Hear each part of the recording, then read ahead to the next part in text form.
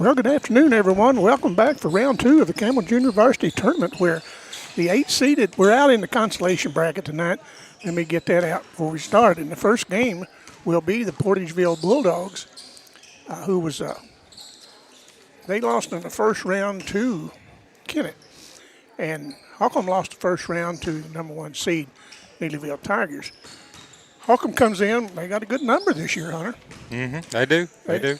I'm joined tonight by old partner of mine, my great nephew, Hunter Swafford. He helped us last year, really helped me out of a bind, because when I went down, Hunter kind of took over getting things lined out, and I'll never forget that, and I always appreciate that. And anyway, it's been a pretty good tournament. It's really been going kind of like the seeds said, and I guess I left that. Is that the seeds over there? Yes, sir. Okay, let me get that out. In round one, as we said, Neelyville came on top of Holcomb. So that moves Neelyville out. Kennett beat Portageville. So Campbell and Greenville will play the second game around 5:30. Campbell moved out. They lost to Twin Rivers, which Twin Rivers got a nice team, 67-29. And the Greenville Bears lost to a very good and scrappy little Clarkton Reindeer team. And so that could be a good game. And so then move over in the winners bracket, Neelyville and Kennett, that could be a good one. And then Twin Rivers and Clarkton. We'll be back tomorrow night for the finals, and we will start again at 4 o'clock with the seventh place game. Then we'll jump out to the consolation championship at 5:30, third place game at 7, championship around 8:30. So it's been fun. We appreciate Campbell, all they've done, set us up here great. Thanks to Coach Crockett. And thanks to, I want to say thanks to the lady in the, Miss Crane, in the hospitality room. She does a wonderful job and a very good person. We appreciate that very much. Hunter, what do you think? I don't know. I haven't seen either team play this year, so I don't know how it's going to go. We want to say congratulations to the Hayti Indians football team, which has made it to the Final Four, and I think they'll play a home game this coming Saturday. That is good. Yeah. Good for this area. You bet. They've got a nice team, and we wish them all the luck in the world. Dexter got tripped up a little bit. I thought Dexter would probably win that ball game, but, you know, you go up to Lift for Life, you go up some of those schools, you got to expect the unexpected. You do, and Dexter has nothing to hang their heads on. No. They were winning 6-0 with 5 minutes left to go in the game, and you got to give Lift for Life credit. They came back. Yeah. I had a friend of mine. I went at halftime. I was at the grocery store. Run into an old buddy of mine. I won't call his name. He asked me if I'd been paying attention to the Dexter game, and I said, yeah. And he said, oh, Dexter getting slaughtered. And I said, well, it must have happened quick, because I just left home, and it was halftime, and they were ahead 6-0. Oh, man, it's bad. I don't know what he was watching, but the game was end up 8-6. Yeah. But anyway, we got Jim Vaughn out there going to be a ref tonight. He's one of the best. Had some good ones last night. They've set this up and had a very, very good set of officials. I can't remember these other guys' name, but I think that's Sarda. Is that Sarda? I think it is Sarda. And I can't remember the other guy's name, but Jim Vaughn is a Kennett coach, a very good coach, and he went on in his athletic director for several years till he hung it up. And Jim Vaughn is a good man. And appreciate it, like to aggravate him. He likes to aggravate us, but that's all right. But we're about 3 minutes to go in this game, and we'll take a quick break, and we'll be back for the tip-off of this Holcomb Portageville game. So we'll be right back.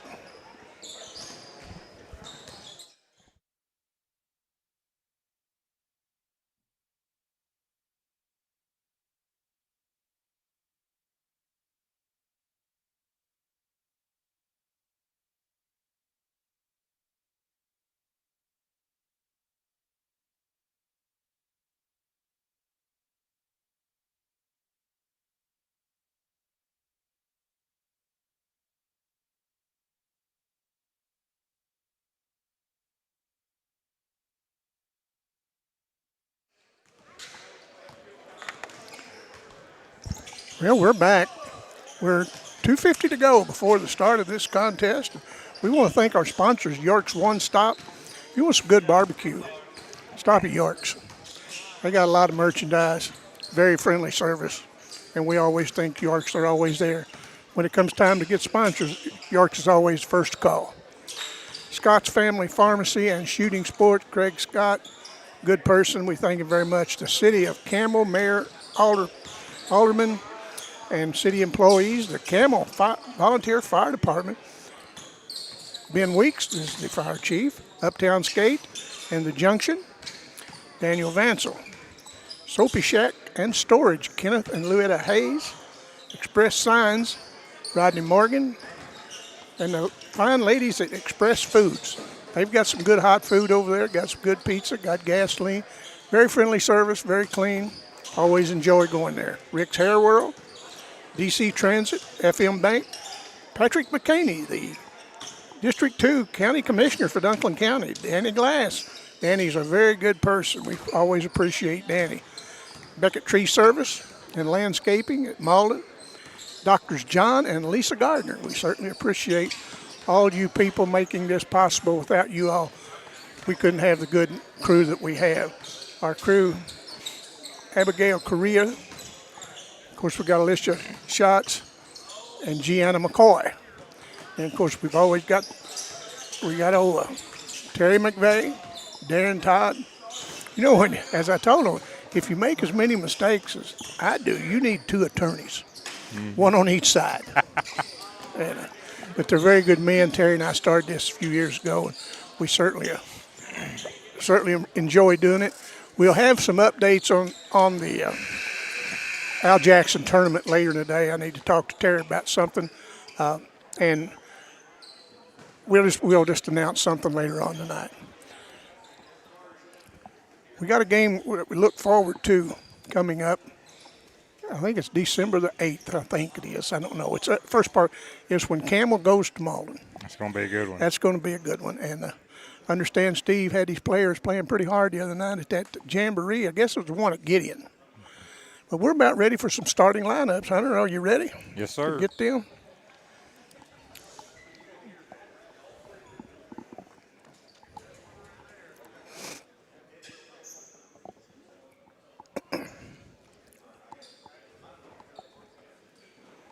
Well, there's clock still running down. Still got 5 seconds before the buzzer goes off. Kind of a sparse crowd, but it's early. It is early. I'm sure they'll be filing in here after a while. I bet they will. Saw Bryce McNair from Holcomb come in a while ago. 25 Campbell Junior Varsity Tournament. Kicking things off with game one, the number 5 Portageville Bulldogs facing off against the number 8 Holcomb Hornets. Starting for the Hornets. First, we're going to have the Holcomb Hornets. Number 4, Callan Danley. Number 23, Braxton Wiggins. Number 23, Braxton Wiggins. Number 32, Gavin Lloyd. 32, Gavin Lloyd. Number 33, Mateo Martinez. Number 33, Mateo Martinez. Number 42, Sebastian Marcado. And number 34, Sebastian Arcado. Starting for the Bulldogs. Now for the Portageville Bulldogs. Armand Taylor. Number 5, Armand Taylor. Number 10, Cole Dodd. Number 10, Cole Dodd. Number 13, Quade Mitchell. Number 13, Quay Mitchell. Number 23, Braden Jeffries. Number 23, Braden Jeffries. And number 25, Keaton Milam. And number 25, Keaton Milam. Good job, Hunter. We see T.J. Smith, the coach of the Portageville Bulldogs. And who is that coach for the Holcomb? Oh, that coach is Taylor Thompson, JV coach. Well, we're about ready. These teams match up pretty good height-wise.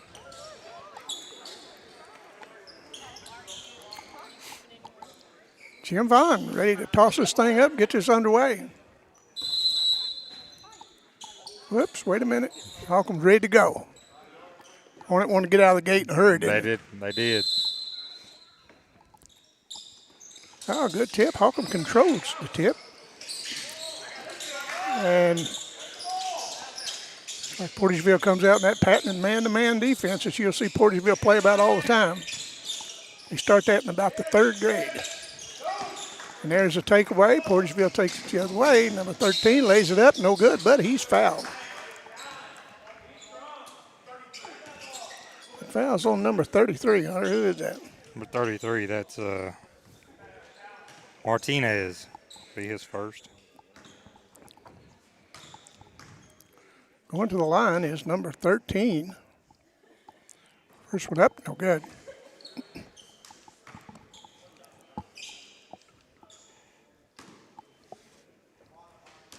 Kind of quiet in the gymnasium. It is. It is. Second one up and bounces in. So Portageville take the early lead, 1-0. You know, you play at this time of the day when you can hear the basketball bounce off the floor. You know there's not very many here. That's right. That's right. We got a foul on one of the Portageville players. Looks like that was on number 10, Cole Dodd. Hornets step out, kick it in. They get it in the back court. They let him bring it across. They're going to pick him up just as soon as he crosses that line. And, boy, good hands. But he almost had a steal, but not quite. Holcomb looks around, looking for some help. Somebody needs to come to him. Puts it on the floor, takes it to the basket, dishes it off. Nice spin move, but knocked out of his hands. But it looked like number 10 got part of the hand. Looks so, too. Looks like number 4, Kylan Danley, is going to be headed to the line.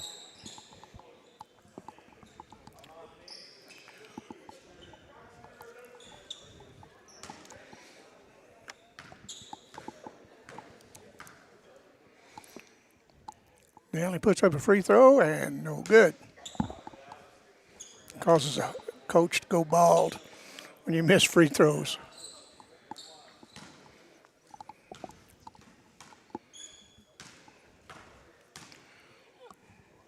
Second free throw on the way, and he got it. 2-0. And here comes. Wait a minute, they give that to the wrong person? They did. They gave that to the. There it is. Yeah, now it's 1-1. Leave it to Holcomb.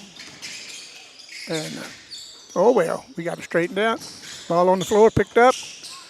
Wrestle for it. It's going to be on the floor. We're going to call it a jump ball. It's going to go to Portageville.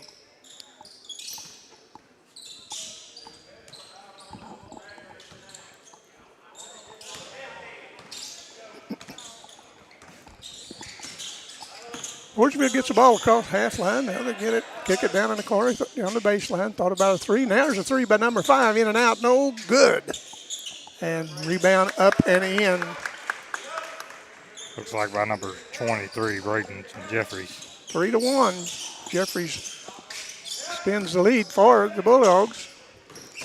Again, we want to thank everyone that's tuned in. It's early. We appreciate all the people that let us know that they've been watching our broadcast, and we appreciate that very much. Anything we can ever do to announce for anybody, anything, I mean not anything, but most things, we'll be glad to do it. Shot put up, and number 23, it's his 4th point of the night. Any school that always has kids that need to be recognized. We want to, if you let us know, we will recognize them on our next broadcast, or if they're there, we will, at a game, we will talk with them. Okay. Whether it be sports or not. Looks like we had a foul on number 10, Cole Dodd. That'd be his second. Portageville brings the ball down after the steal. It's down on the right wing. Now they get it in to number 4. Nice move up, no good. And Holcomb comes away with the loose ball. Ford's going to mess around and get a foul. He's on that ball back. Out of bounds off of Holcomb. That'll go back to the Bulldogs. Campbell's gymnasium looks good. They look like done some work on the floor, polished it. Looks very good. It does. This headset's got something wrong with it. It rattles. Yours sound rattly? Yeah, mine sounds a little rattly too. Number 23, spin, puts it up, scores it.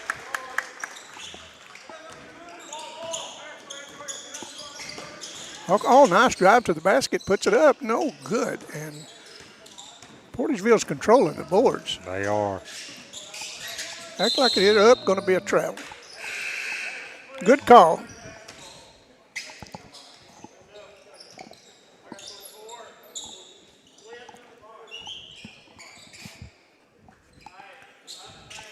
Coming into the game for Portageville, number 14.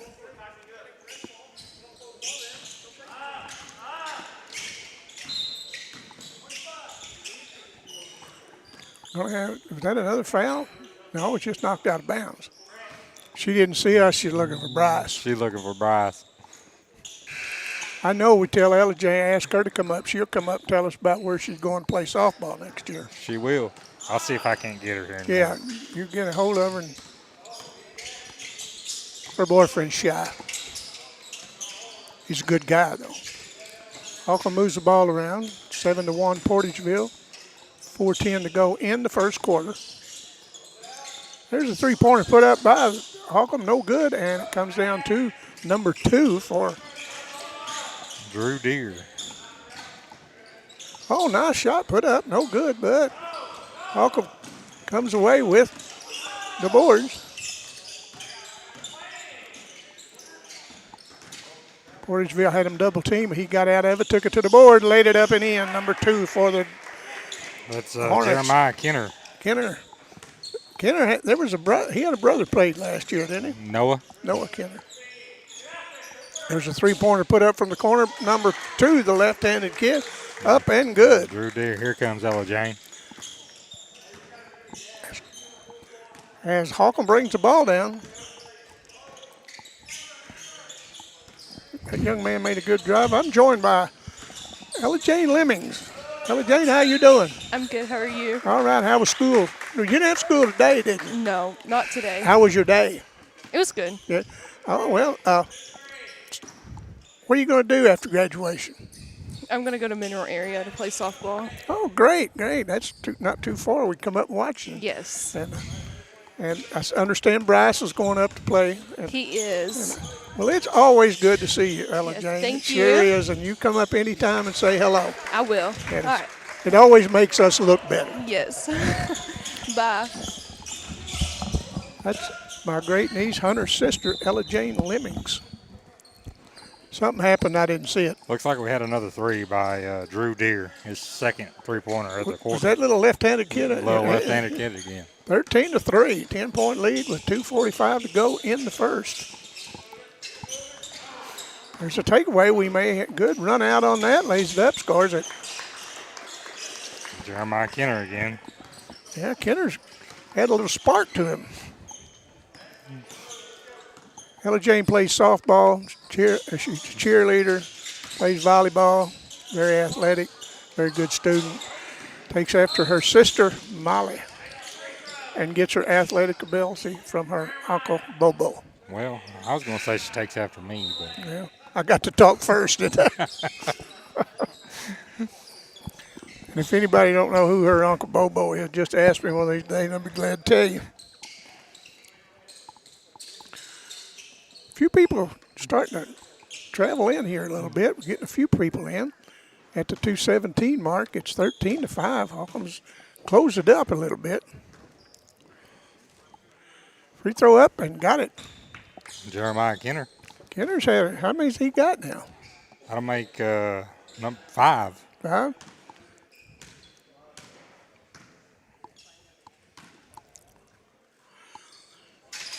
Like a free throw up, no good, and we're going to have someone that got him from the back a little bit, and it's going to foul on Holcomb. It'll be Martinez. And he is first, or Yes, his first foul. there's Deere from the side. He decided to put it down. Shoots a little floater. Thought he was going to shoot a 3 for a second, and we're going to have a foul on number 4 for the Bulldogs. It'll be number Caden Jones, his first of the quarter. Looks like that's their 5th personal They'll as be a team. next foul. They're going to be going to the free throw line regardless, won't they? They're going to it now. All right. Yeah, that's right.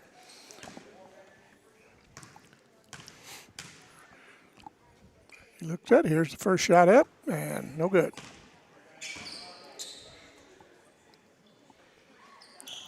He'll get 2. Got it. Got the second one.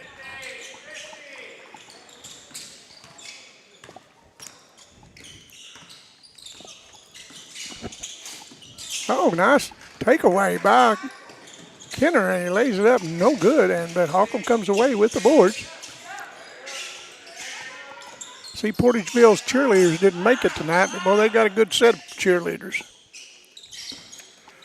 And they were here the other night, did a wonderful job. Kennett, three-pointer. He's turned it on. Yes, he has. He's pulled back. He's got these Hornets back within 3. Got 8 points so far this quarter. Right now, Holcomb looks so much better at ease and playing within themselves than they did Friday night.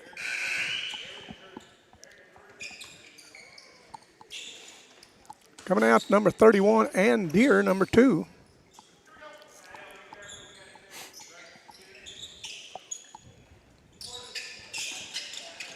Holcomb's got another takeaway. Gives it over to Kennett. Kennett lays it up. Got it. We're back within 2 points. 1 point. 1 point. Sorry. And another steal, but stepped on the end line. So Holcomb's hit a pretty good spark there. They have. This quarter's over. I got to figure out what's squeaking about it. I think his headsets may need to go in for oil change. Ball went out of bounds, but it will stay with the Bulldogs.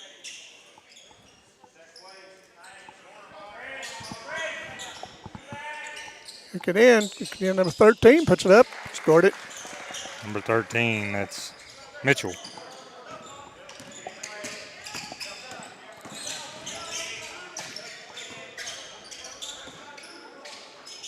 Three-pointer put up, and he's going to go the line to shoot 3. Going to be a foul on Caden Jones. I believe that's going to be his second of the night. Coming in the game for Portageville at the next whistle will be number 22. That'll be Jace Robbins. Free throw up. We're tied up. No, we're back within 2. Holcomb's got a nice little run going. That one up, no good. He'll get one more. Into Holcomb. Holcomb coming in, number 4, going out number 33. Coming in will be Callan Danley.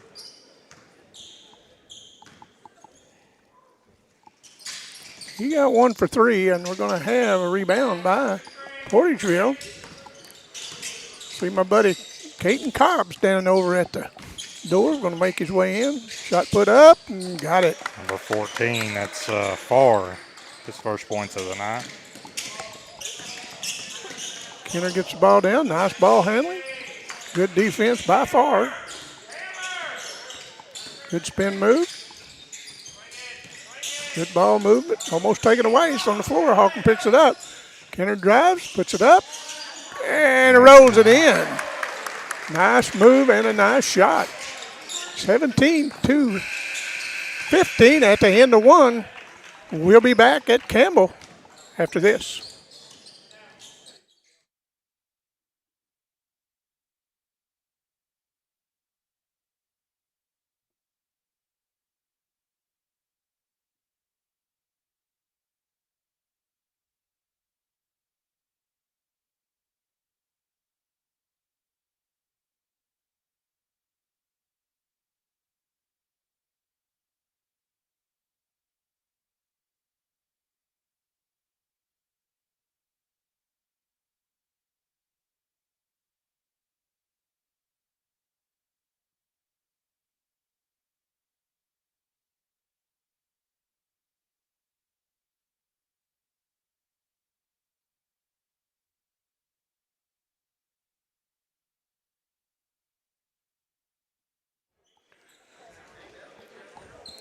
Well, we're ready for our second quarter action. Boy, you got to give these Hornets credit. They really came back strong. They did.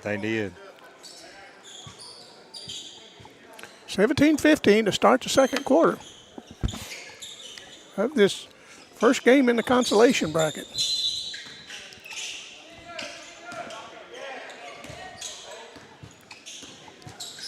Kennett kicks it over on the right wing. Now they bring it around, kick it over. There's a three-pointer put up by number 24. No good, but a rebound to Holcomb. Puts it on the floor. Oh, nice spin move up. It's going to go to the line to shoot it. It'll be Callan Danley going to the line to shoot 2. Foul's going to be on number 5, Taylor. Going to be his first of the night.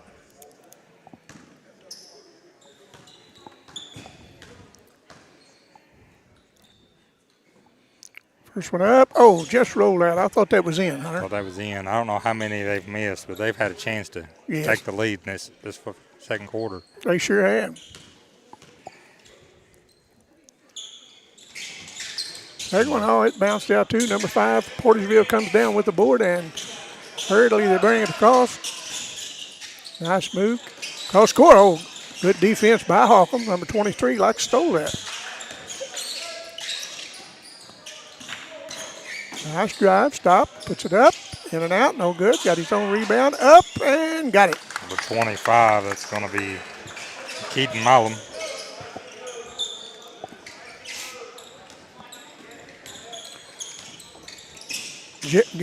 What's his name, number 2? Kenner? Kenner. Good ball handler, good basketball player. They probably started paying a little closer attention to him on the defense here. We're going to have a foul on one of the Hornets, offensive foul. It's going to be on, I think, number 24. That's going to be Cooper Russell. I think you're right, Hunter. His first of the night.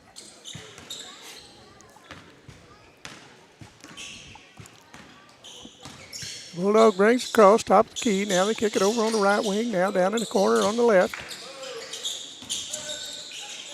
Good defense by the Hornets. They're starting to tighten this defense They up sure a little have. bit. You're exactly right. Good move inside, cut off. Now they have to kick it back out. Down on the baseline. Good spin. Nice shot up. No good. Rebound. Holcomb. Good defense. Very good defense. They're extending that 2-3 zone out. Sure are. They got a chance to pull within 2, and there's a shot up. No good. And good rebound up and no good. Just rolled out. I think he didn't realize he was that open. Yeah. As Bulldogs take it, good spin move. Number 13 up and in. 21-15 at 5:10 mark of the second quarter. Who is he? Mitchell. Mitchell. Did you watch the Chiefs game yesterday afternoon? I did not. I give up on. Thought they was beaten. Well, they come back and won that thing. Came back. Kenner backs it out. Over on the right wing. Try to get it back to Kenner, but good defense by Portageville. Now it's taken away by Portageville. Now almost retaken by the Hornets. And ball on the floor. It's a loose ball. Shot put up. Going to be a travel. Good call by Jim Vaughn.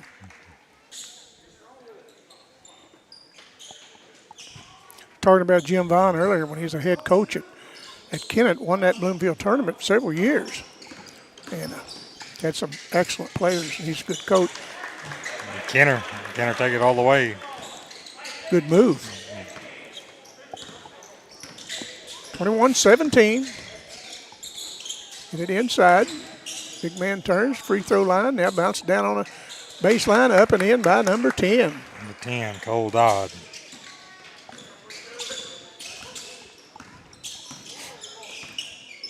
You've said Dodd's name a few times tonight, haven't you? Yeah, he's had a little foul trouble. He's had 2 fouls. That was his first points of the night, though. He's been on a lot of plays. Like I say, got a little foul trouble. Oh, boy, I had to reach around. I'm surprised they didn't nail him for that. Where is the official over here? He's over there, Jim Vaughn. Where's the other one? There's one underneath. Oh, there he is, down here on the baseline. Almost taken away by Portageville. Good call. It did go. Oh, nice pass underneath. Shot put up. Got it. Got it, number 42. I don't have a number 42 on here. At halftime, we'll just write it in the bottom down there. Put 42 over there, and we'll get a name. 25-19, and we're going to have timeout. Portageville. We can get someone's. We may have a player out of order or something. I know the guy that filled that book out. He's an old-fashioned name, liable to messed up.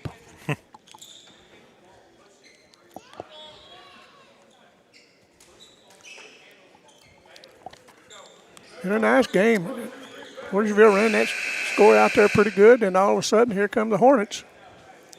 Yeah, he's not in there. Number 42 is going to be last name Sebastian.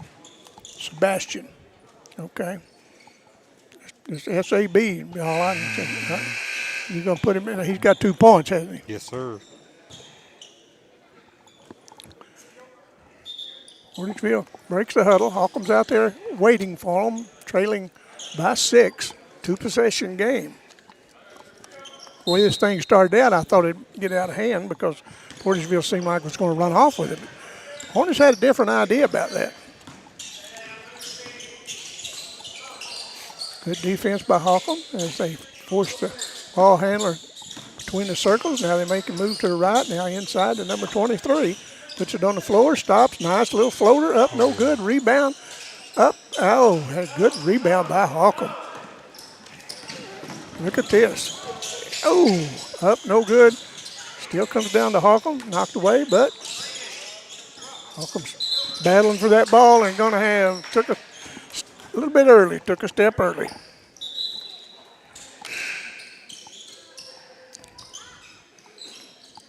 We got anybody? I see you getting a lot of texts. Anybody watching? Well, she was. Who was Girlfriend down, Anna. Yeah, I thought that was. She's not watching now. I don't know if she is or not. If she is, we're going to say hello to her.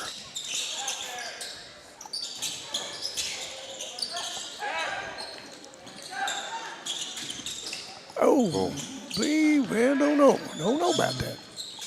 Anyway, number 23 stops the free throw line, kicks it over on the right wing, a 3-pointer up and good by number 14. And that's going to be far.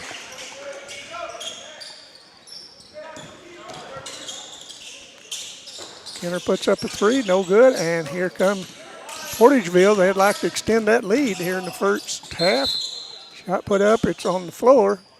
I guess it's going to be on number 23, Braxton Wiggins.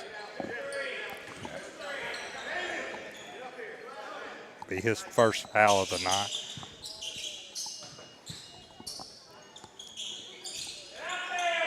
There's a 3-pointer off the backboard. I'm sure he called that. He called it. That was by number 14 again. That's his second 3-pointer of the second quarter.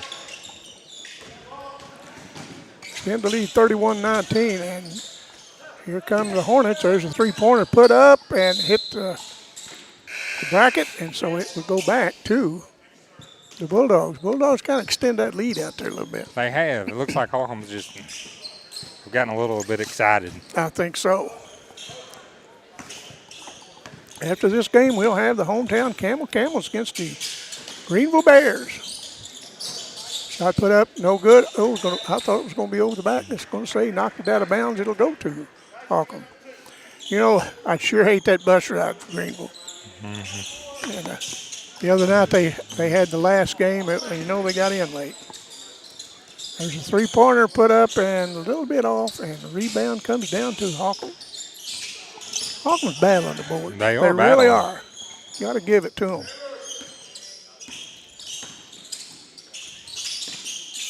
Uh-oh, taken away, but retaken. Whoops. Shot put up, no good. Oh, we're going to have an over-the-back call against Portageville. Number 4, Caden Jones, going to be his third foul. Third in the first half, not good. That's not good. That's not good. It's going to be Holcomb ball to inbound off the baseline in front of Kennett Siebert and the crew down there. Good spin move up, no good, going to have a travel. That is one thing I will say about Holcomb. They got the deeper bench than Portageville does tonight. Yes, they do. Don't you love it when Fisher from on the other side at the top caught traveling on the basket? I do. Not that I could do any better. But anyway, 31-19 as Portageville looks to extend the lead. Now they got him trapped down there. Pick it out. Looks like the lefty. Deere puts it up. Got it. Oh, you got to guard that young man. Yes, sir. He's got a pretty shot. Skipped over to number 11. Now to get it in. Now it's knocked away and recovered by number 42. Puts it up at the buzzer. No good. Say no good. Oh, good. That brings us to the end of the first half. 34, Portageville 19. Holcomb made a good run, got back to within 1 or 2 of this thing, and then Portageville's kind of extended it out. But anyway, we want to thank our sponsors, York's One Stop, Scott's Family Pharmacy, and Shooting Sport, City of Campbell, Charlie Jackson and the aldermen, and the city employees. Campbell Volunteer Fire Department, Uptown Skate, Soapy Shack Storage, Express Signs, Express Food, Rick's Hair Whirl, DC Transit. Anybody can ride on DC Transit. A lot of people think you got to be sick or you got to be hearing Hiscapi insurance. Check with Christy at DC Transit. That it can be worked out to haul anybody anywhere. And we got FM Bank, Kevin Lawrence, Christy Green, and a very fine staff of people in there. Patrick McCaney, the 2nd District Commissioner of Dunklin County. Danny Glass, Becca Tree Service, and Doctors John and Lisa Gardner. And we'll be back in just a moment, and Hunter will have your first half stats.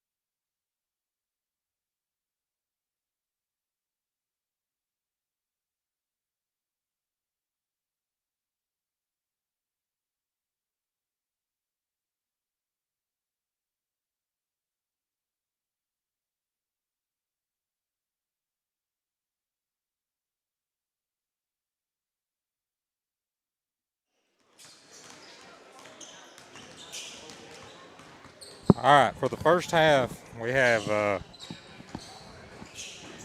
Drew Deere. We'll start with the Portageville Bulldogs. Drew Deere with 12 points in the first half. He had, I take that back, 9 points in the first half, 3 3-pointers. Oh, my. Three three-pointers. Number 5, Taylor had 4 points. Number 10, Cole Dodd had 4 points. Mitchell, number 13, had 7. Number 14, Farr, had 8. Braden Jeffrey had 6. Number 23 and number 25 had 2. And then for the Holcomb Hornets, we had 1 point by Kalen Danley, 1 point by Braxton Wiggins. We had 15 for Jeremiah Kenner and 2 to Sebastian. Well, Kenner had a heck of a half, didn't he? They only scored 4 points in the second quarter. Yeah, the wheel kind of ran off a little bit in yeah. the second quarter. Boy, they played an excellent 3/4 of the first quarter, didn't they? Yes, sir, they did. You know, this is what, even a junior varsity tournament like this, and it's just 10, 12 miles down the road, whatever it is. Holcomb comes out to support their school, the students as well as the adults. As you look around, you see a lot of purple. I know a lot of it's Portageville. Some of it's Portageville, but a whole lot of it's as Holcomb Hornets. Yes. And I like that. Well, we're about ready for get this third quarter underway, 34-19. As I said the other night, we got a lot of good things going on with Boodia Broadcasting. We got a camera that will pick up the scoreboard. Now we got to get a guy to come hook it up. It works, but we got to figure out how to fit it to our screen. Portageville starts with the ball, and there's a three-pointer up, and I believe that was an air ball, and coming away with it was Holcomb. Guarded very closely. Now they kick it over to number 11. He bounces a 3, and it bounces off the right side, going to go out of bounds. We'll go to Portageville Bulldogs. See Miss Laura Benson's up there tonight. She's the high school secretary, sitting alongside Miss Kelsey Bledsoe, the elementary principal.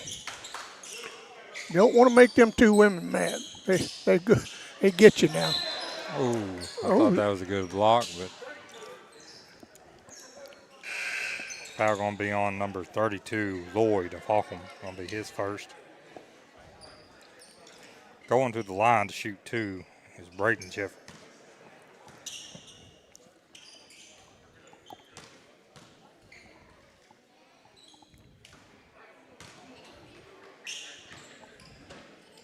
He missed the first one.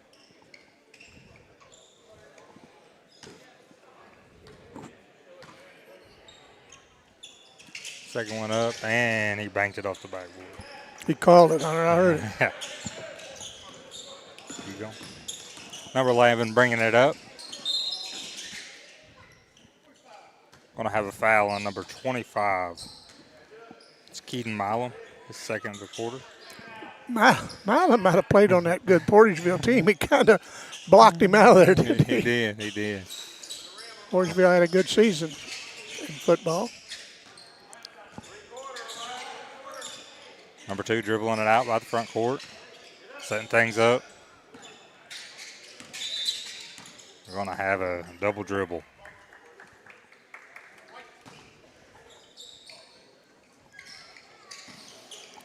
I got a text from Number 10 bringing it up across. my one and only son. I think he's going to be here after a while. Number 5 going in, passing it off number 10. Back to number 25, up for the three-pointer, and no good. Rebounded by Holcomb. Number 2 bringing it up. It's going to go all the way and missed it. Rebound by Portageville. Number 23 coming down with it. Number 25 driving the baseline. Dished it off number 23. Back to number 5, top of the key. No good. 23 with a rebound. Kick it off number 5 in the corner. Three-pointer up and good. Oh, that was a pretty three. Going to be by Taylor. 38-19, and we're going to have a timeout, and we'll be back with you in just a moment.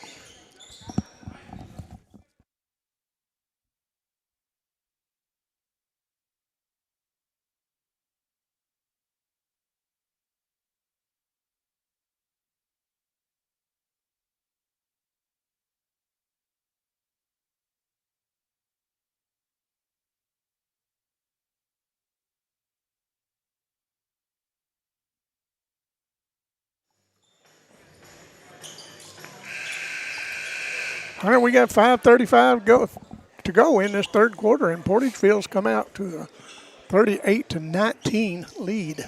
They have. 19-point lead. But they had a big lead earlier, and the Hornets cut into it pretty good. They did. So can't give up, and they didn't give up in the first quarter. Let's not give up in the third.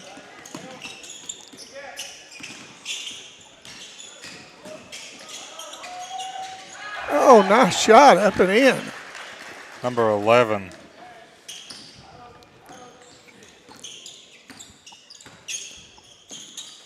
Nice bounce pass inside to number 14. Kicked it back out to number 10, now down the corner. Thought about a three. Number 5 backs it out. Good defense by Holcomb, trying to keep them out of there, and so far they have. Got it on the baseline. Now here he drives. Now out top of the key. Three-pointer up, no good. Rebound Holcomb. And we got a tie ball. It'll go to Holcomb. Well, I'm sitting here looking, and we don't have number 11 in here either for Holcomb. Let me see if I can't get that for you here.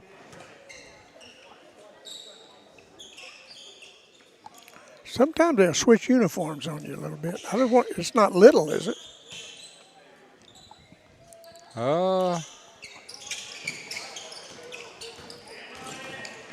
That is Owen Little. Okay, we didn't have a number for him. I remember that.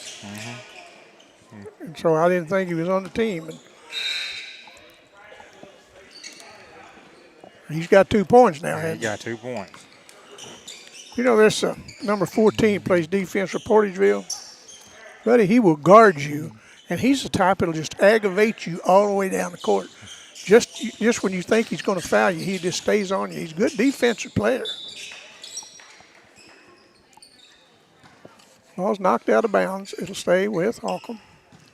Inbound over by their coach, Coach Thompson.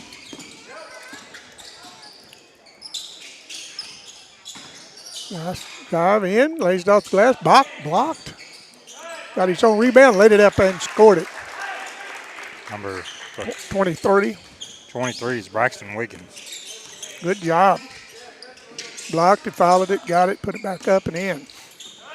Oh, good defense by Holcomb, but it comes back down to Portageville. Thought about a three, but he's covered up very quickly. Drives the lane, tries to dump it off, and it's on the floor. And we're going to have timeout. Holcomb, I think they will gain the possession. No, they don't give it to him. They didn't give it to him. He's going to stay with Portageville. Yeah, good try by Coach Taylor. Thompson. Portageville steps out to, no, they throwed it in, and number 14 drained the three. Number 14, that's far.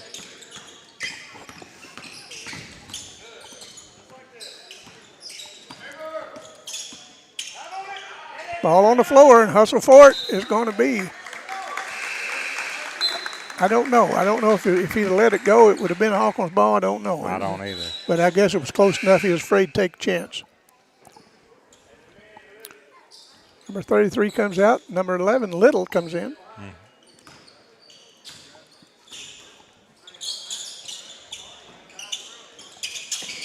Bounce underneath. Now back out to 14. That's far. Three-pointer put up. No good. Rebound. Up. Oh, I thought it was blocked. It's going to be a foul on one of the Hornets. Don't know if that's number 32 or second team foul this quarter. Yeah, that was 32. Got his first foul.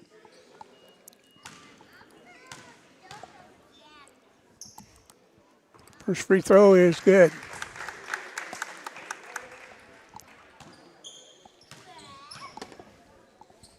Second free throw, in and out. Holcomb rebound. Number 1 for the Hornets. Ball handler. Looks like done a pretty good job. Hands it off to Little. Little tries to drive. Knocked out of his hands. Ball on the floor. We're going to have a jump ball. Going to stay with Holcomb. I don't think, looking at him, I don't think that is Little. Oh, you don't? I don't know who that is, but May not be. see if we can't get his name in a minute. Maybe if fella Jane look down here again in a minute, we'll. Shot put up, no good. Rebound by Portageville. We're sorry for not having these, sometimes having these numbers matching these players. You know, a jersey may have been torn or something the night before. And shot put up, no good. And cross court, three-pointer put up by far, no good. Rebound by Campbell, by Portageville.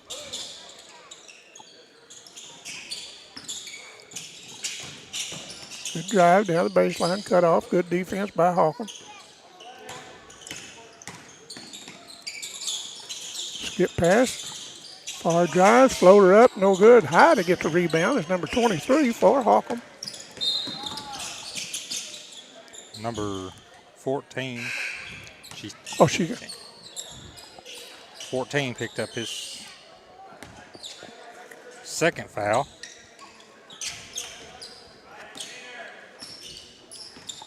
That's going to be Chris Brown, Brown? number 11. Okay, sorry about that, Mr. Brown. Chris Bowen. Who? Chris Bowen. Bolin. Here comes Gianna McCoy, one of our staff members. She does a wonderful job. Beautiful voice. She's really quite the singer. As Holcomb pulls back, well, they 42-23. Minute 50 to go in the third quarter.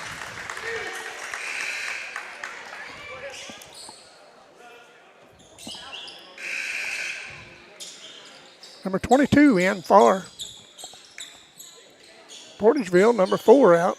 Coach must like how number 4 played. He shook his hand this time. T.J. Smith's a good coach and a good fella.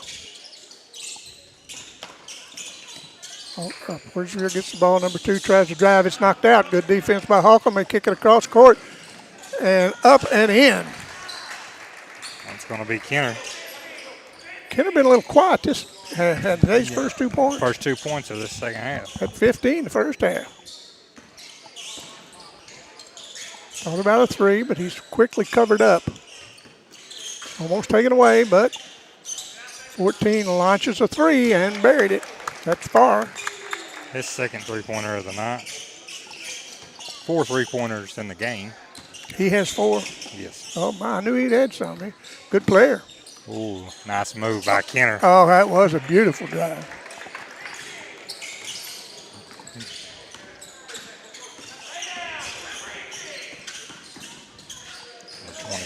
Oh, that's a nice move.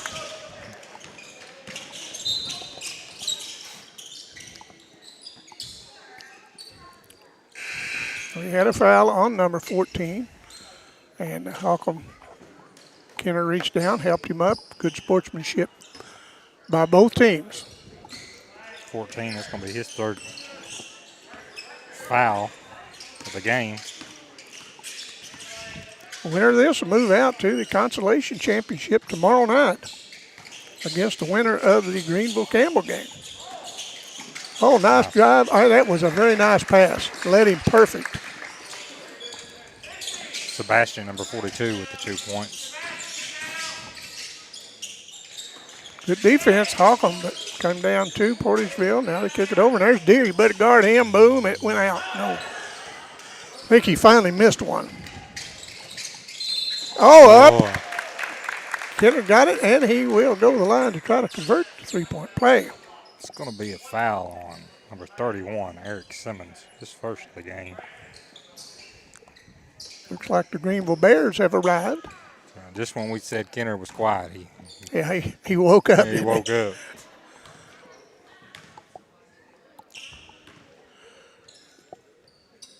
Free throw up, no good. Rebound by number 11, laid it up, and at the buzzer, no good, into 3:47:31. Portageville will be back for this final quarter after this.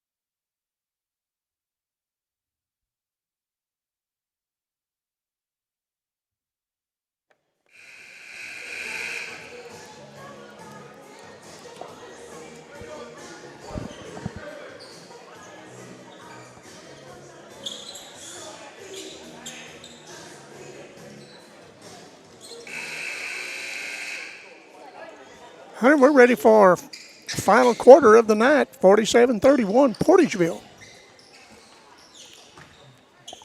Holcomb's got a steep hill to climb, but They do. maybe they can cut into this thing. 2 or 3 of those threes to bring it back into maybe reachable. Portageville, oh, nice defense by Kennett as he takes it up. Oh, roll out, and he'll go to the line to shoot 2. Going to be on number 25. Keaton Milam. It's going to be his 4th foul of the game. Oh, my.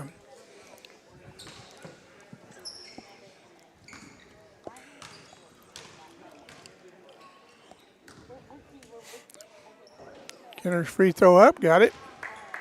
Yeah, he's kind of come alive again, hasn't he? He has.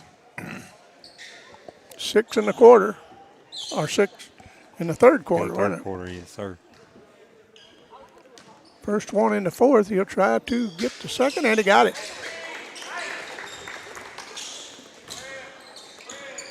47-33. Holcomb has extended the defense, but they barely got it over the outstretched hands of number 23 as they drive the baseline, puts it up, no good.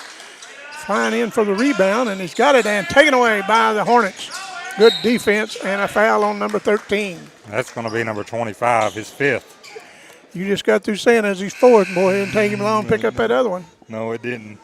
Of course, the sad thing about it, here comes Farr in the game. That's it. With the man with what, 4 threes? 4 threes. And he's got 3 Oh, fouls boy. too, so. Yeah, so you're on the edge. Holcomb works the ball around. Trying to pick up a screen. Now they get it over to Kennett. He puts it on the floor, and he's going to be traveling.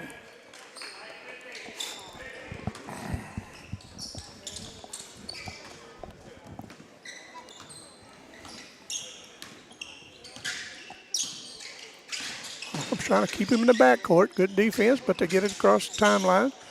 3-pointer put up from right baseline, no good. But here, well, you got to capitalize on this. The Hornets need to score about every time down. They do. 5:50 to go. And Kennett, little floater up, no good. Ball on the ground, and coming away with it is Portageville, but taken away by number 23. And Kennett lays it up in the end, and he'll go to the line.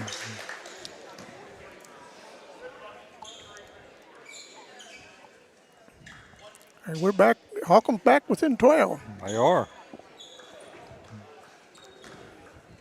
Number 23, his first of the night, foul-wise. Free throw, got it. I know Kennett's brother's sitting down there taking all the credit for this. He's a nice ball player.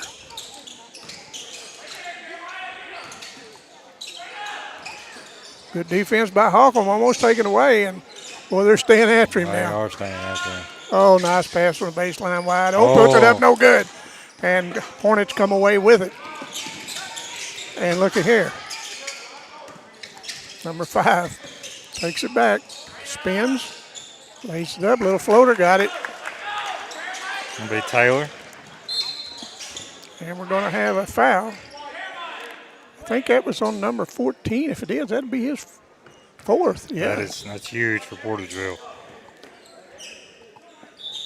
Both those cats out of the game got to hurt a team. They're going to ride with him, though. Yeah, you know, this late in the game, we're going to say he's going to stay in a buggy. As the Hornets bring it down, 49-36 with 5 minutes to go. Almost taken away, but the Hornets take it back. Little 10, pretty good defender.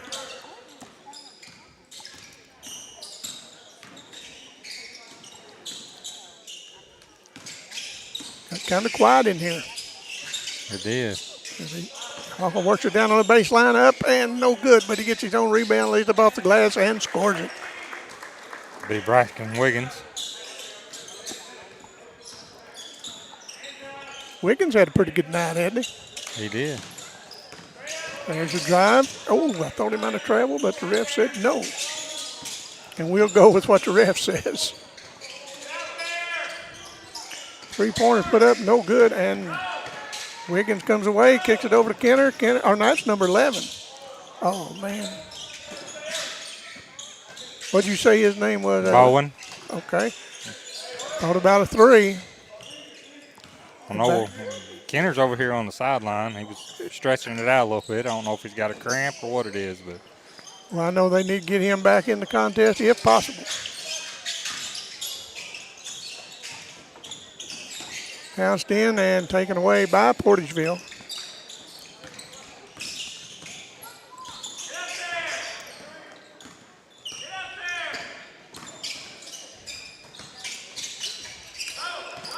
Got an open man down there, and he's going to take it up. He's going to lay it up. Got it. Number one. Eric. How many teammates he got? 2 points. First 2 points of the night, but coming at a good time. 3-pointer put up, and number 14. Another 3-pointer. The man with the fourth foul that Holcomb would like to see over here with his partner on the bench. 5 3-pointers in a game. You better get out there and guard that. Yeah, man. you bet you. Somebody, you need to put something on him. Holcomb works it around, trailing by 12, 52-40. And they throw it away. And taken away by Holcomb, and here we come again. He challenges the big man, and big man won that, but it comes back down to Holcomb. And number 23 is going to be called for the foul. I think that's only his second foul of the night. I think maybe Holcomb coach should be pleading. Sure that wasn't 14. Yeah. With 2:32 to go in the ball game. Portageville by 12. Free throw up, no good. Well, the good thing for Holcomb is they will be shooting free throws the rest of the way out. So Kennett on the sideline to check back in. Need him on the floor. Free throw, missed them both. And was that just his first free throw? no, that's the second one. I think that was a line violation. Line violation? He needs to hit this one. Yes. Got it. Yeah, Kennett's back in.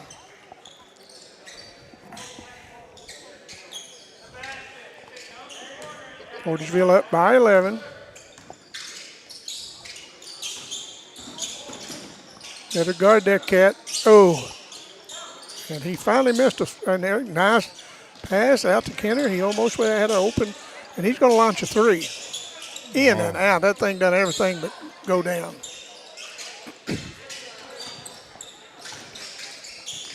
As soon as this game's over, we'll stay right here and give you the finals on this, and then we'll break for a few minutes and then come back for the Campbell Greenville game. Hunter, I really appreciate the help tonight. You've done a good job. You're welcome. We're going to launch a 3, and it's going to draw air, and here come the Hornets. Hornets hadn't give up yet. They haven't. Going to be a foul on Portageville. Going to be number 23. His third foul. If I was Holcomb, I'd go after number 23 and number 14. You bet. Take it to them. See if we can't get them out of the game.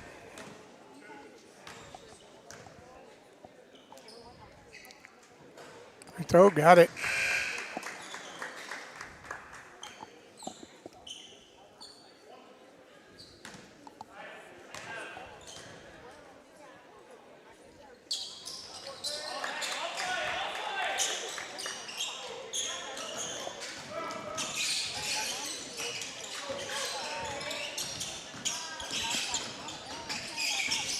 Oh, he lost it, but he regained it. I thought Holcomb had the ball. But there's a three-pointer put up by number 14, and he missed another. Oh, nice drive. Shot put up, no good. And here comes Portageville with a minute 15 timeout. Portageville will keep it right here. We got a minute 13 to go in this ball game. Unless something happens, it'll be Portageville in the Consolation Championship tomorrow night at 5:30. And they will play the winner of Greenville Campbell. That game is coming up after this. See, my buddy Caton Mayberry's made it into the game. I like to watch Caton Mayberry play. He's good. He can handle the ball. He's got good size, got a lot of leaping ability. And I love to see him slam it. Yeah. He comes from a good family. He's got a good family. Very good supporters.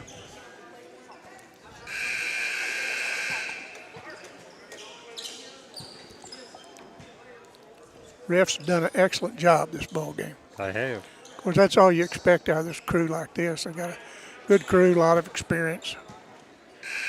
Campbell has really been lucky this week to have the officials that they've had. Had Tim Harmon over here, Jay Powell, Tyler Trover, just to name a few.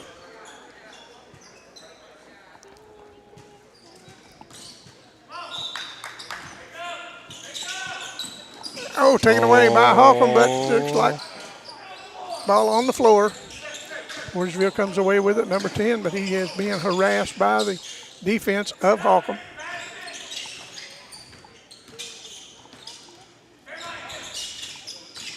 Big man puts it on the floor, tries to drive, cut off, and he's going to try to kill a little bit more off this clock. We're down to 45 seconds to go, and Portageville has kind of opened it up, trying to play keep away. And we're going to have a foul on Kennett. It's going to be a while before they can get to the free throw line. That's just the first foul this quarter on Holcomb.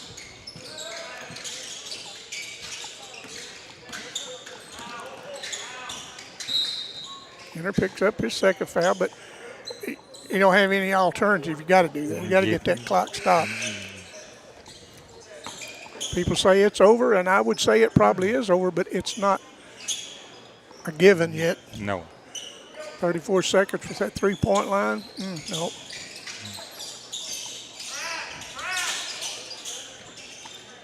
Going to have another foul on Holcomb. That's going to stop the clock with 28.3 seconds. I think that's Danley's first foul of the game. Portageville kicks it in the backcourt, and how many is that on Kennett? That's 3 in a row. That's 3 on Kennett. I think I'd have somebody else doing the fouling. Yes.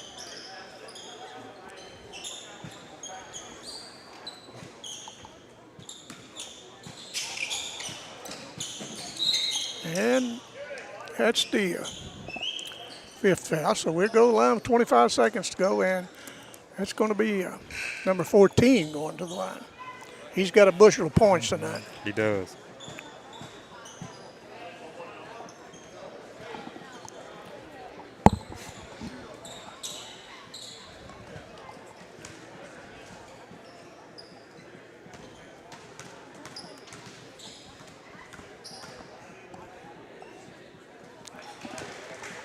Free throw up and got it.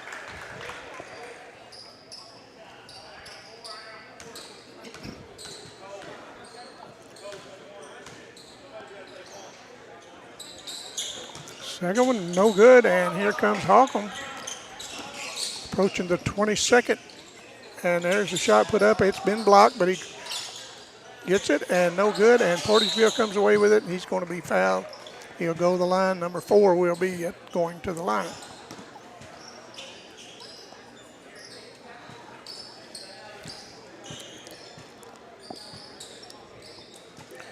(53-43), 10-point ball game. Holcomb had a real good first quarter, and they really played hard the last part of this quarter. They have.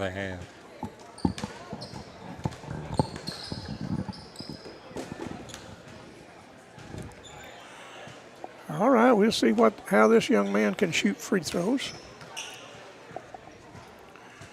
He throw up, and he missed them. He missed them both, I suppose. Yes, he did. Kennett drive, puts it up, got it. 53-45. 7 seconds to go, 5 seconds to go. Foul on Holcomb.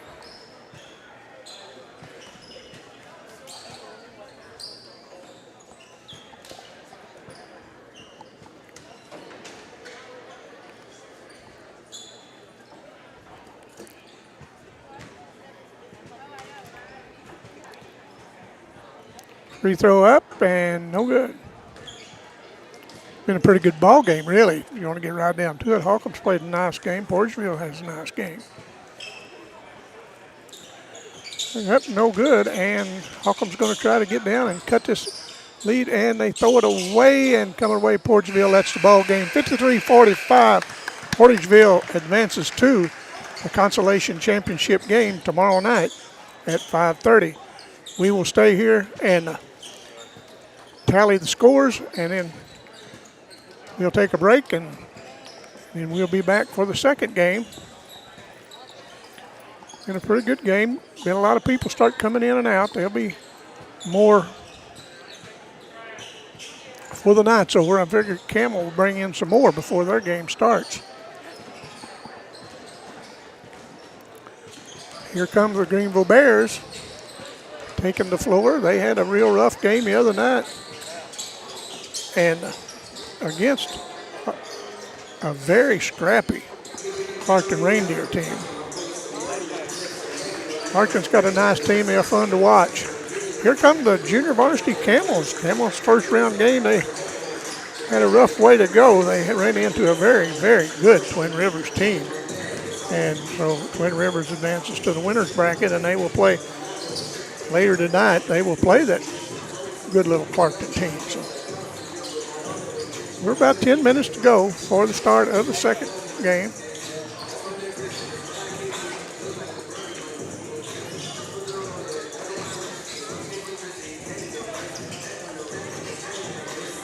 You got her done, Hunter? I got her. All right, Hunter will go over the final scoring for the night. All right, first with the Holcomb Hornets, Eric, number 1, had 3 points.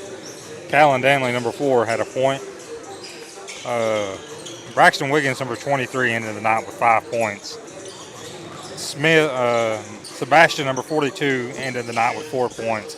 Chris Bowen, number 11, finished the night with 4 points. And leading the Holcomb Hornets was Jeremiah Kenner with 28 points in the ball I knew game. he had a game, had a bushel. Now for the Portageville Bulldogs. Drew Deere, 9 points.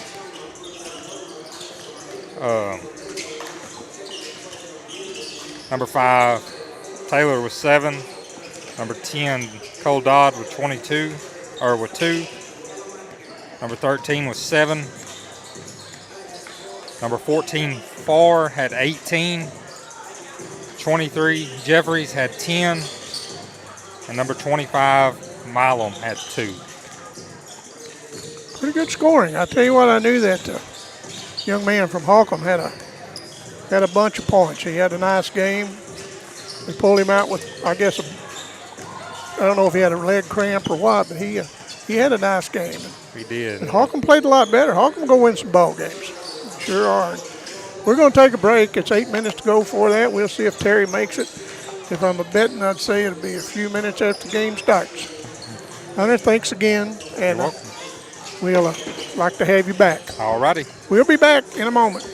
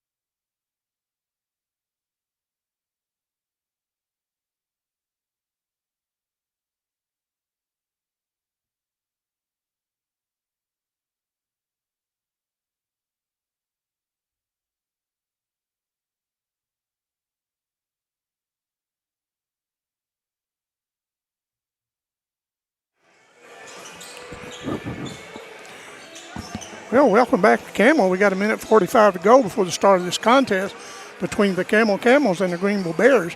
We again want to thank our sponsors, York's One Stop, Scott's Family Pharmacy, City of Campbell, Campbell Volunteer Fire Department, Uptown Skate, Soapy Shack and Storage, Express Signs, Express Foods, Rick's Air World, DC Transit, FM Bank, Patrick McCaney, 2nd District Commissioner from Dunklin County, Danny Glass, Becca Tree Service, and Doctors John and Lisa Gardner. Thank you very much for all you do. And I had the Camel cheerleaders, but I don't know what I've done with it. But Camel has a very, very nice cheering squad under the direction of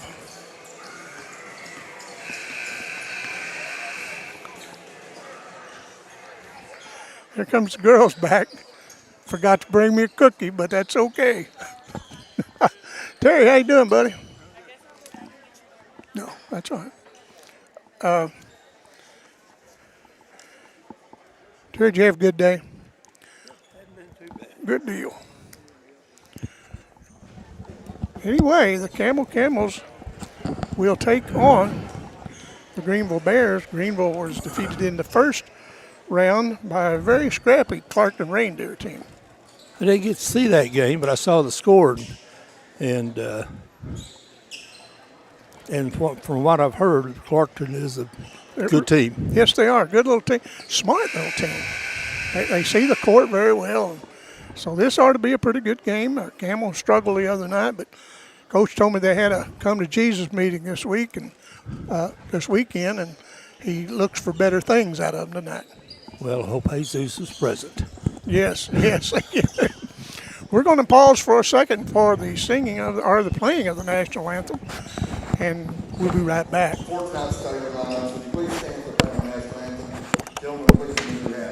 That thing.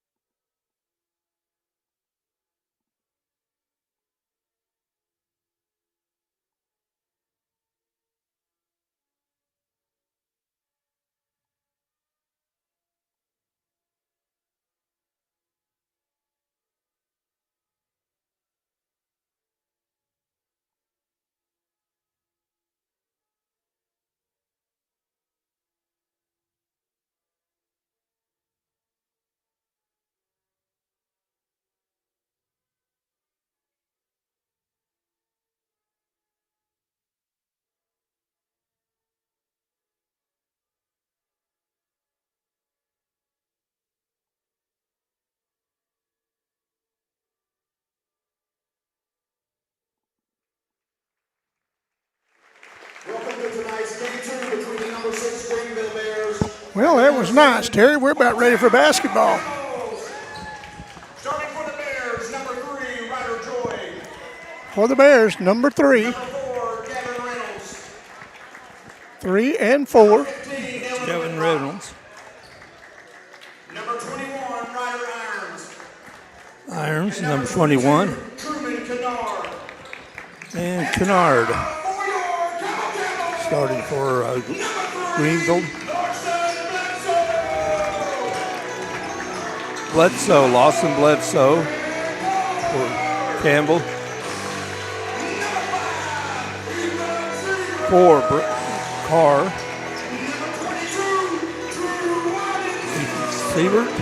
Siebert, yeah. And 22. Number And 4, Bobby. I've got that wrong in the book. Number 4 is Weidenbetter. Oh, okay. I've got him. No, wait a minute. No, Weidenbetter. No, you're right. You're right. 4 was Carr. Okay, I'm right. I was wrong. I'm sorry. Okay. I thought I made a mistake. I was wrong. Okay, we'll mark that down and That's right. come back in reference to it later in the year. We'll start keeping score. Here we go with the tip-off, Terry. I'll turn it over to you. All right, Campbell starts off. Drive, lay it up, lay it in. A good start for Campbell with Ethan Siebert. Greenville with the ball and a steal by Siebert. Left hand, no good, but he's fouled. He'll shoot 2. Ethan Siebert moved back into the district. His dad, Bill Siebert, went to school here in Campbell, and they moved back, brought 2 boys with him. And they're going to help. This boy's pretty good, and they say the older one's really good. And he was not fouled on the shot. So ball out of bounds to Campbell. Be keyed in by Carr.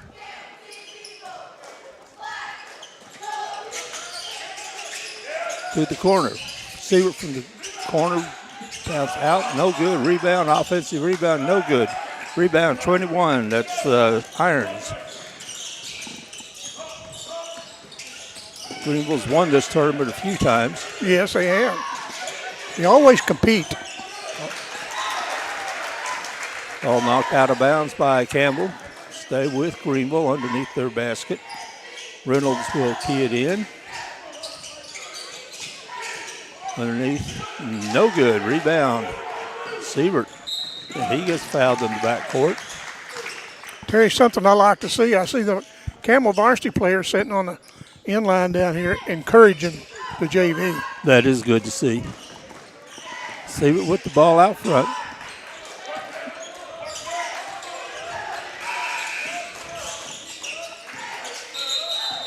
Had a buzzer go off.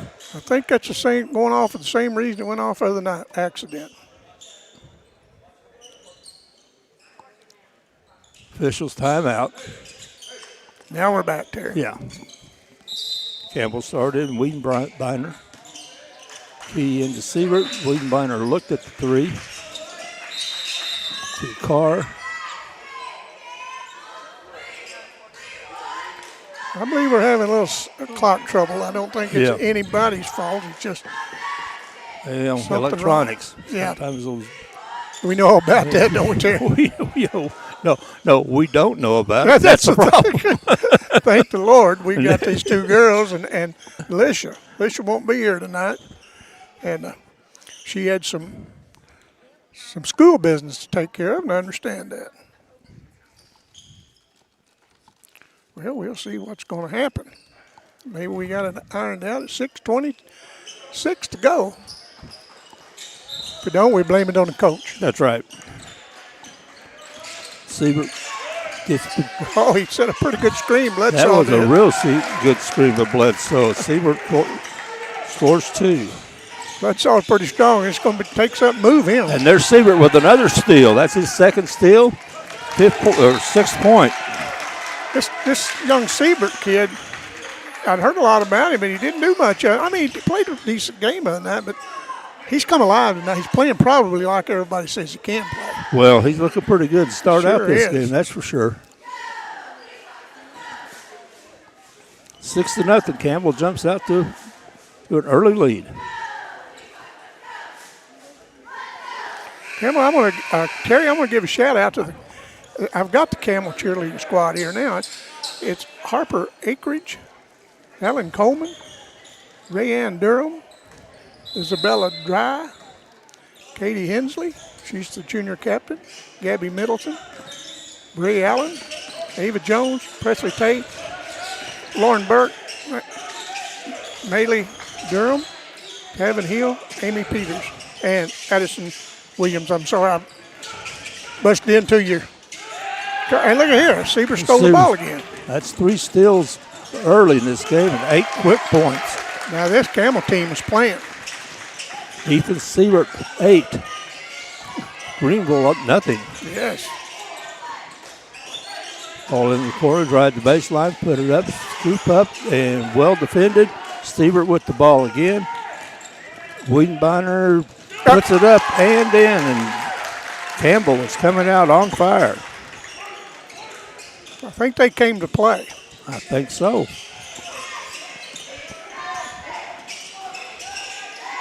Campbell with a hard man-to-man. Up and under, got his own rebound. Going to be a foul on Campbell. I thought he tossed the ball up and then caught it himself, but Well, I'm not the official. I kind of thought he did too.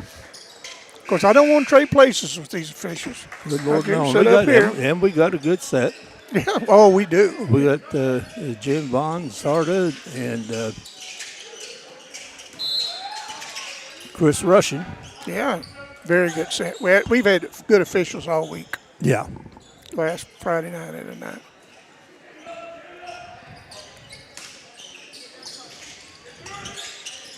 Ball inbounds to Fisher. Shot put up no good, but he's going to go the line, Terry. Yep. That's Kennard. He'll shoot 2. That foul's on Wiedenbeiner.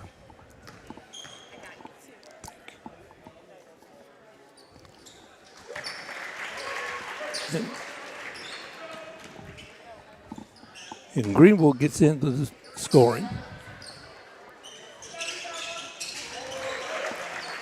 Scores 2, 10-2. Here comes Siebert. Greenville's in a 2-3, 2-1-2. Siebert's no good. Rebound. Wiedenbeiner. Raymer with the ball. Back out to Siebert. To Bledsoe. Siebert being guarded by Reynolds. Again, they're in a 2-3. Siebert fakes, drives the lane, and the ball is blocked. Good block by Fisher. Or Tischer, I guess. Nice pass underneath. Good feed by Reynolds to Tischer as he puts down 2. Oh, nice pass. Good pass. Foul. The foul's going to be on Tischer. Good pass from Siebert.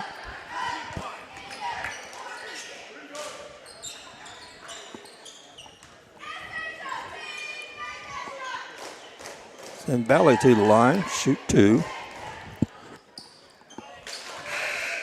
This is the first.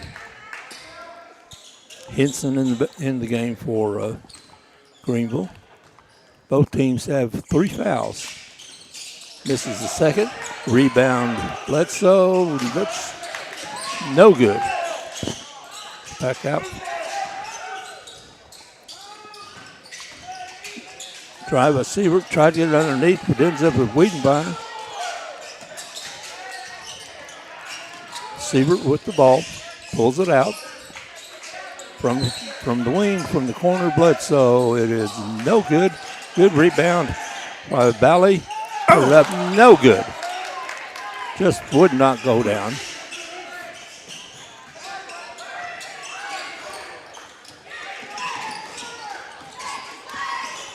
Siebert guarding Reynolds. Almost another steal. Reynolds for 3. It's no good. Rebound knocked around, picked up by Siebert. Long pass. And put it in. Raymer. Another good pass from Siebert. This Campbell team doesn't even look like the team they had the other night. No.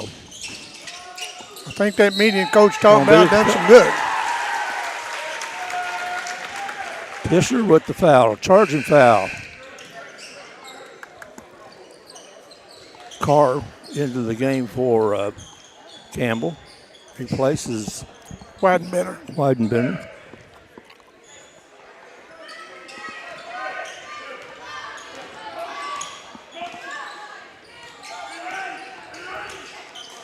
Siebert brings it up. Into Bledsoe, back out to Siebert. Throws the pass behind the man and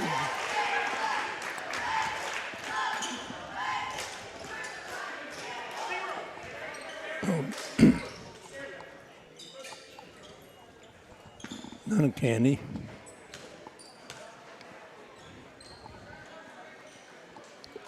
Makes the first. That foul was on Raymer, his fourth team foul. Both teams have 4 fouls. And second one is no good. Good board work for the rebound by Gettings. Siebert, Bledsoe, no good. Greenville with the ball. They trail 12-5. Terry, this Greenville team's too good a team to let hang around. Yeah. They started slow, but Yeah. they've been good since. Ball goes out of bounds off of Whitlock. Go over to Campbell. Siebert will throw it into Weidenbender.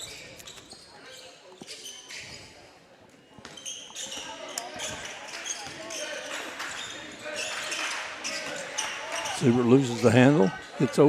Greenville picks it up. That's Whitlock with the ball being guarded by Raymer.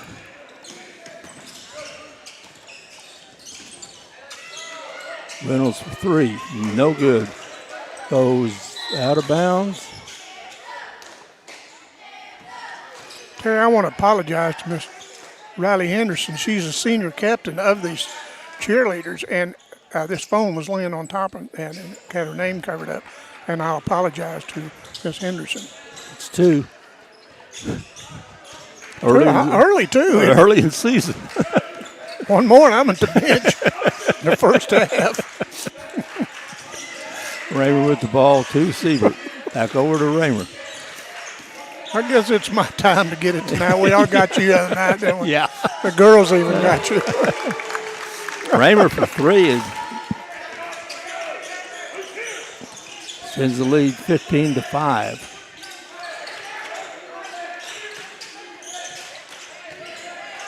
From the corner, three, air ball. Siebert 1-on-4. He's going to take it all the way, puts it up and can't get it to go. Ball's going to be off of Greenville and stay with Campbell. Irons into the game for Greenville, replacing Kennard.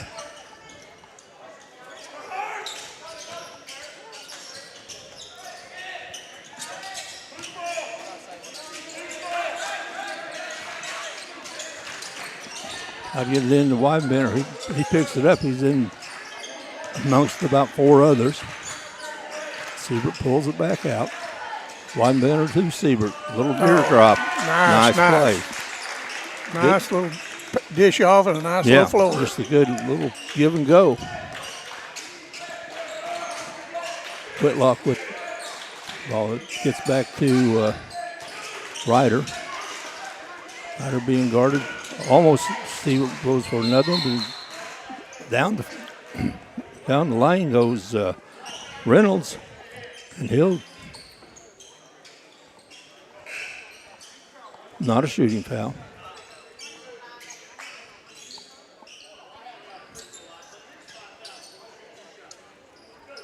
It is a shooting foul. I think that was their fifth foul. It's not on there. It is. It's on the scoreboard now. So Reynolds will shoot two.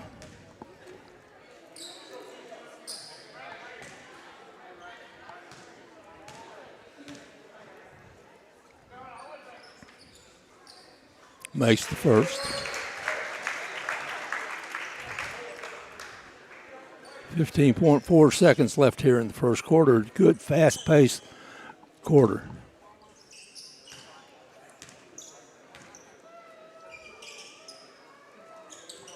Reynolds with the left hand, no good, but ball comes back out, picked up by Siebert. 4-on-2. Siebert takes it, gets it picked, and here comes Reynolds. Wiedenbinder's trying to run him down, and Reynolds won't allow that. Oh, and almost a three-pointer by Raymer at the buzzer. That's the end of the first quarter. A good, fast-paced first quarter. Campbell, jumped out to 10-0 lead, but then Greenville woke up, and now it's 17-8. Well, Terry, we'll take a short break, and we'll be right back in about 10, 15 seconds.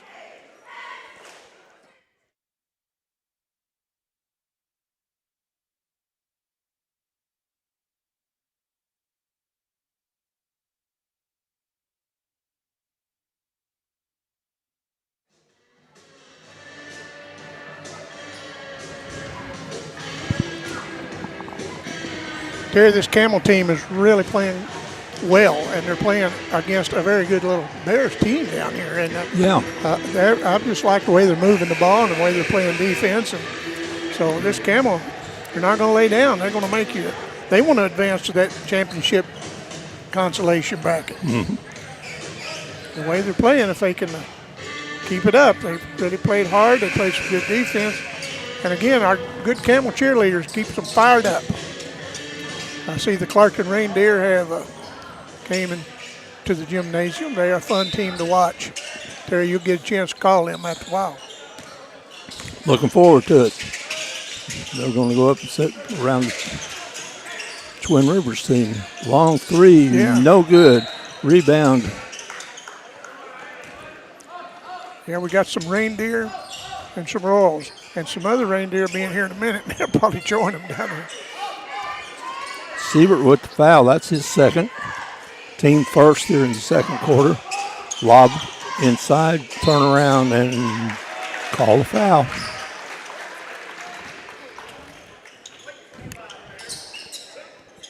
Foul's on Bally.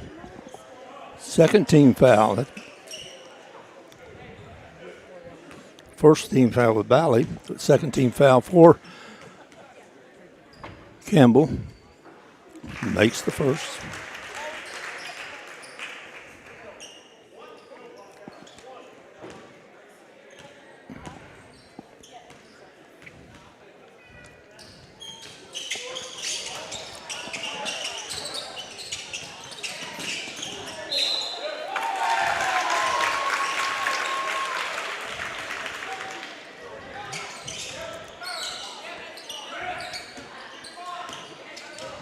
Siebert brings the ball up.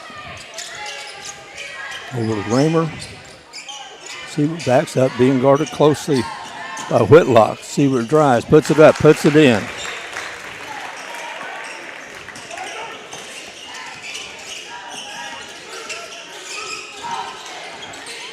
Good give and go, gets it underneath. Being guarded closely, that's ball's knocked out of bounds. Off of Campbell, stays with Greenville. Reynolds will key it in under his basket.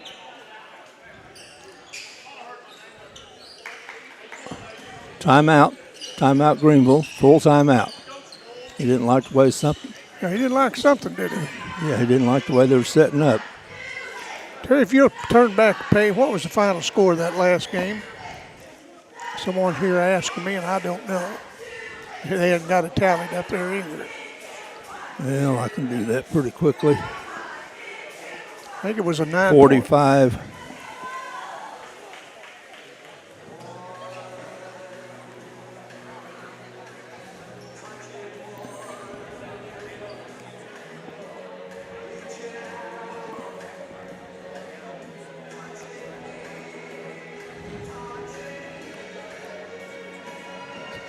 $55, 10-point game. Thank you, Terry.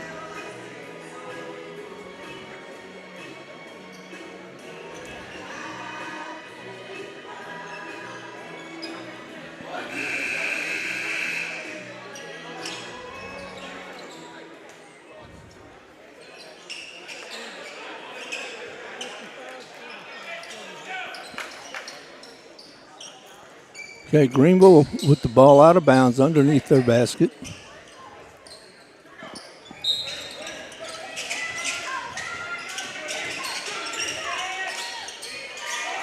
Almost 5 seconds. Got it inbounds. Reynolds drives, lays it up, lays it in. Good move. Kept it going.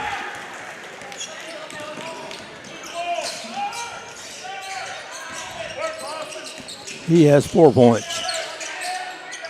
Kramer from the corner, no good. Whitlock with the ball. Over to Reynolds.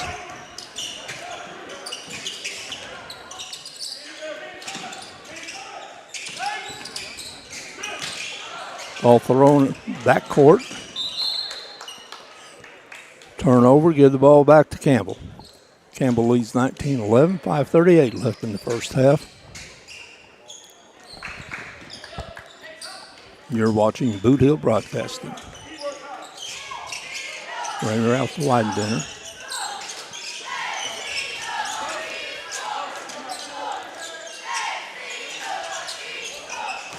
Weidenbender drives behind the back, pulls it out. Long three, but no good. But Bledsoe gets his own rebound, gets it over. Siebert has it underneath, gets it to Bally. Bally had a good year last year. Yes, he that did. JV team. Okay, good defense by Raymer. Caused the turnover. Ball out of bounds. Campbell's ball on the right in front of their bench.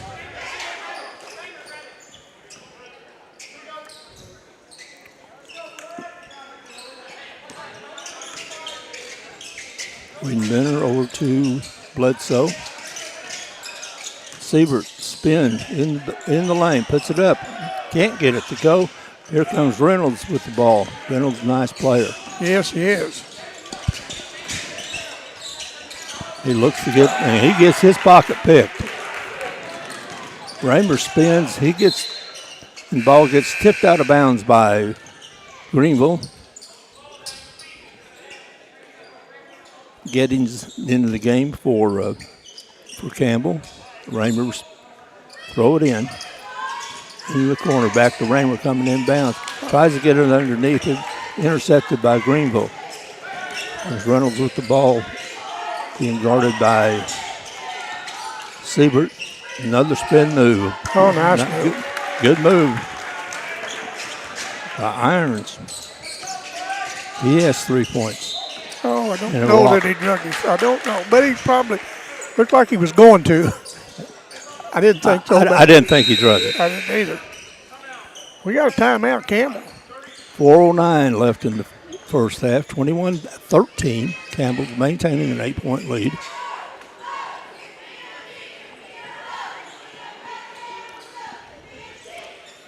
Getting a few more people in here these games. Getting some local people in for Camels. And the Clarkton Reindeer will bring a pretty good bunch. Yeah, well, they always travel Yes, they pretty do. well. You got to give them credit. They do support their school. They do. And I was telling something the other night, you might have heard me, Terry. Clarkton School is having a toy drive. Yes. I don't know, I think it's an in-school thing that the students bring things for the children in need. And I'm sure if anybody wants to donate to that, you could give it to someone at the Clarkton School, and I'm sure they would take cash. I would think so, and I think that would be if you have some extra cash, that's a good place to put it. You know, these kids, we got to support them. There's a block by Raymer. Bledsoe with the ball. Siebert down the baseline. Bledsoe for three. Got one.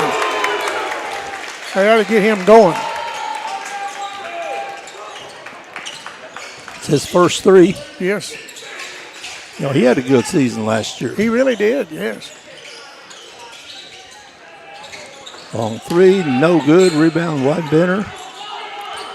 Got hacked in the head. Here comes Bledsoe.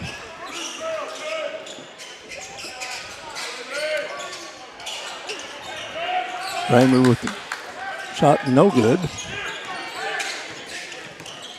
Irons with the ball, one-handed pass underneath, good move underneath, but then a block by Raymer. Siebert with the ball, 4-3, no good. Rebound to Greenville.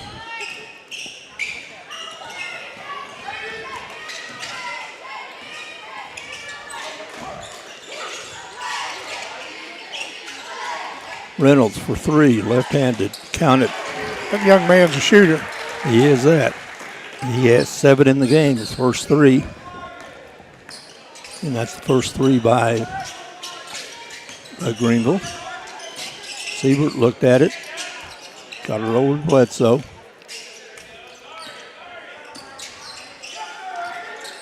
Weidenbender at the free throw line. Siebert, free throw line. Stop, pop, no good. Rebound to Ryder for Greenville. He comes up.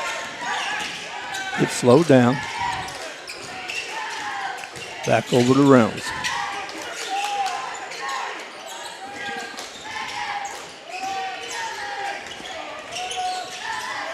Ryder tries to get it in the corner, gets it back out to Reynolds, being guarded closely by Bledsoe, and there's going to be a foul call on Weidenbender. Or Wiedenbender. He got the ball, but he got a little body to it. Yep. Yeah, Weidenbender, I think, is just a freshman. I think. Now, I could be wrong about that. I see one of our old friends. What's his name up there handing out something? Cisco. Cisco. Yes. Couldn't get that out. I don't know why I couldn't. Talked to Cisco in the hospitality room earlier. He's in there doing his thing.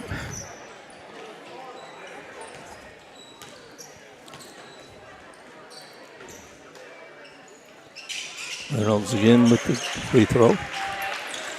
Greenville, they're playing this down pretty much here in the end of the second quarter. Hunts in the game for Campbell. Siebert back to the corner. There's a walk. Yeah. Shuffled his feet before you let go. 1:39 left. 7-point lead for Greenville. For Campbell, Greenville has the ball. Ryder drives, free throw line, long step, no good. There comes Siebert with the ball. 1:25 left in the half.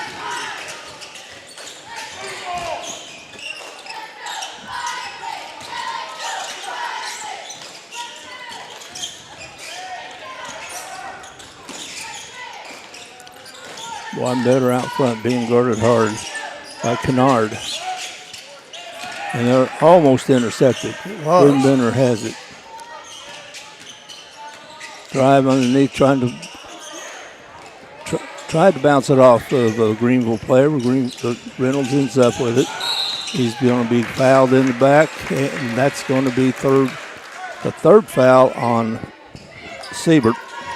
That's not the best foul in the world right there. No. I saw him telling the coach, well, he got me back there. Can't just get even. Yeah. He's too good a player to be on the bench. He runs the floor out there. Kennard with the ball, less than a minute to go.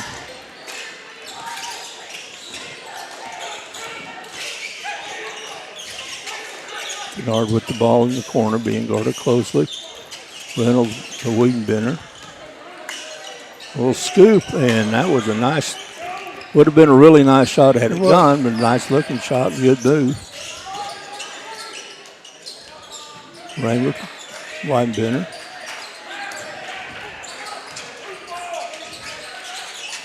Long three, won't go. Rebound, it's going to be a foul on Wiedenbender. 12.5 seconds left with 90 feet away from the basket. That's not the kind of foul you want to commit. No. That's his third. That's his third. So we got two in foul trouble.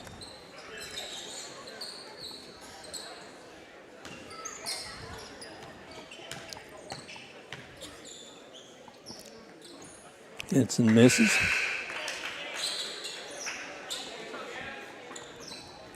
That was the fifth foul on Greenville this quarter. Bledsoe in the game for Campbell. Replaces Carr.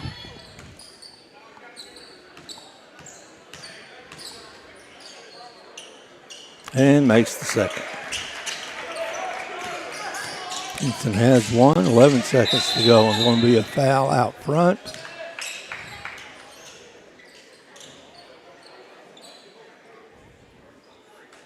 Be on 23, Clayton.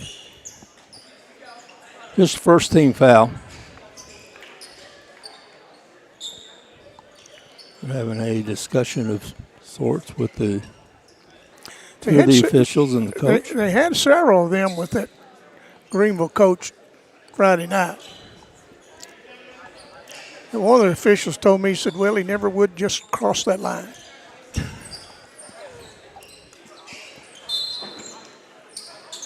Sometimes they just can't help it. That's right. Bledsoe, 3, no good. Rebound, put it up, put it in. Bally with a big rebound right at the buzzer. Oh, yes. Extends the lead to 26-18. 8-point lead for the Camels JV. Good start to the game. It sure is. Terry, it was a good first half. We'll be back in about 5 minutes.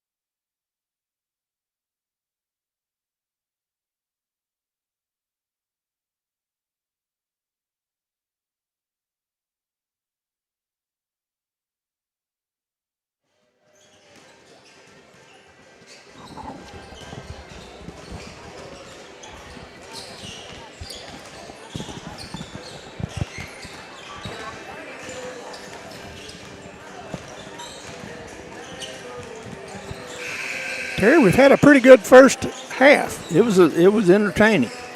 I was really impressed with the start that Campbell got out. You bet.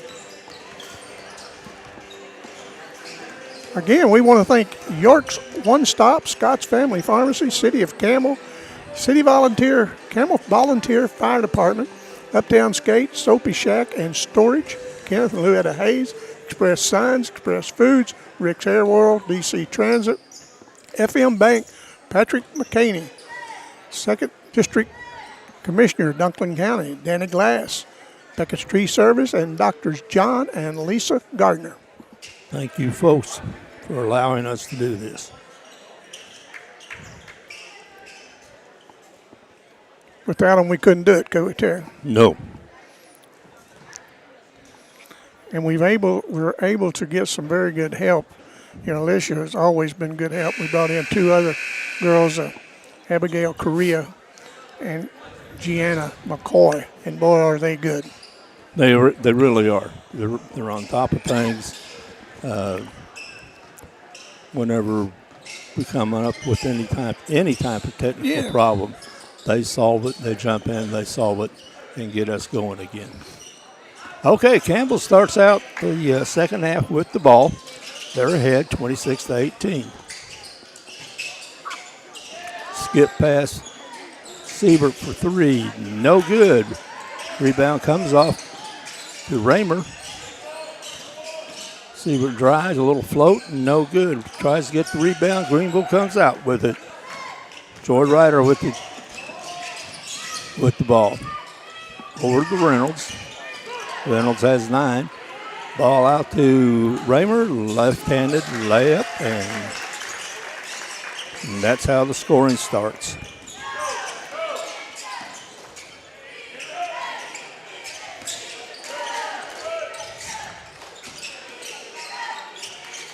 It's a good shooter. Off the back of the rim. Drive down the middle, trying to get away from the trees. But the ball's missed, but Greenville gets the rebound.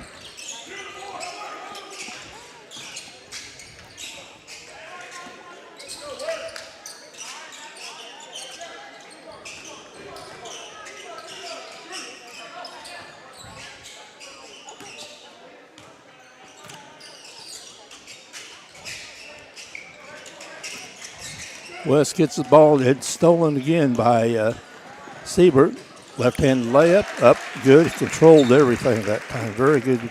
Yes, it was. Very good body control. Took his time, didn't rush it, and laid it in for an easy 2. Reynolds for 3. It's no good. Rebound underneath. Blocked away. Here comes Campbell. Ball stolen by Greenville. Coming back. Little Euro step trying to get through. Fouls on Bledsoe, Lawson Bledsoe, his team first here in the third quarter. Henson in the game for Greenville. Lob up, put up, no good. And there's Campbell got to hit the boards. Yeah. I think Coach Crockett's fixing to tell him that. I think exactly, because there were a couple there that just didn't they didn't man each other. They didn't block out. Right.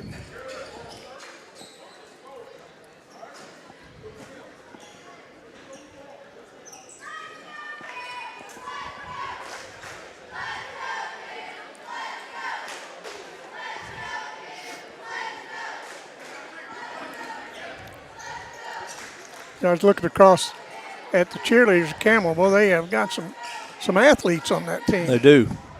And I want to thank Rayanne Durham. She's always kind of the go-to person. Get me names, do this, get us this. She's always glad to help, and we sure appreciate that, because Terry, you and I are kind of limited on how many times we can go up and down this bleacher per night. We know we're going to get down. We're not going to run the bleachers. No. If we have to fall, we're going to get down. But coming back up. Coming back up, I can get down. Yeah.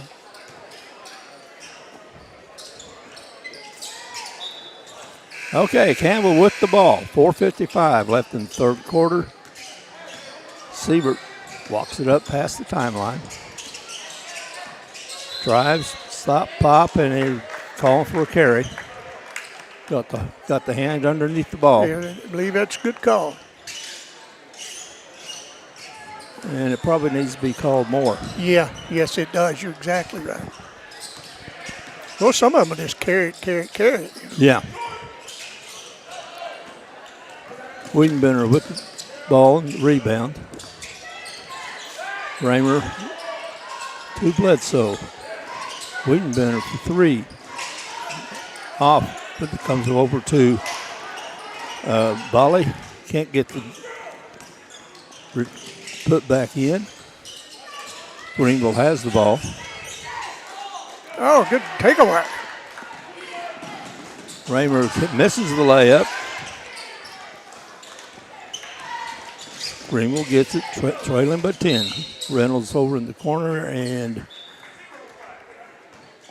it's going to be a foul on Raymer, his second. Team second. Good play. Very good. Good play, good screen. Got Tischer into the flow and got the layup on the good inbounds play. Raymer really good at stolen. Yeah, bad pass. Reynolds takes it up. Good play by Siebert. Yes, it was. That was going to be an easy layup. Siebert got in the way. Get the ball underneath the ballet. There's a scramble for the ball. It's going to be a jump ball. And alternate possession goes to Greenville.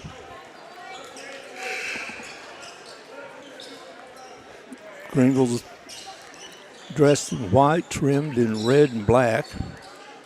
You're going left to right on your screen. Campbell, of course, in the black and gold. They're going right to left.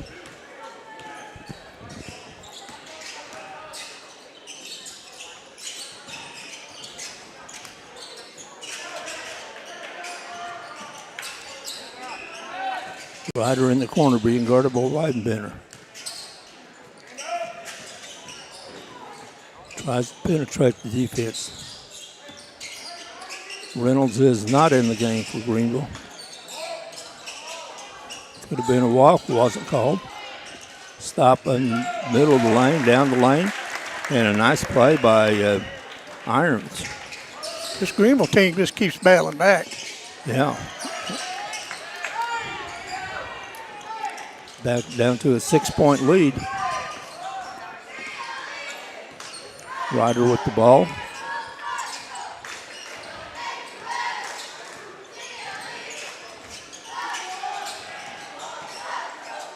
Underneath, nice, trying to get a give and go. Oh, No foul. And timeout Greenville. They were getting where nothing was working. So the coach called timeout.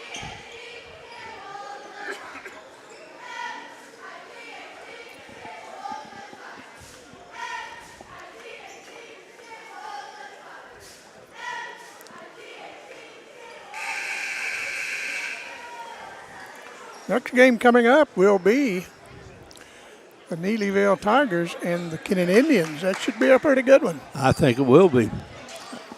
Kennett is deep. They've got some athletes. They really have some athletes. Got some rough edges, Yes. but they're going to be. I think they're going to be entertaining to watch. I think so. Reynolds trying to get the ball in and does. To Tischer.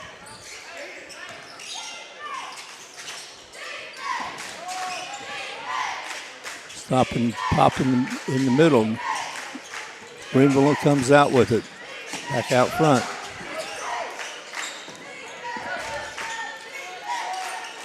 Now ball's in Reynolds' hands. 30-24 with just under 2 minutes to go in this quarter. Get the free throw line, will give and go and put it up and put it in. Nice play by Ryder and Tischer.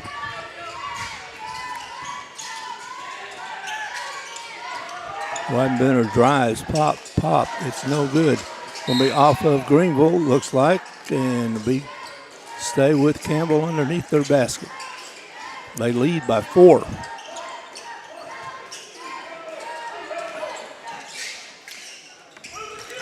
Widenbender gonna be short. Reynolds with the rebound. Gets singled up with his own player there. But they're going to fight each other for the ball. Greenville's on the move, and there's going to be a 3-pointer. In and out, no good. But Oh, the ball man, gets, 2 men stand there and let it hit the floor. Yeah, Campbell. yeah. Nobody grabbed for it. Everybody slapped at it. Yeah. No, Coach Crockett is not too happy. Raymer back in the game for Campbell.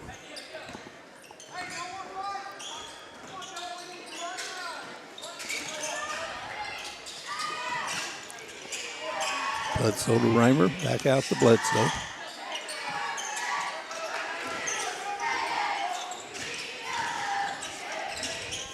Trying to get the ball underneath the Widenbender. He gets it back out to Raymer. Count it. That's his second 3 of the game. He has 10 points. Yeah. And less than 40 seconds left here in the third quarter. Tischer drives, lays it up, lays it in. Got a little gap and got straight down the lane.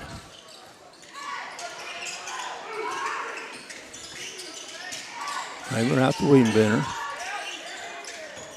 Drives the lane, no good. Tried to get a ball underneath, and there was Reynolds. Yeah. Long 3, way, but too far out, a little out of range on that one. Ballet back in the game, replacing Giddings.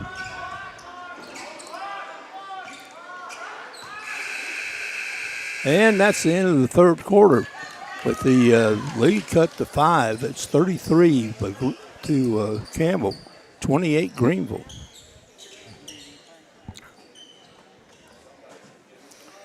Here, this Greenville team, you know, they've got a momentum going. We better head it off, come out strong this fourth quarter.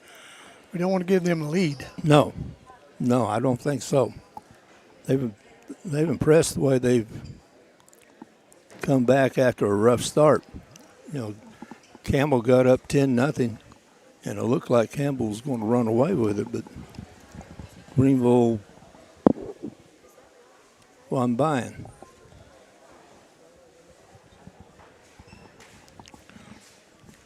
Somebody walked up here and asked me a while ago if that score was right on the scoreboard. I said, I don't know. We just run a tally. We don't, but I suppose it probably is. I think it is.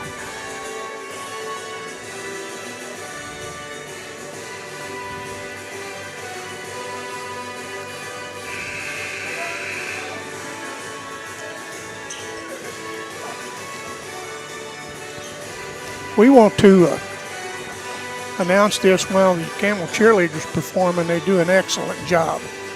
And we sure appreciate them. We had scheduled next week to go to Hayti to do the Al Jackson tournament. We have looked forward to that, and so for one thing, to support our girls that are in that. But some things have come up that we are going to not go down there. The safety of our girls is our most important thing. Yes. And if we can't have parking where these girls don't have to walk a half a mile, we're just not going to do it. We're just not going to do it. But we will make that up to the girls because we will do some of their games. We had a lot of them scheduled, and we'll do more of them. You know, they say the team's going down. They pull up and let the team out in front door, and we can't park way out there. No. Good play underneath, but can't get it to go. Rebound. That's Ryder. Greenville, he now has 4 points, and it's a 3-point game. A one-possession game. Campbell was up by 10 just a bit ago. Siebert getting ready to come back in. Siebert, he has 3 fouls. He's stayed out of most of the third quarter. William Benner tried to get underneath. Good play by Bad decision. Tischer. Reynolds over in the corner underneath.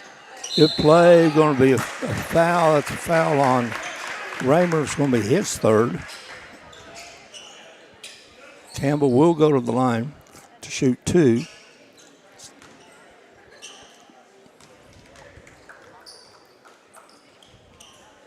First one's good.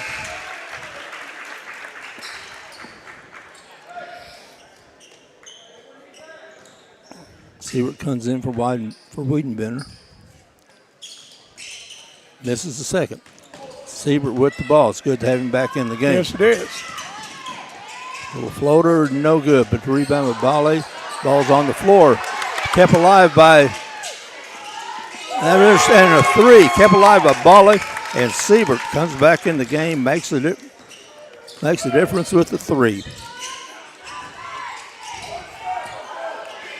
Extends the lead to 5.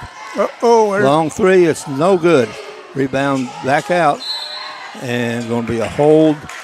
Foul's going to be on against Henson.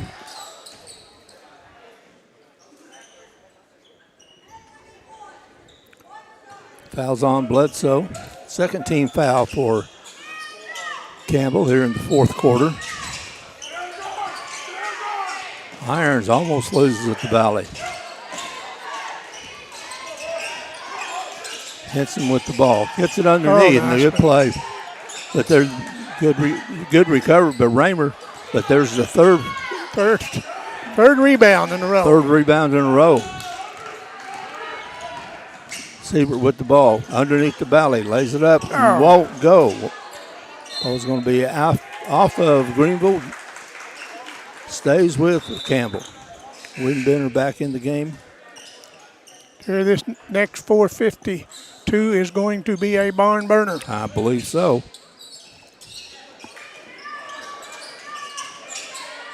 Siebert for 3, no good. Rebound to Reynolds. Campbell giving a little token pressure. Hits it past the timeline. Knocked out of bounds by Wiedenbender. And the ball stays with Greenville. 4:38 left in the game. 5-point Campbell lead.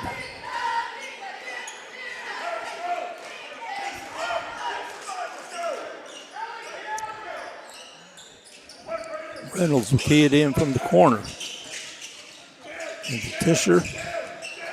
He's being guarded by Bally. There's going to be a foul. And what's he calling?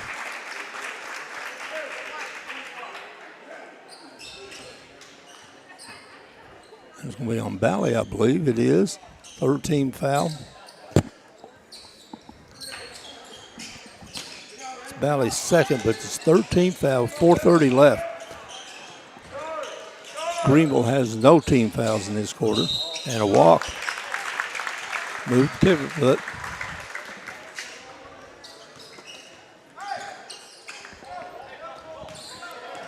Siebert with the ball.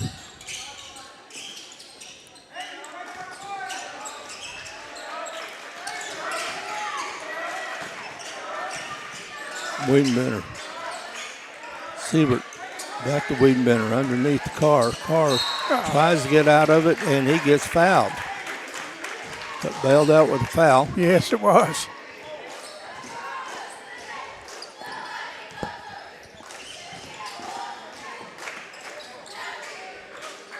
That's Tischer's third foul. First team foul for Greenville in the fourth quarter.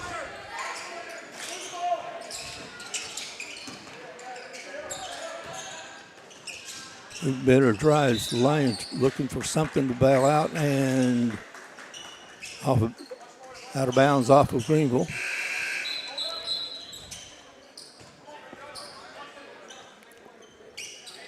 Whitlock in the game for Greenville.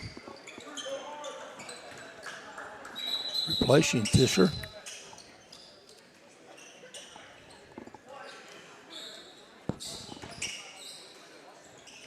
Siebert looking for Wingbinder underneath, but there's Reynolds with the ball. 5-point lead. Reynolds tries to get in past Siebert, not able to. Reynolds with the ball.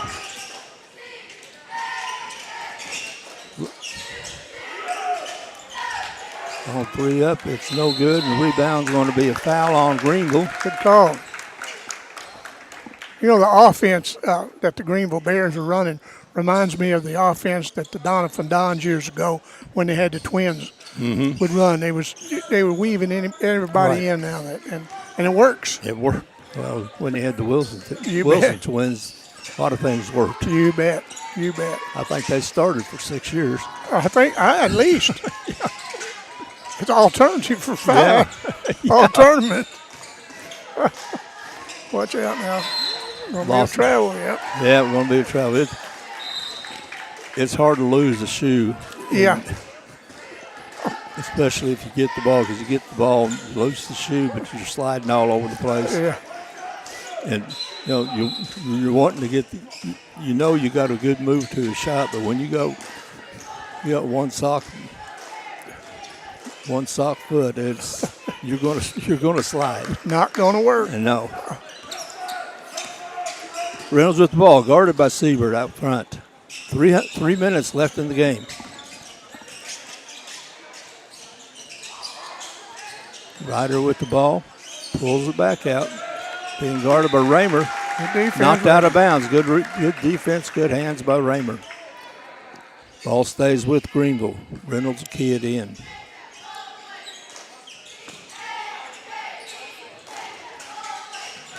Greenville, nice play. Nice block by Carr.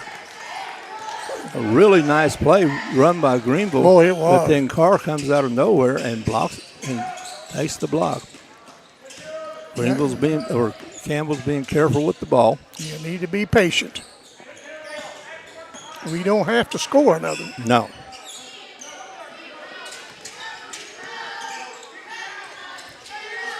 And we don't need to force it inside. No. Not right now. Siebert underneath the ballet, and it can't go. Won't go. Good play. Good play by Siebert. Good play by Ballet. Just doesn't finish. Ooh, that was a nice. Reynolds with the ball. They're down by 5. 2 minutes left in the game. Reynolds looked at the 3. He's driving, spin. Oh, be a charge. Not a charge. Ooh, he kind of lowered it there and went at him. Yeah, he did lower it. Yeah. And there's Reynolds with the putback. It's only his first 2 points of the second half. Siebert's trying to walk it off. He got hammered in there pretty good, but that yes, he did. Reynolds just lowered his shoulder and went through him.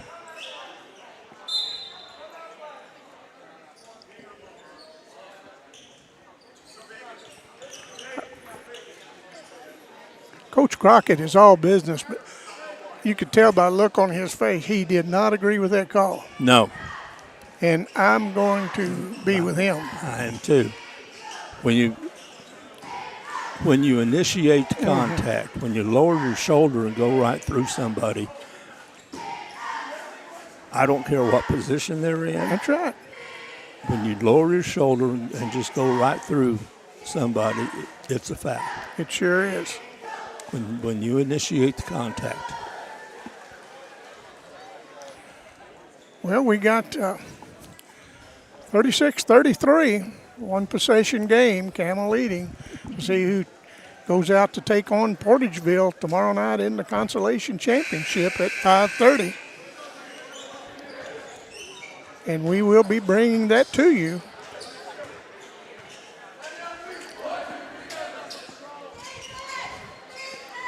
First game will be at 4 o'clock, and that will be Holcomb and the loser of this game. All right, Campbell has the ball. Siebert brings it up, gets across the timeline, 1:43 left in the game. Campbell with a 3-point lead. Siebert drives, and he's going to be fouled.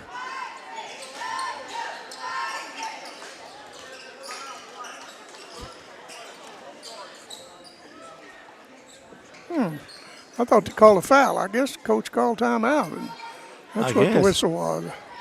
Yeah, I thought a foul had been called. I did too.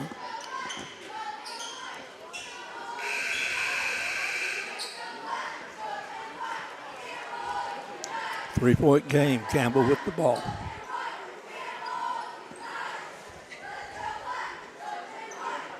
Campbell has 3 players with 3 fouls. Tischer's the only player for Greenville with 3.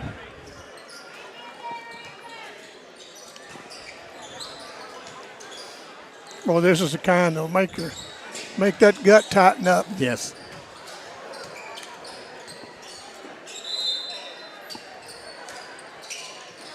Raymer kid in, looking for Wiedenbender. He pulls it out. Gets it back to Raymer. Being guarded closely. Wiedenbender. Back to Bledsoe.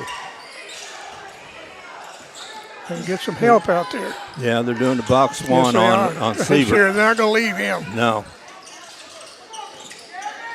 We're going to make somebody else handle the ball. Yes. 109, 105 left. There'll be a foul on Greenville. That foul's on Reynolds. That's just his first.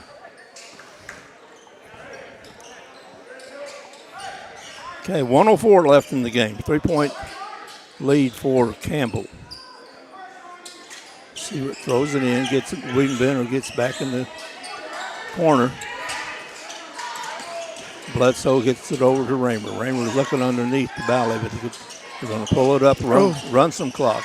Almost intercepted by Reynolds. Going to be a foul. Foul's going to be on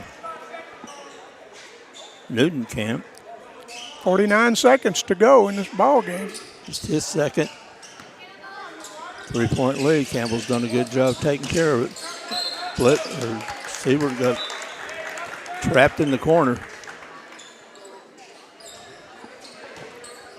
Foul's going to be committed though.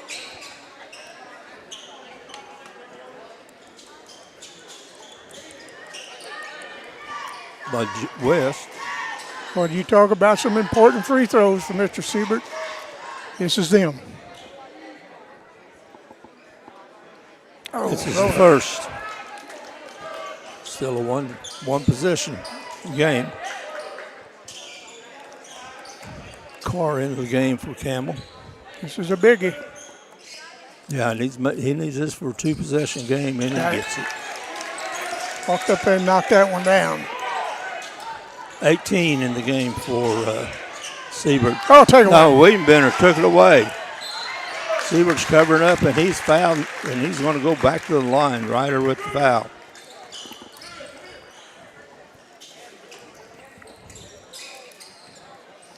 Well, if these 2 free throws go down, oh, how sweet it is Yes. for Campbell.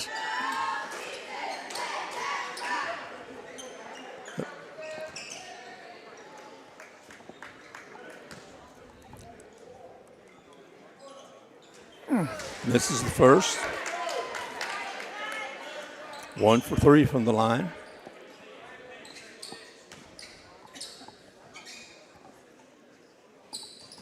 Got it. Makes the second. 5-point game. 2 possession. 37 seconds left. Reynolds drives behind the back. Long 3. No good. Rebound. Siebert gets knocked down. Greenville knows with Bally with the steal, and Bally got the ball standing on the end line, but he makes a good defensive play. Sure Good block, a big block in this situation.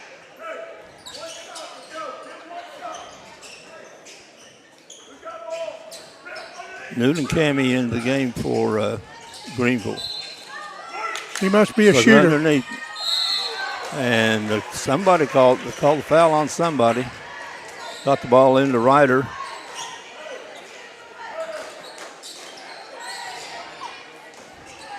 .22 seconds to go, 38-33, Campbell. It's Bally's third. Sad thing about it, one of their best shooters going to the line. For Campbell, that is. Yeah. Ryder knocks down the first. Bledsoe back in the game for Campbell. 22.8 seconds. It's a 4-point game. Still 2 possessions.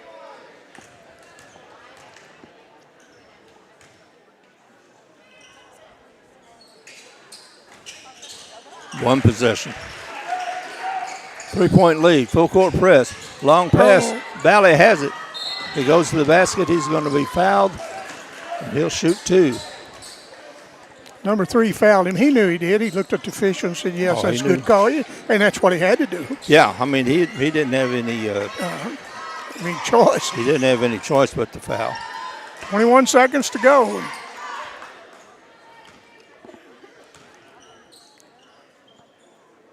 Good. Wow, good. Big free throw right there. Big. Makes it a 2-possession game with 21.1 seconds left.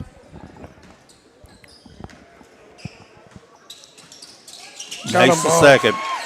2 big free throws by Bally. The clock can't Ryder run takes fast it all enough. the way. Takes it in, puts it up. Ryder has about 6 points in the last minute. Yeah, right. 3-point game, 13.1 seconds left. Still plenty of time for Greenville. Still plenty of time, but Campbell has the ball.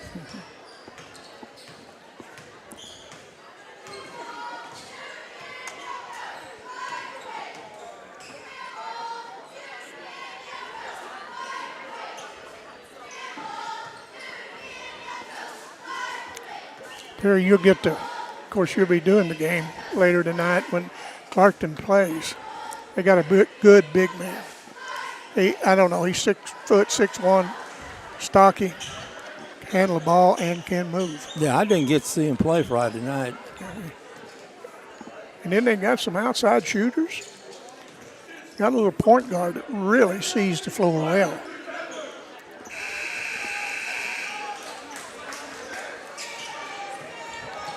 So, Terry, you think how long in those boys' heart and mind will it take to play 13 seconds? About half an hour. I think you're right. Well, either be half an hour or 2 seconds. Or 2 seconds if you're Greenville. Ball to Raymer in the corner, and he's going to be fouled. He'll be fouled, and he'll shoot 2. He has not been to the line. Has 10 points. Well, these 2 would be sweet. Really needs one of them. Yes, sir. Because they have got some good shooters. Raymer with the first. That's big, and just that was. You bet. That was just string.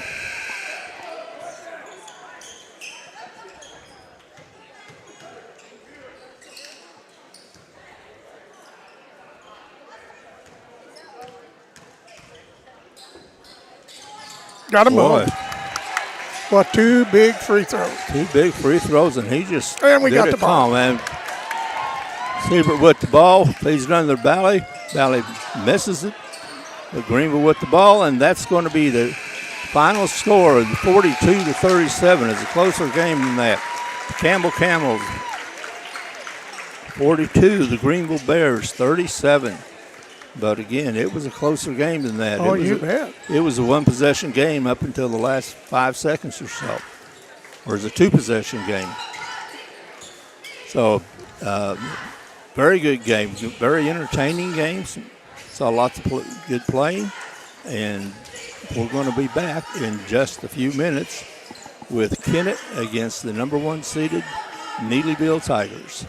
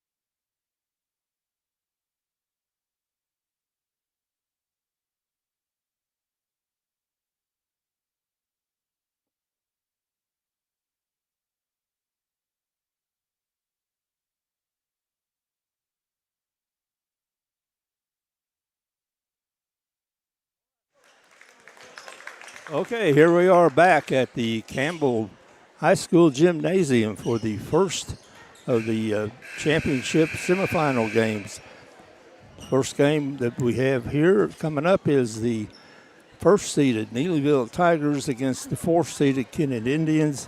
Neelyville's here by virtue of a win against Holcomb on Friday night. Kennett defeated Portageville. I'm Terry McVeigh. We're on Boot Hill Broadcasting, and I'm with Darren Todd. Darren, we watched both these teams play on Friday night, and it's impressed by the athleticism that Kennett has. Terry, they have a bunch of good athletes. Sherman Houston, Malachi Goss, who comes off the bench, Charles Perry, Crafton Binkard, Jack Boone. Those guys really do a good job athletic-wise for the Kennett Indians. And the number 4 Kennett Indians. Starting for the Indians, number 0, Charles Perry. Charles Perry. Number 3, Crafton Binkard. Crafton Binkard, number 3. Number 12, Jack Boone. Jack Boone, number 12. Number 24, Sherman Houston. Sherman Houston, number 24. 32, Colby Boone. Colby Boone, number 32. Starting for the Tigers, big man. Number 4, Troy Hopkins. Troy Hopkins. Number 12, Landon Burden. Landon Number Burden. 14, Braden Simpson. Simpson. Number 25, Damian Dinner. Dinner, number 25. 32, Maddox Dobbins. Maddox Dobbins, number 32. And Terry, just a little insight before we get started. If Neelyville wins this tip, look for 25 on a back screen to try to dunk it to start off the game. That's a little prediction from Darren Todd. Okay. We'll see what FanDuel says about that. Absolutely. John David Patello tosses it up, and the tip is won by Kennett. Terry out front with it.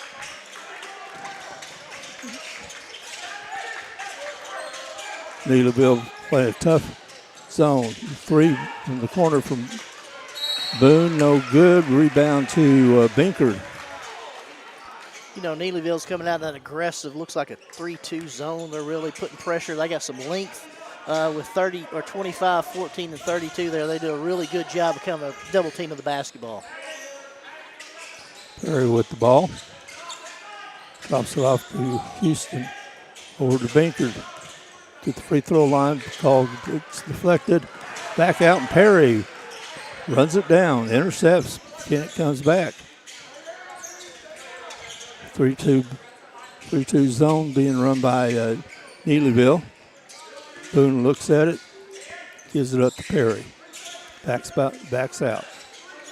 Corner for Houston.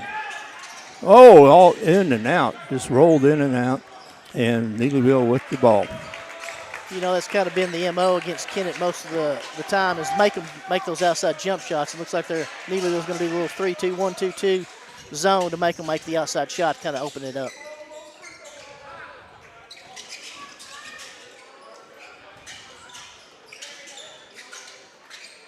And Kennett in the man-to-man.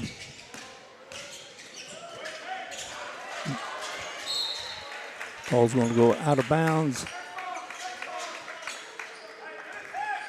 Will stay with Neelyville. Hopkins keys it in. Hopkins from the corner gets it back up. Long 3 by 12 and a hustle rebound by Burden. That's one thing that Kennett's really going to focus on this year is the defensive rebounding. That's something that's been an Achilles heel for them in the past. They really have to put a body on somebody in this man-to-man and block out and do a much better job rebounding. Well, the last shot, for instance, Neelyville just out-hustled Kennett on that one. But underneath, a little spin, a little layup, good move. Nice move, Dobbins with the layup. And that's how it starts.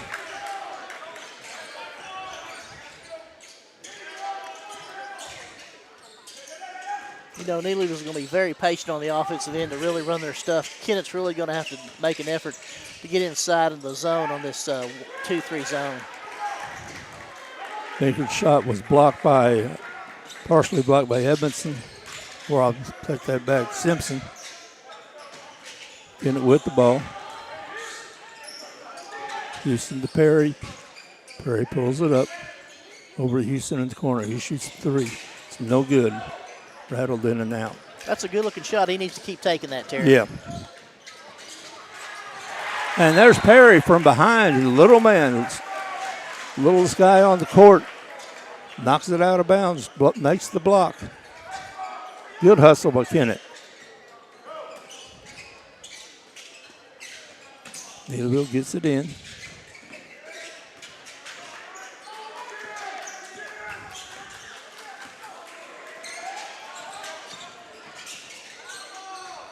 Might have been a walk. No call. Ball goes out of bounds. Off of Neelyville to Kennett.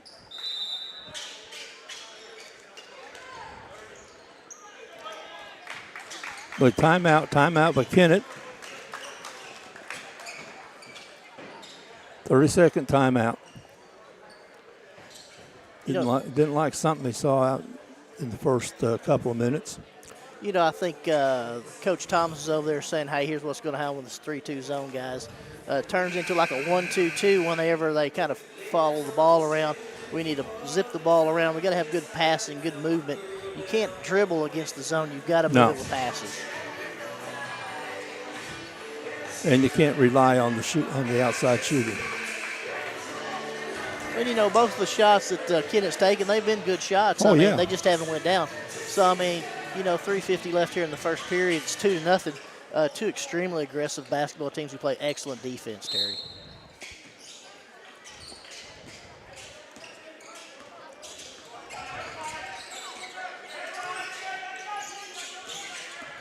Baker with the ball to Perry. Perry's guarded by Burden. Baker drives. Kicks it back out to Perry. Perry. Boone in the corner. Count it.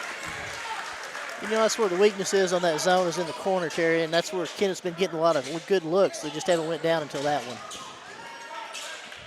Good movement with the ball, and Dobbins scores his 4th point of the game, and Neelyville leads 4-3. Perry, stop, pop, count it. Nice little floater in the lane by Charles Perry. He's a sophomore. He's playing a lot of varsity action for the Kennett Indians this year as well, Terry. Long 3 from the corner. It's going to be long. Houston can't get it, but Boone can't get it either. And, you know, that was a classic example. They're both hustling really hard after the ball. And, you know, Houston just couldn't quite corral that one, but he's very active on the inside. You really got to like number 24 for the Kennett Indians, a sophomore.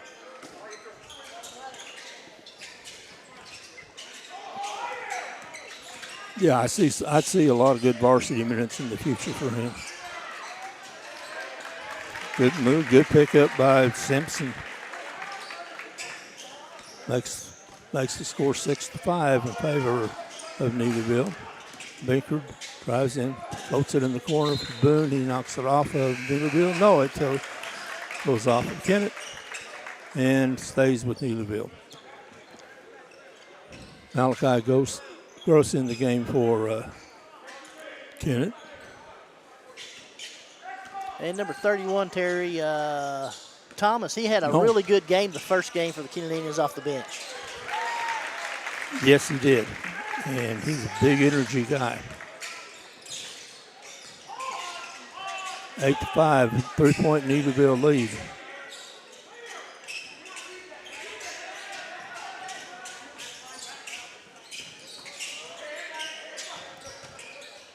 Boom, back to Perry for 3. No good. And Baker comes up from behind, makes a steal. Picks the pocket, Perry with the ball.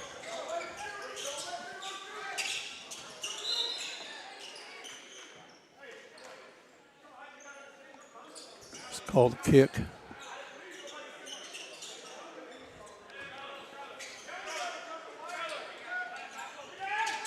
Baker fakes the three, gets underneath, and draws the foul. So he's going to go to the free throw line to shoot a couple.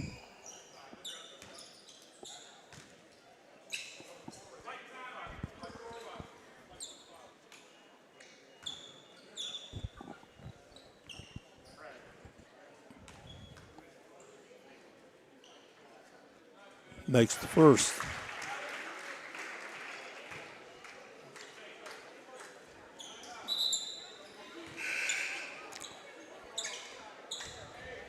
Looks like that's 2 on Deanon. His second team foul. Baker misses the second. Knob with the ball. Being guarded by Perry.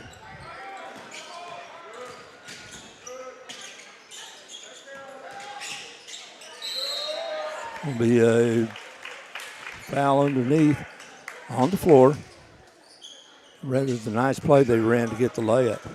You know, Neelyville does a lot of good stuff with their sets, runs a lot of good screen, back action, kind of slip action, rolling the big guy off the screen after he screens for the little man to get the return pass. It's really a nice offense by the Neelyville Tigers. And they're running it well. They do a good job of spreading the floor too, Terry, and I think that's a key when you're running any kind of backdoor passing. Right. Steele lays it up, no good. Rebound is by Holland. That gets Antonio Hollywood, isn't it? Yep, it is Hollywood.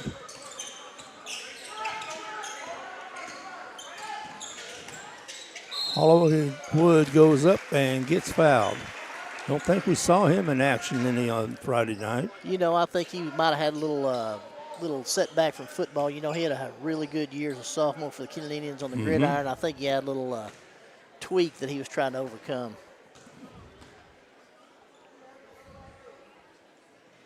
Misses the first. Foul was on Simpson. You know, one thing we talked about with the Indians last game is the free throw shooting. Looks like we're still a work in progress for that. That's going to be a year-long process, I believe. And that's not unusual at the JV level. It's 1 out of 2. Kennett's 2 out of 4 from the line. Houston getting ready to come back in for Kennett. 40 seconds left in the first quarter. It's an 8-7 game. Walk. Good call.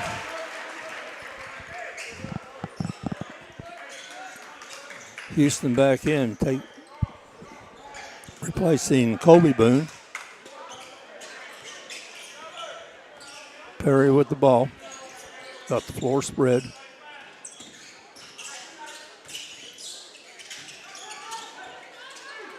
Back to Perry, gets the free throw line. Picked up underneath and go. Nice move by Thomas. He's really energetic off the bench, Terry. He's He a is. really good player to bring in, number 31. Yeah, I mean he's your prototypical sixth man because he's a lot of energy. Like a walk. Nice little spin, but he got spin move up amongst the trees. You know, Kennett's done a good job. They were down a couple buckets. They brought back. They're up at 9-8 here with into the first quarter, Terry. Kennett leads. Kennett Indians lead the first-seeded Neelyville Tigers 9-8. You know, Terry, I'd like to take an opportunity, and of course you would too, like to thank the sponsors for making this broadcast possible. York's One Stop, Scott's Family Pharmacy, City of Campbell, the Campbell Volunteer Firemen, Uptown Skate, Soapy Shack and Soapy Storage, Express Signs, Express Foods, Rick's Hair World, DC Transit, Beckett Tree Service, Doctors John and Lisa Gardner, Danny Glass, FM Bank, and Terry's lunch partner, Patrick McCaney.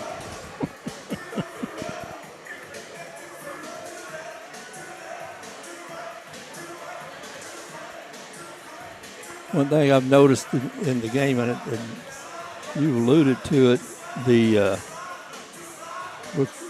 lot of this is dictated by the defense, is that a lot of the Kennett offense is off of long shots, whereas Neelyville's almost all of their offense is layups running off of set plays. You know, Neelyville does a great job. It looks like a 3-2. Some people might call it a 1-2-2, depending on which angle you're looking at with that top pressure. You know, when Deeren is in there, number 25, he has those long arms out top. It's like when Syracuse used to run that 2-3 matchup zone. But Kennett's got to do a good job of moving the ball around, continuing to pass it. And then, of course, Neelyville just continue to run their offense. Lots of motion. And there's another play underneath. Kennett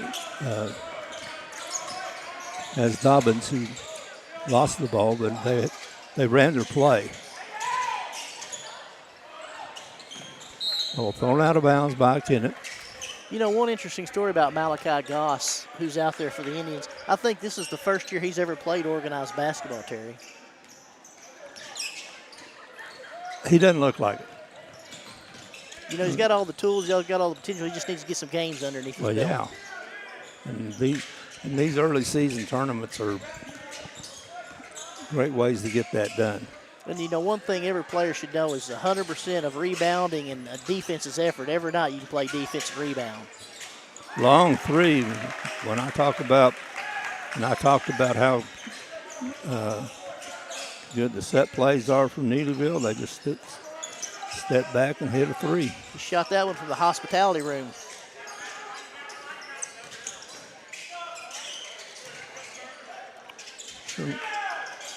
Houston, no good. Good drive. And then he steals the ball. Good hustle. Now, good hustle by Kennett, and Thomas sends it up with the two. Really impressed with Sherman Houston these first two games, Terry. Really hustling, really going at it, really mixing it up for the Kennett Indians. Kennett's really putting the pressure on Neelyville out front as well. A good drive by Dobb. Got through everything. Fouls against Houston. His first, team first, tied at 11, 5:23 left in the first half. We're in the semifinal of the championship bracket of the Campbell JV tournament.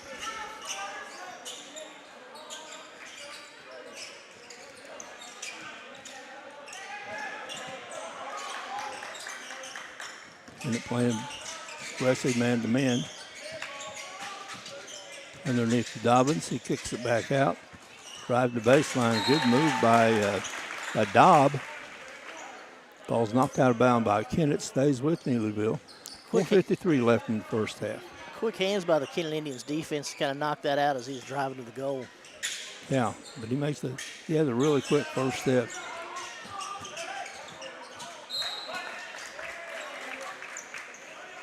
Kennett almost got out hustled for that rebound. You can't just reach for the ball. You got to go for the ball. Go get the ball. Ghost drives, puts it up, no good. Houston with the rebound, can't get it to go.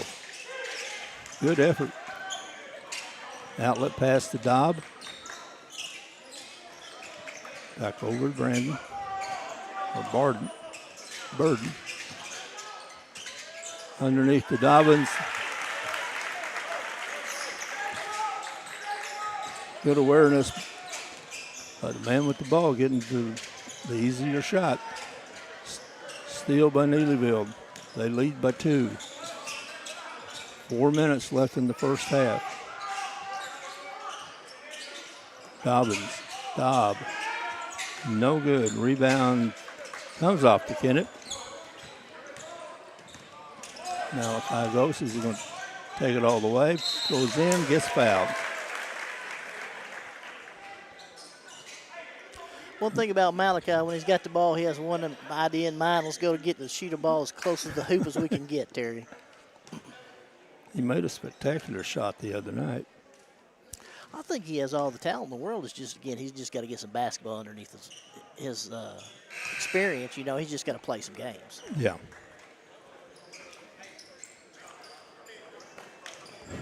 Binkert and Colby Boone back in the game for Kennett.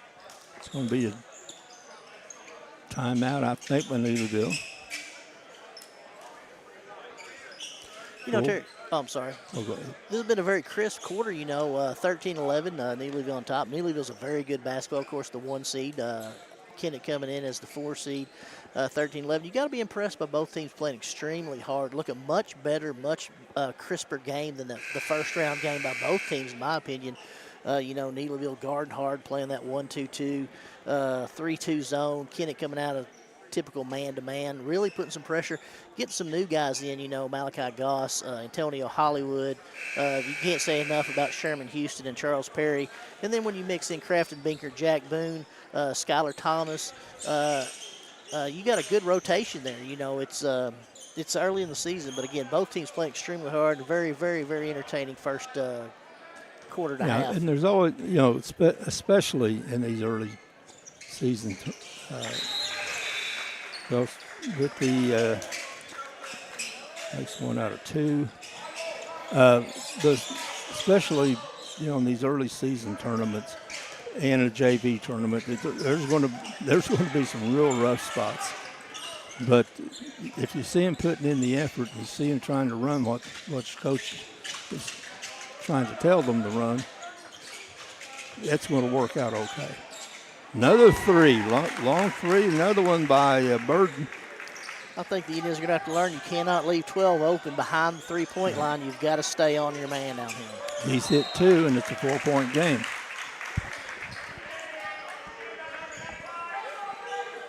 He has 8 points in the game. He's the leading scorer.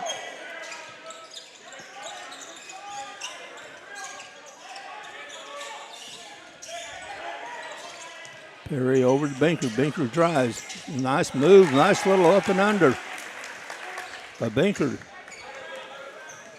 Looks like Kennett's coming out with a little three-quarters court trap here, Terry, full court. Yeah. Dodd underneath. Back out to Dodd. Into the backcourt, be Kennett's ball. Newcomb in the game for Neelyville. So he's in there with Dobbins, the other big man from Neelyville.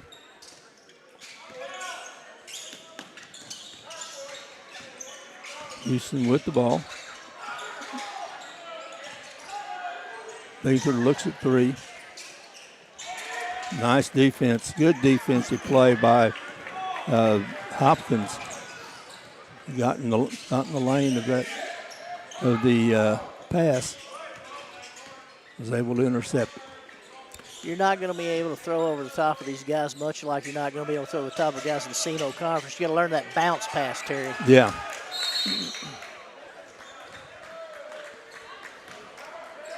Great hustle by Dobbins and Houston on the floor. Jump ball goes to the Indians.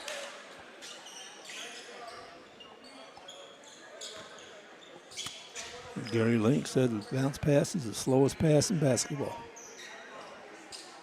But he's not announcing anymore. Well, and when you're throwing a football, 2 out of 3 things that can happen is bad unless you're Patrick Mahomes. That's right. Or Josh Allen.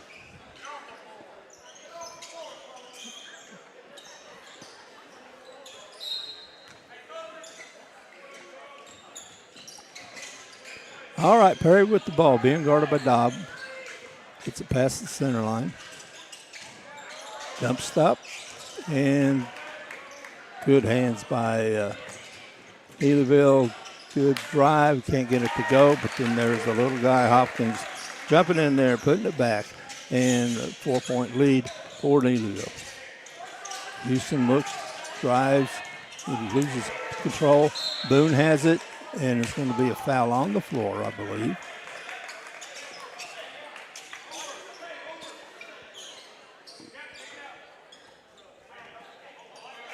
Foul's going to be on Newcomb.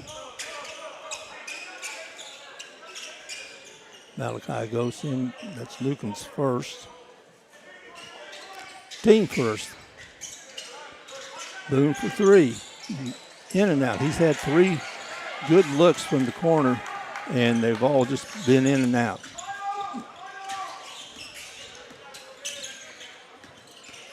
Dobbs spins, runs into Houston.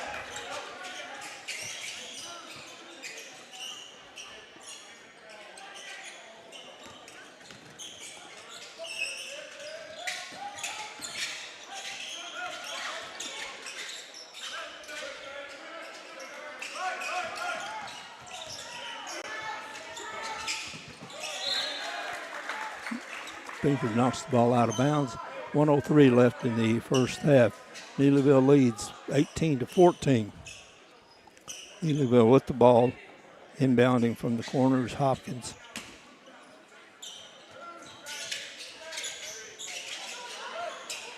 And float outside to Dobbs. He has the ball. Over to Burden. Drive, goes out of bounds. It's off of Neelyville. Or it's off of Kennett. I kind of thought it was off of Neelyville. I kind of agreed with you on there, Terry. Neelyville gets it in.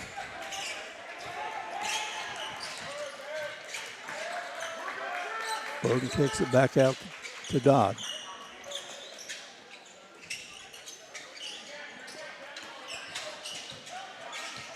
Drive underneath, good court awareness, good look, everything good except the basket didn't go.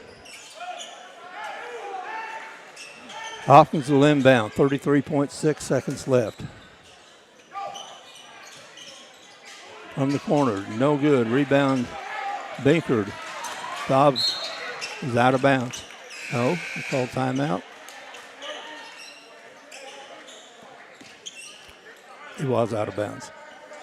Stepped on the black line. Kennett with the ball. Ghost has it, bringing it up. It's like a 1-1-2. 20 seconds left.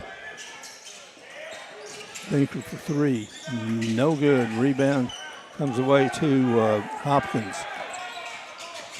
Good pass, good turnaround, but the rebound comes to Boone. 2 seconds left. Ghost all the way, and he's going to be what? Looks like he called a carry there, Terry. He called a carry, or I thought it looked like a motion for a backcourt violation. But whatever, it's a turnover. And that's how the first half ends with the Neelyville Tigers, top-seeded Neelyville Tigers, leading the Kennett Indians 18-14.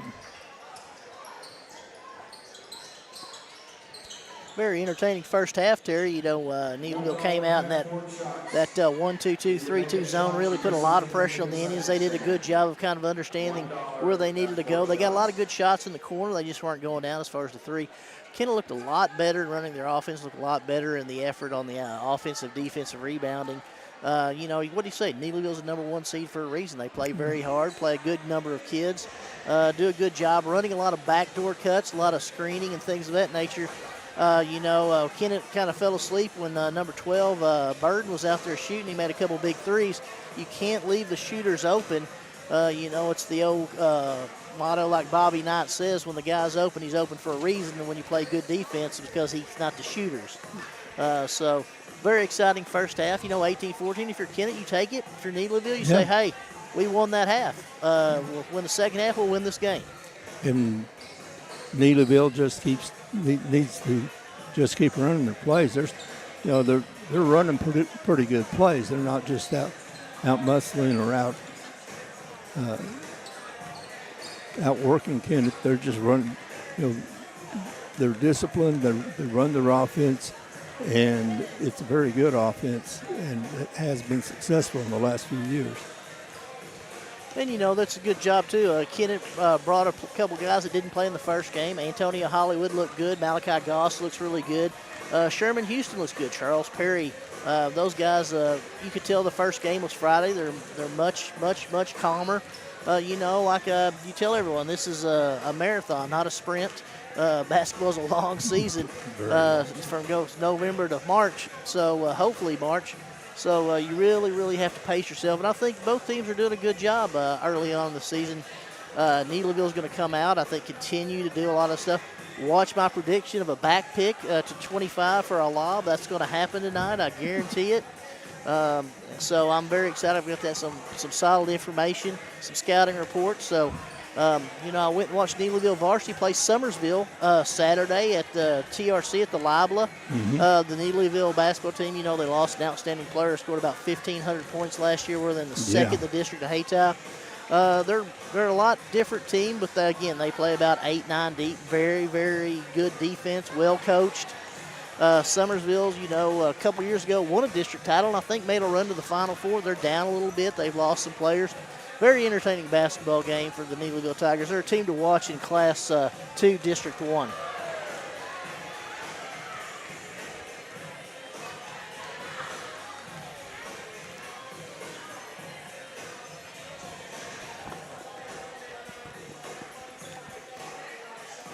course, one of the best events at the any Campbell game is the halftime half-line shoot to raise money for the senior class.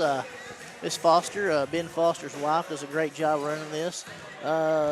Some shooters a little bit better than others, but hey, it's a lot of fun to get out there and get on the floor. Still early in the season. The crowd hadn't gotten warmed up. Absolutely. Terry, again, we'd like to thank our sponsors for allowing us to bring this tournament. York's One Stop, Scott's Family Pharmacy, the City of Campbell, Campbell Volunteer Firemen, Uptown Skate, Soapy Shack, and Soapy Storage, which is easy for me to say. Express Signs, Express Foods, Rick's Hair World, DC Transit, FM Bank, Patrick McCaney, Danny Glass, Doctors John and Lisa Gardner, and Beckett Tree Service.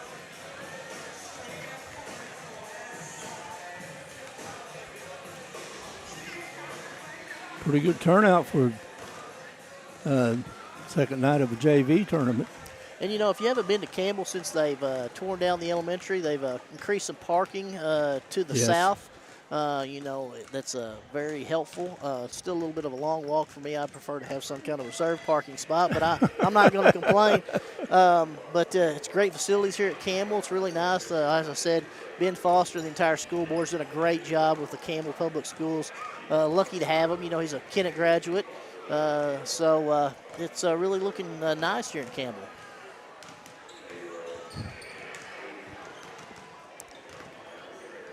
Like we got a couple. I don't know. We may be getting some cookies. I think that's not for us. I think that's for Miss Micah. Yeah. Micah Siebert keeps the book. Yeah. And, you got to keep the bookkeeper happy. Yes. Terry. Yeah, it's kind of like a city clerk. Absolutely. If you want to. Or mama. Absolutely. I agree with both those comments.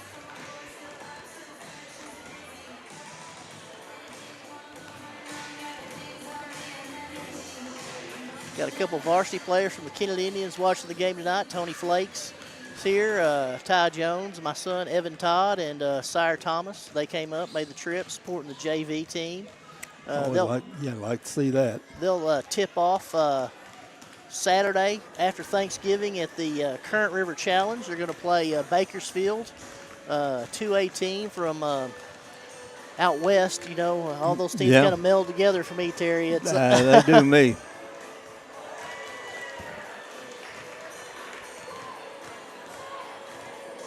That's always, but that's one of the, especially early season, the Current River Challenge is always good because you get a lot of teams from our area, our southeast Missouri, Boot Hill area, but they play some of the hill country teams, and those are teams that we usually don't get to see. And I like the format, Terry. I like the format of, hey, we're just going to have 10 games in one day, then we're going to rotate, and you're going to play another team the next day. We're not going to play a bracket format. No. And they play at different times, which gets you used to tournament play and things of that nature. The 2 o'clock in the afternoon game, or the 1 o'clock in the afternoon game, or the 4 o'clock in the game. You might play the night game. You have to be ready for all that because, you're dealing with 15, 16, 17-year-old kids who, how it is. Their clocks are a little bit different than ours.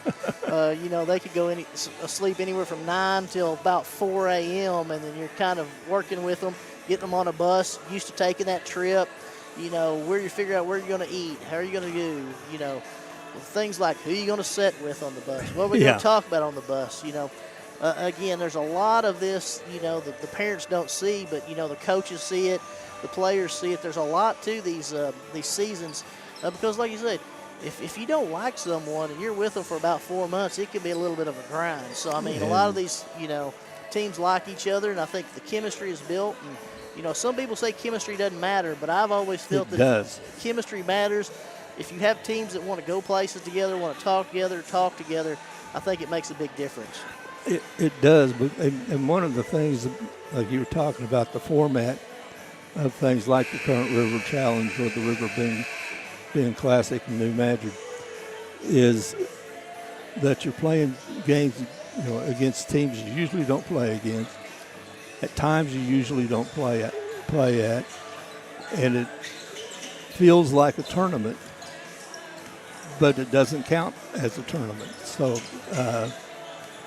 there's a limit to the number of tournaments each player and each team can play in a season according to MISA rules, and but these events like that don't count as tournaments, and so you get the tournament atmosphere, and you get the tournament schedules, and you get all that without going through one of your tournaments.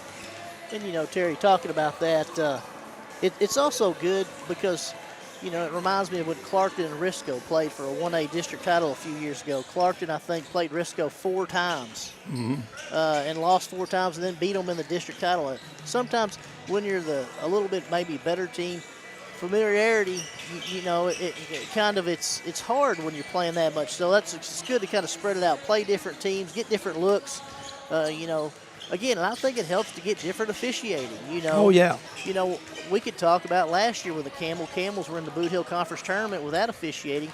They're going to let them play a little more. Then we went to TRC, and it was super tight when they played Risco. It was a super tightly called game. So, I mean, you have to adjust the officiating. Every night's a different night. There's a different set of officials every night. And if you play in this area, you're going to see probably about the same 6, 7, 8 guys. Oh, yeah. But if you go off, you're going to get a little different look, and that's something that's very important because the one thing you can't control is how they're going to call the game, but you're going to have to be able to adjust how you play the game. Well, down there in the Boot Hill, and you're going to get games. They're not going to be. They're more physical. They play more physical here in the Boot Hill than they do most places, and in most places around the state. And the teams down here are getting used to the physical play. Well, they get up to state tournament or other tournaments, out of the area. Well, you got half the team with 4 fouls by the middle of the second quarter. So, teams have to learn how to adjust. And as we're waiting for the second half to start, Terry, again, we'd like to thank our sponsors, York's One Stop, Scott's Family Pharmacy, City of Campbell, the Campbell Volunteer Firemen, Uptown Skate, Soapy Shack and Soapy Storage, Express Signs, Express Foods, Rick's Hair World, DC Transit, Beckett Tree Service, Dr. John and Lisa Gardner, Danny Glass, Patrick McCaney, and FM Bank. Okay, leading first, the scores in the first half for Neelyville. 8 points for Burden, 6 for Dobbins. For Kennett, it was really spread out. They had 6 players score. 4 points for Thomas and Jack Boone with 3, maybe 1 3-pointer, and Binkard also had 3. Boone drives. He gets a shot blocked by Simpson. Good look by the Indians going inside. They're going to keep pounding the ball down there. I like that set to begin the second half. Burden for 3. It's no good, but then out hustle for the rebound is Simpson underneath. Good play. Another one of those. Everything went real well for that play, except the ball didn't go in. 3-pointer from the corner is no good. No score in this second half. Going to be a foul. It's going to be on the. Looks like Deanne. That's one thing I think, Neelyville's coming out pushing the pace. I think Kennett would enjoy that. I think they want to get up and down the floor a little bit more than perhaps Neelyville wants to. But again, that's kind of the halftime adjustments that the coach for Neelyville is making. He feels like we need to stretch this game, make it more of a full court affair, and see what we can do.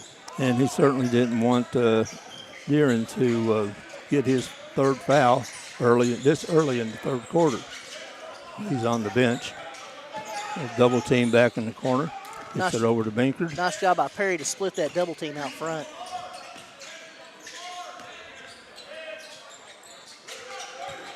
Boone kicks it back out to Boone, but then there comes Simpson with the steal. Binkard cuts him off, gets it back out to Burden. No good. Rebounds fought for, comes out to Boone and Kennett. Still nobody scored in the second half. Boone, Perry splits the defense, stop. Ball deflected. Boone ends up with it. Little teardrop, but he gets fouled going up. I think the Kennett coaching staff felt like Perry got fouled on that drive. It wasn't called, but it was a good job of rebounding. Boone went up strong. Boone's had a good year linebacker for the Kennett Indians as a freshman, so he's not afraid of a little contact into the paint. Misses the first. He has 3 points in the game on a first quarter three-pointer, and timeout. Neelyville will reset their offense, and it's like a 30-second timeout. It looks like they came out. Neelyville was in a little bit of trouble foul-wise with Simpson with 3 and Deeren with 3. That's 2 of their big men. Terry, that's kind of what Kennett wants to do, keep pounding the ball inside, look to get those guys in foul trouble, and try to get deeper in the Neelyville bench. Again, That's two very important players for Neelyville in foul trouble. 5 minutes left in the third quarter, and they got 2 guys with 3 fouls. Kennett has nobody in any foul trouble, and that was the second foul on Neelyville in this quarter. Boone will go to the line for his second shot. Again, nobody scored in the third quarter. Rattles out, can't get it to go. Rebound, there's going to be a foul on Houston. Tried to wrap up Newcomb.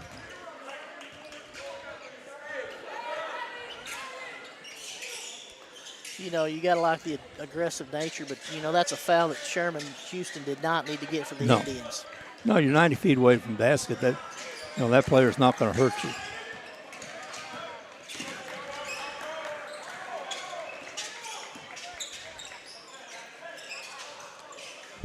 With the ball looking underneath.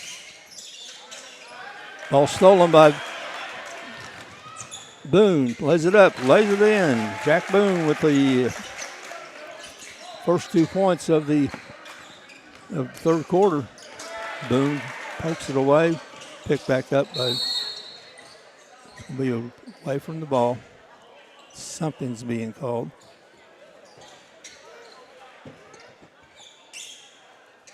John David Patillo talking to the players.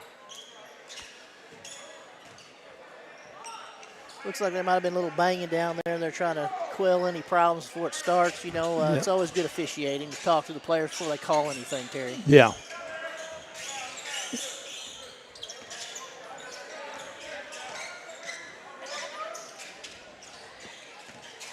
Hopkins drives, stop, pop, put it up, no good. Rebound to Houston, good rebound. Houston brings it. Binkard, stop, pop from the baseline, and Kennett's going to a full court man-to-man, Terry. I think the pressure, starting to get to Neelyville a little bit. Kennett tied the game with that basket. Binkard now has 5 in the game. Little timeout. Sherman Houston needs to tie a shoe.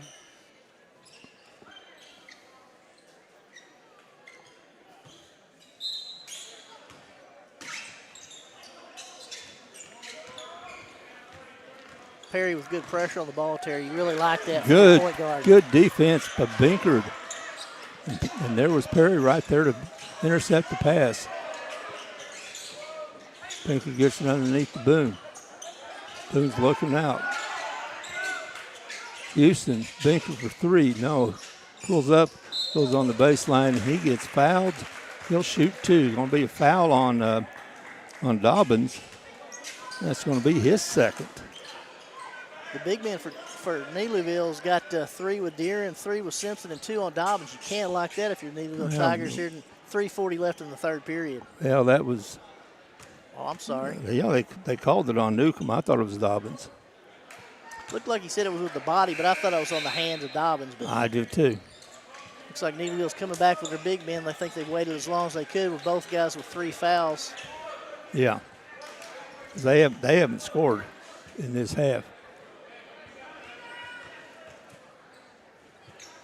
Binkard makes the second. Kennett continuing that full court pressure. Perry got beat, but it's a nice job of poking it away. And then they're going to bring in the action squad, Thomas, Goss, and Hollywood. You got to like those 3 guys coming in off the bench, Terry. I mean, it's just the instant energy.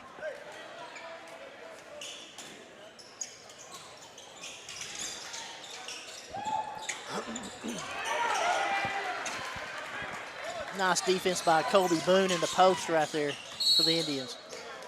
Looks like going to be another foul on the Neelyville. That one's going to be, well, I won't say anything, Simpson. Looks like it's on Hopkins out front. Hopkins, yeah, it's on Hopkins.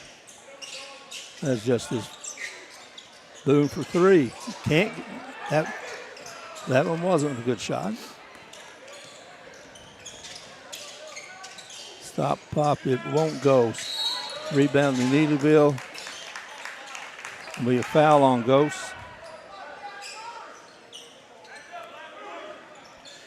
You know, that's one of those you've got to get around your man and block out. Malachi just kind of went up and went through the guy and was got called for being a little over-aggressive. Hopkins throws it in. 3-pointer, no good. Rebound to Neelyville. Underneath to Hopkins, and good hustle by Kennett. Nice athletic effort by Malachi Goss to really get that ball and then make up for some defensive lapses there by the Indians.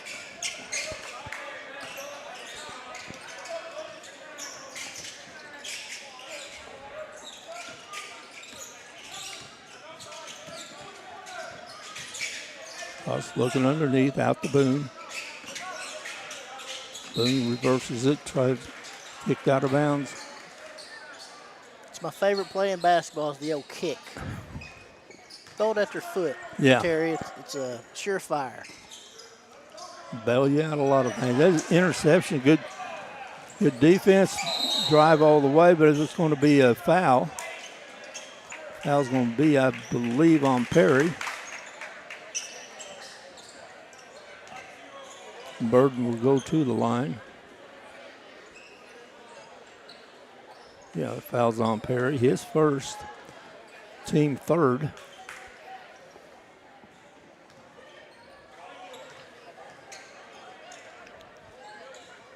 You know, Terry, this is the kind of game the Kennett Indians like, a low-scoring, hard defensive affair. You know, put the pressure on, you know, Neelyville, the number 1 seed, down by a point with 2:38 left in the third quarter. So it looks like Neelyville's going to pick up the defensive pressure a little bit here.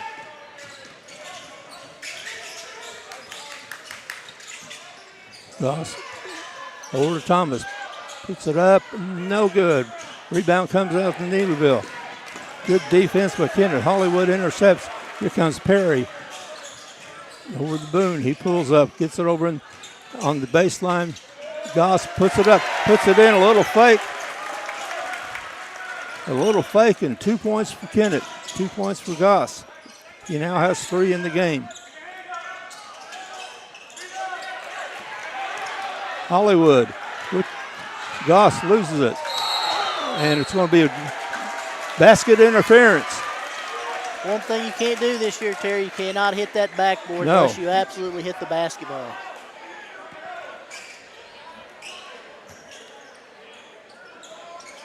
Gives Kennett a 4-point lead, biggest lead of the game. And that was all triggered by hustle defense. We foul underneath, or foul on Thomas. It's Kennett's fourth, 1:51 left in the third quarter. Thomas comes over to the bench with getting some congratulations from his teammates. Well deserved. Going to be a foul, be a hold on 14. And that's Simpson. That's Simpson. That is his fourth. And puts Kennett offensive foul, so no shots.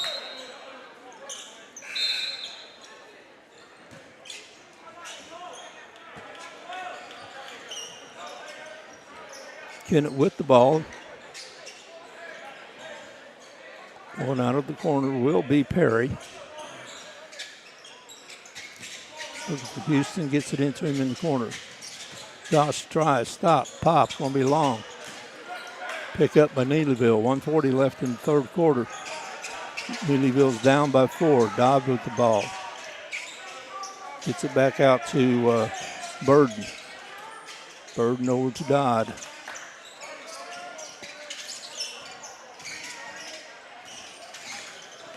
Dodd alone at the top of the key, count it.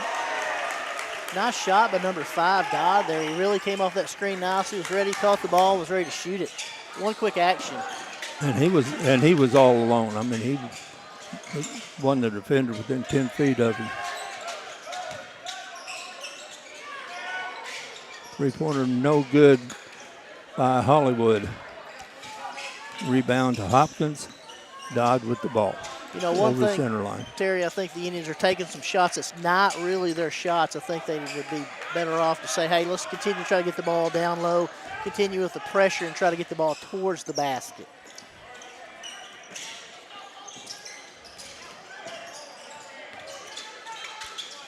Kennett playing that tough man-to-man defense out front, Terry, really locking down the Neelyville Tigers. Good defense by Houston. Ball thrown to the backcourt. Good defense by Kennett. Baker comes back in for Hollywood. 25.7 seconds left in the third quarter. Kennett with a 1-point lead.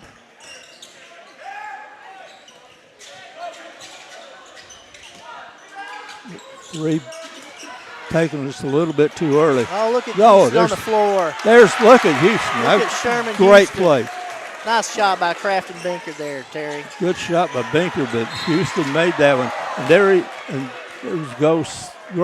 Ghost looks like he fouled in the backcourt. That is his. That'd just be his second, I believe. But it's going to be a shooting foul. Both teams have 5 fouls. This one's going to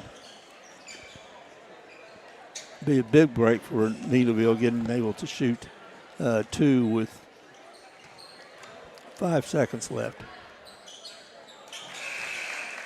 Especially when you make them. Bird now has 10 in the game.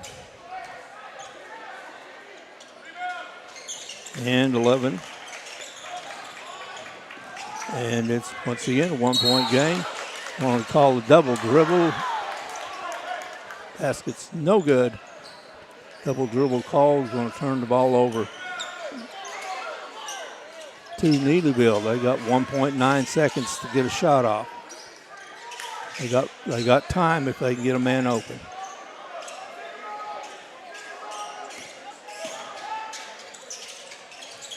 They get it in. Houston, a long 3, and that's how the third quarter ends with the score. The Kennett Indians, 25. They scored 11 in that quarter. Neelyville Tigers, 24. good quarter for Kennett. You know, that was, yeah, exactly, Terry. It was a situation where Kennett came out. They really pumped up the pressure defense, going a little bit more three-quarters man-to-man. Some foul trouble for the Neelyville Tigers. I mean, when you've got Deeren with 3 and you've got Simpson who now has 4, those are a couple of their bigger players, you know, inside guys. So that really affects the Neelyville Tigers, the way they kind of do things. Again, Neelyville's a little deeper than I thought they were. They play about 8 or 9 guys that are very good basketball players. Kennett Indians, you know, bringing about 9 or 10 and continue to do the pressure. I think Kennett needs to really focus on some of those shots. You know, may not be the shots we want. I know we're open. That does not mean we need to shoot them. Let's continue to move the ball around the perimeter, look for somebody down low, get a back cut. You know, Skylar Thomas, Goss, Hollywood, Boone, Houston. They're very good when they're down low. That's what we need to focus on if you're the Kennett Indians. Yeah, and I'd like to see more work away from the ball. The James Harden dribble is not the way you want to look at it, JV. You want to move the ball around the perimeter, get it to the free throw line, get it to the corners, continue to move it so that trap doesn't have time to set up and then box you in. Kennett with tight defense, Binkard guarding Hopkins. Dodd with the ball. Binkard flashed out for the steal. Three-pointer just set up, took his time. And Kennett lost some focus. Now Kennett's down 2. Neelyville with the ball. They lost the focus on that possession. Dodd drives all the way and scores it and one.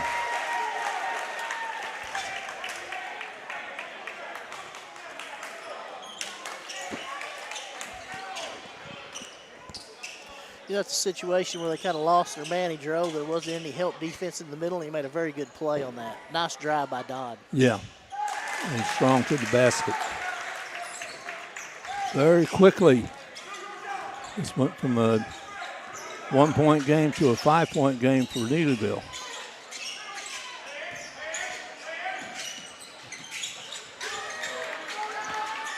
Pass a little low, was knocked away and intercepted by Neelyville. Neelyville drive. Little Euro. Hopkins with the Euro and the 7-point lead.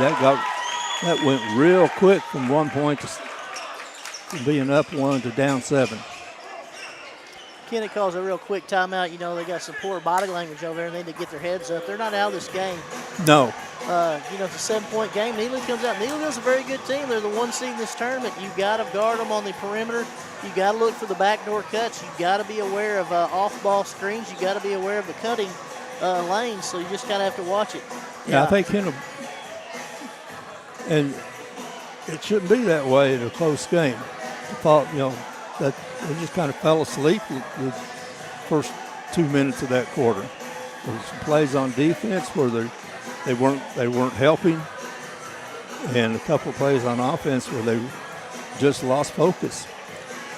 And while we're waiting for the last few seconds of this timeout, again, we'd like to thank our sponsors, York's One Stop, Scott's Family Pharmacy, City of Campbell, Campbell Volunteer Firemen, the Uptown Skate, Soapy Shack from Soapy Storage, Express Signs, Express Foods, Rick's Hair World, DC Transit, Beckett Tree Service, Doctors John and Lisa Gardner, Danny Glass, Patrick McCady, and FM Bank. Okay, 6:14 left in the game. Neelyville being down 1 at the start of this fourth quarter, now up 7. Kennett has not scored in the quarter. Neelyville scored 8. Perry will bring it up. It's a good timeout to take. I think Kennett needed to regroup.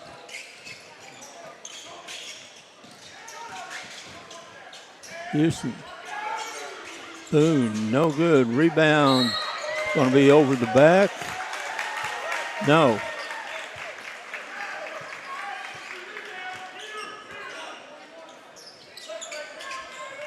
Looked like that was on Thomas, who looked like he was in front of the man. He was. And it was on Thomas. Dodds has the ball.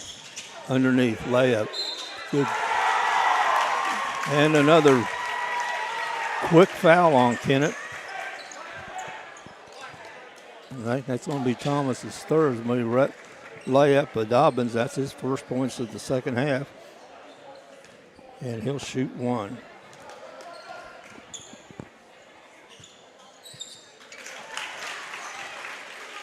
$11-0 run to start the 11-0 run by Neelyville that starts the fourth quarter.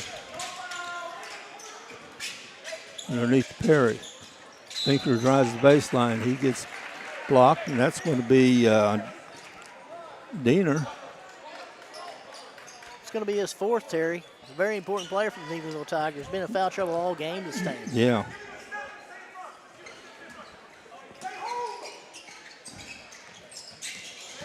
Houston drives, stop, pop, no good. Rebound underneath by Thomas. It won't go.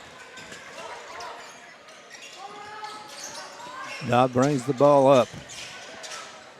Burden drives. Lays it up, lays it in.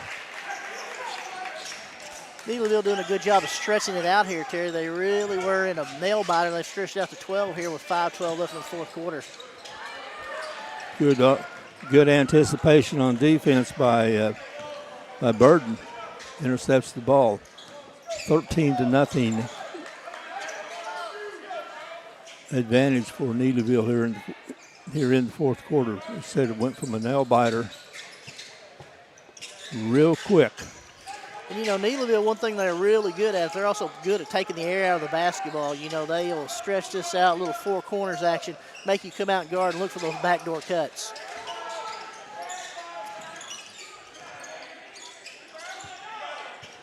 Good hustle rebound by Neelyville, hasn't it? By Dobbins.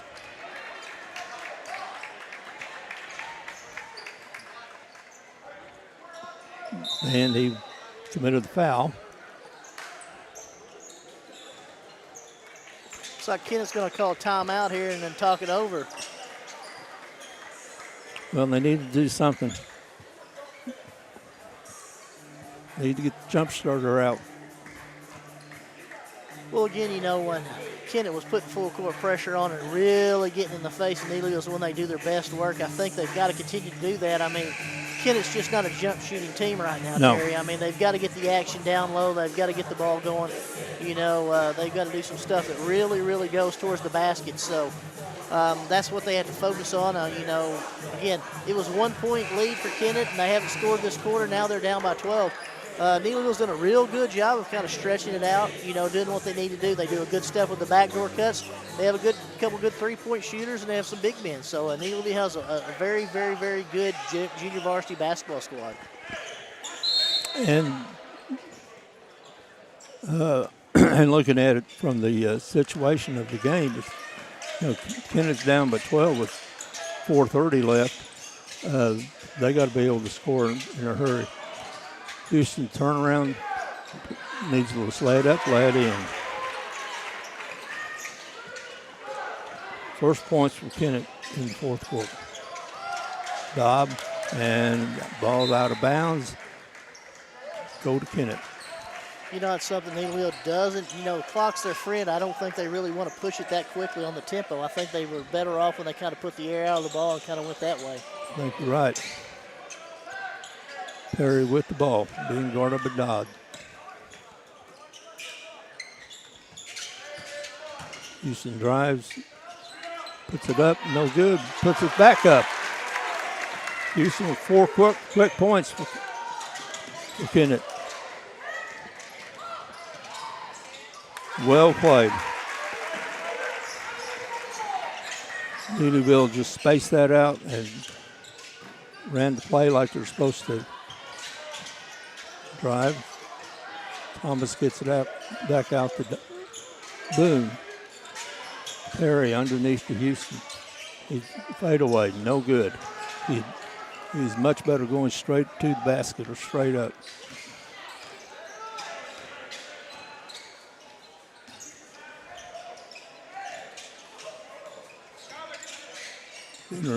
Underneath, gets it to Dodd, not fakes, puts it up, no good, but then there's rebound with Neelyville, shot up, no good.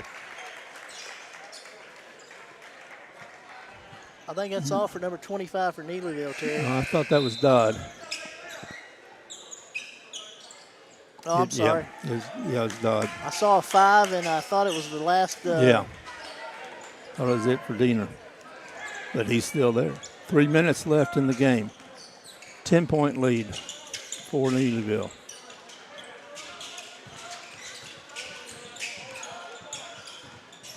Baker looks underneath.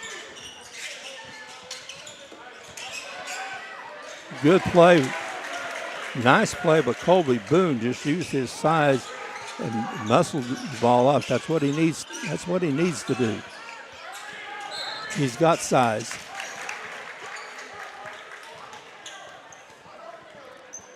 Foul on Kennett.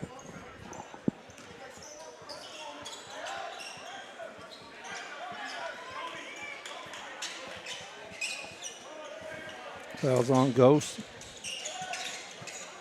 His third.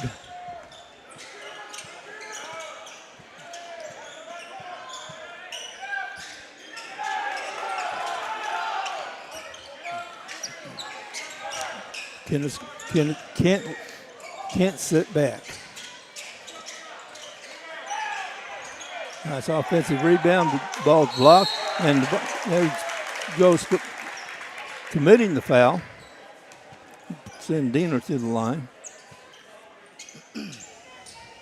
You know, everybody on the Kennett bench was telling the Kennett players, you've got to get up. You can't stay back. We've got 2 minutes left in the fourth quarter. You're down by 8. This is not a time when you can let Neelyville run their offense. Diener misses first. Diener has not scored in this game. And that's unusual. He's a very, very good athletic player for Neelyville. He's came out, he's in some foul trouble early, and he just hadn't been able to get in the flow. This is an aberration. He is a very, very good basketball player. As far as scoring, he does a lot of other good things as well. Not that scoring's the most important thing, but he usually scores a little bit more for the Neelyville Tigers. 2 minutes left. 9-point game. Hollywood floats it, no good. Rebound comes over to Bankert, and he's going to go to the line. He'll shoot 2. He's fouled by Dobbins. And, you know, Kennett does a good job when they're a little bit urgency. You know they got to come in, they got to rebound, they take the ball towards the goal. Use that athleticism. Really look to put the ball in the basket, and if you don't go in, look for some rebounds because offensive rebounds is very helpful. Now they got to make their free throws, Terry. Yeah. Houston back into the game, replacing Boone.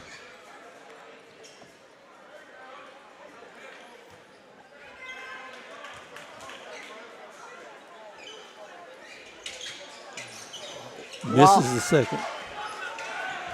Those are opportunities Kennett can't let go by. Neelyville with the ball out front. A little back door, and that's what, the aggressive defense causes a lot of turnovers, but that's what it gives up. It gives up backdoor layups. And, Terry, that's a situation in which you possibly, if you use a timeout, you explain to your guys, you've got to come out, guards, and pressure these guys, and then you've really got to get on the boards and things of that nature. Sherman Houston came out of his shoe.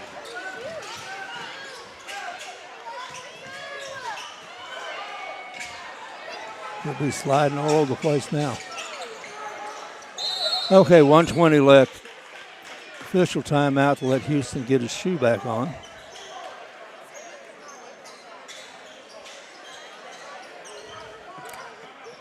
I can tell you from experience, that's embarrassing when you're going down the court with one shoe on.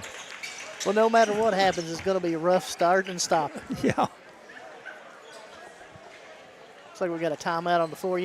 If you're the Kennett Indians, you're down by, 11 here. You've got to really come out and pressure. But you've got to look for the back door. That's what Neelyville's going to do. Back door you, try to get you against that pressure. So if you're the big men, you kind of have to stay back and, expect that. But, again, it's not Neelyville's a very good basketball team. That's why they've been running all night, the back door screen and things of that nature and rolling to the basket. So, yeah, and again, they run their plays well. They know where they're supposed to be.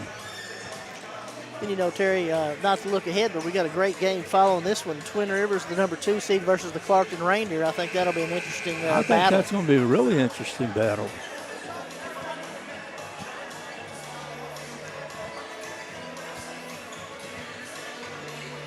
Don't forget, we'll be back on the air tomorrow night. We have 4 games again. Holcomb and Greenville in the 7th place game. Portageville and Campbell in the consolation. The loser of this game will take on the loser of the Twin Rivers Clarkton game, and the winner of this game will take on the winner of the Twin Rivers Clarkton game for the championship. There's another 2 for Burden.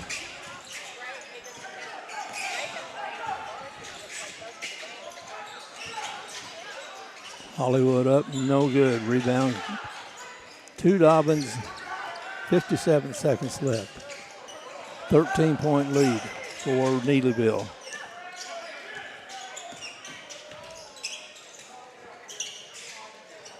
He wanted to shoot the 3, but the coach would have strangled him. I think you're right about that. Been a long walk back to Neelyville. Yeah. Nice feed underneath the Dobbins. He lays it up, lays it in. Dobbins done a nice job underneath, both defensively and offensively. Good touch around the basket. Real good job defensively, and also does a good job rebounding. Houston for 3, and has 13 points in the game. 15 seconds. Goes out to Perry, intercepted. Dodds has it. He's going to pull it up. And that's how this game is going to end, with the Neelyville Tigers scoring 22 points in the 4th quarter and defeating the Kennett Indians 46-31. Again, Terry, Neelyville's a very good basketball team, very well coached, very well disciplined, do a great job running their sets. If you're the Kennett Indians, are very much improved from the first game, I think. I thought so. I mean, they're playing hard, they're looking hard, they're kind of working on a rotation. They're getting there. The seeds are the seeds for a reason early in the season. 1 seed and a 4 seed, I thought it was a good battle. Kennett gave Neelyville all they wanted. Neelyville, however, being the little bit better team, really did what they needed to do on the offensive end, running the back cuts, and did a great job making free throws and rebounding. You can't say enough about that. If you make your free throws and you rebound, Terry, a lot of things go your way in basketball. Well, and don't forget that Kennett was ahead after 3 quarters. But Neelyville just kept running the more disciplined sets, shot the ball well, rebounded very well, and defended. Okay, we're on Boot Hill Broadcasting. You're watching Boot Hill Broadcasting. We got another good one for you coming right up, the Clarkton Reindeer and the Twin Rivers Royals. Here on Boot Hill Broadcasting, we're going to take a little break, and we'll be back in a few minutes.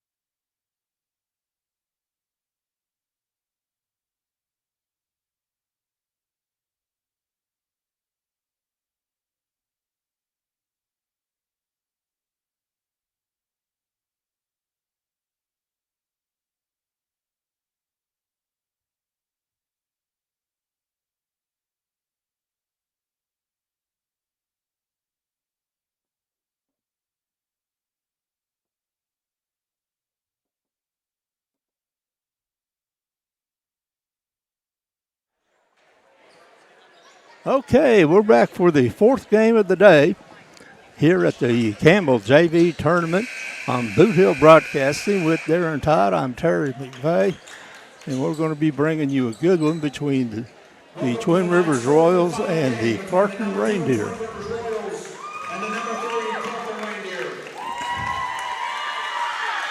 Starting for the Reindeer, number 1, Justin Castro. Justin Castro, number 1. Number 20, Sergio Robles. Number 22, Braxton Coward. Braxton Coward, number 22. Isaac Mendoza. Isaac Mendoza, number 25. And 30, Redden. Number 0, Gunnar Powell. Gunnar Powell for Twin Rivers Royals. Jeffrey Russell. Jeffrey Russell. Number 12, Liam Galloway. Galloway, number 12. Number 21, Axel Wilkerson. Axel Wilkerson, number 21. 2, Ty Emmons.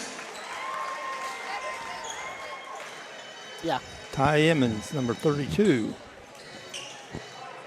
He's starting for Twin Rivers. Number 2 seeded Twin Rivers Royals. And the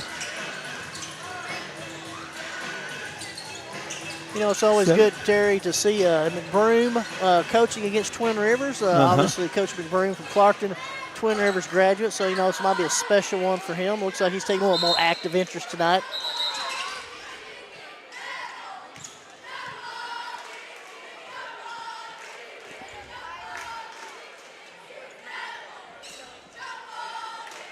we'll try this again. Clarkson's in purple, trimmed in gold, going left to right. Twin Rivers is in white, trimmed in blue and red. And they're going right to left on your screen. Twin Rivers gets the ball first, being guarded outside by number 22, Coward. His first, team first.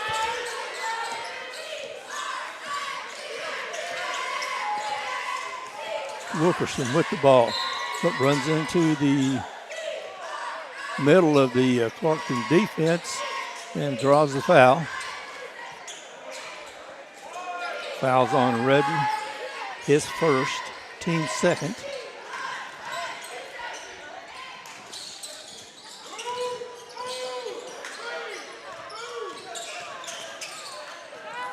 Good steal by Clarkton.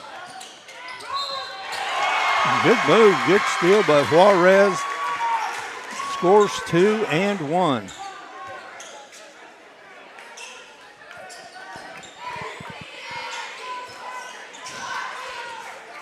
You know, Terry, Clarkton's coming out an aggressive man-to-man. They're really putting some pressure on the ball. Cowart with the initial foul, really guarding close the Twin Rivers Royals. This is the free throw, but offensive rebound by Clarkton. Put up, no good, another offensive rebound. It's going to be another foul on Twin Rivers. That's going to be 3 fouls already. We got 6:16 left in the first quarter. Emmons with the foul, his first, team third. I'll take that back, team second.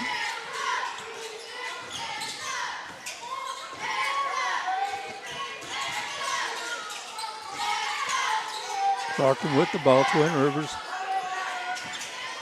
2-3. Look, they're doing an aggressive matchup zone, Terry, trying to put some pressure on the ball handler to knock down the threes. Good spin move underneath by Juarez. And he will go back to the line, shoot 2. He's 0 for 1. Has the only 2 points in the game.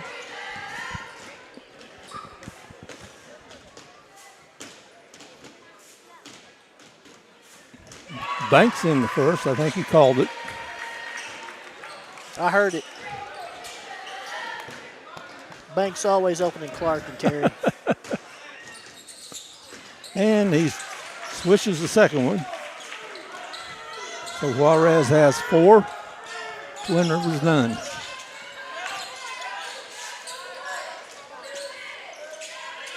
And Clarkton in a man. From the corner. Three's good. That man, Axel Wilkerson, had a big game against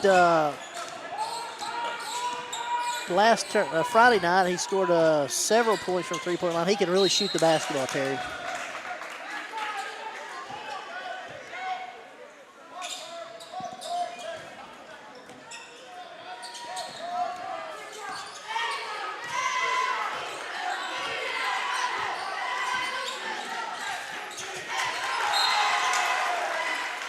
Good defense by Twin Rivers. Wilkerson knocks the ball out of bounds. And here comes Powell with the ball for Twin Rivers. Away from the ball is only an offensive foul on Powell. I believe it's on Powell. Offensive foul will turn the ball over to Clarkton. And that's 4 fouls on Twin Rivers with 5 minutes left in the first quarter. So Clarkton will be in the bonus for the rest of this quarter. From the wing, three-pointer off, no good. Put back, no good. Rebound goes off of, good call, off of Twin Rivers. You know, Terry, Stay with Clarkton. right there was a great example of a good rebound by Cowart, number 22. He caught it up high, didn't bring it down, he went right back up with it. Did not give the opportunity for the defender to come and strip the ball. That was a really nice play by 22 Cowart. No walk, I think. Terry, I think that's a Euro step.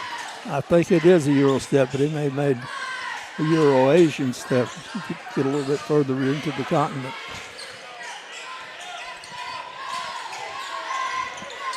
Twin Rivers with the ball. Emmons on the wing. Fight for it by Clarkton, and a good steal by Clarkton. Timeout, quick timeout called by Coach McBroom. Well,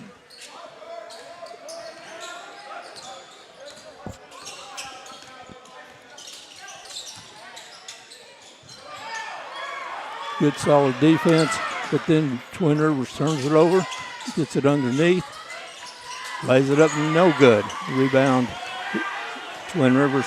Here comes Russell. Put it up left-handed, no good. Rebound underneath and picked up and put in by Wilkerson. He has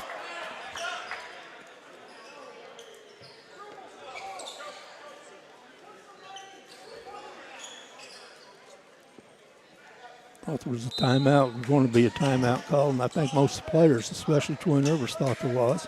I think there was a timeout for a substitution. Looks like Redden's hopping off. Looks like he got a little ankle. Taking him back to the locker room, check it out for Clarkton Reindeer.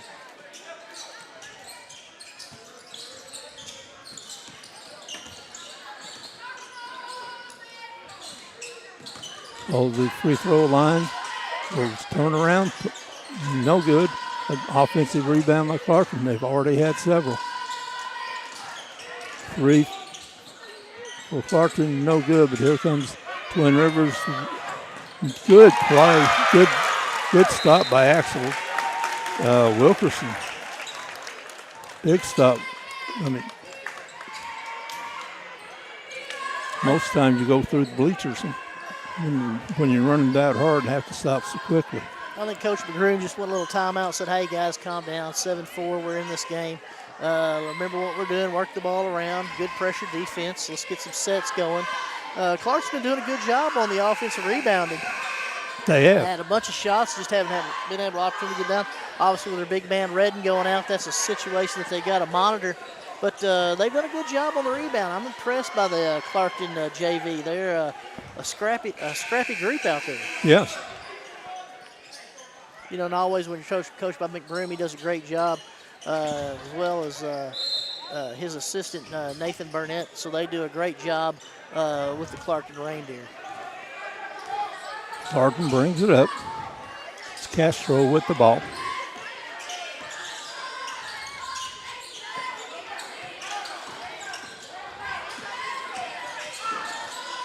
Coward gets it into the free throw line.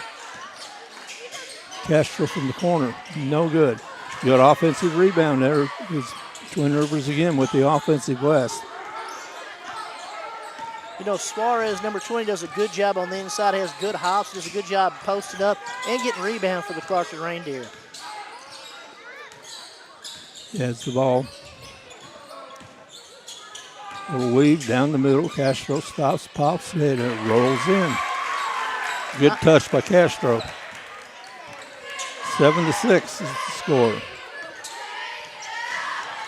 Wilkerson drives, stopped by Castro, but he fades away and scores. Wilkerson has all 9 points for Twin Rivers. They have a 3-point lead, 2:14 left in the first quarter. Coward with the ball being guarded by Wilkerson.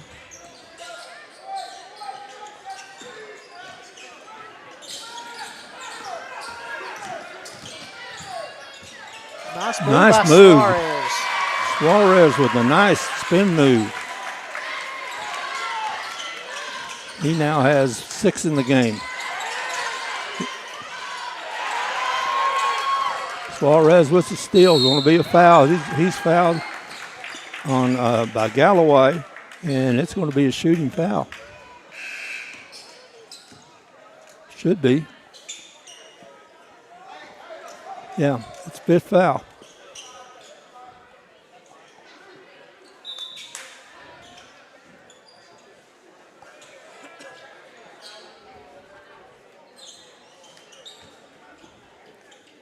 Suarez to the line. He has 6 of the 8 points for Clarkton.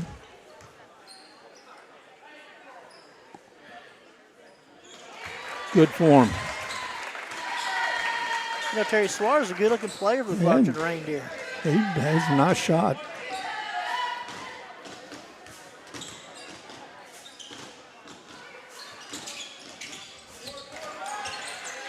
Misses the second. Rebound by Aker.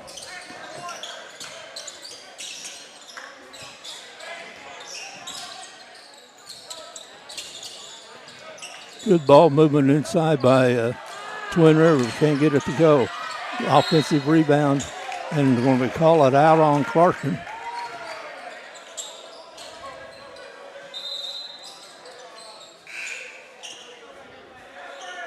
Redden back in the game for Clarkton. Mendoza comes out, taking some good minutes while Redden is out. From the corner, square it up, make the three by Emmons.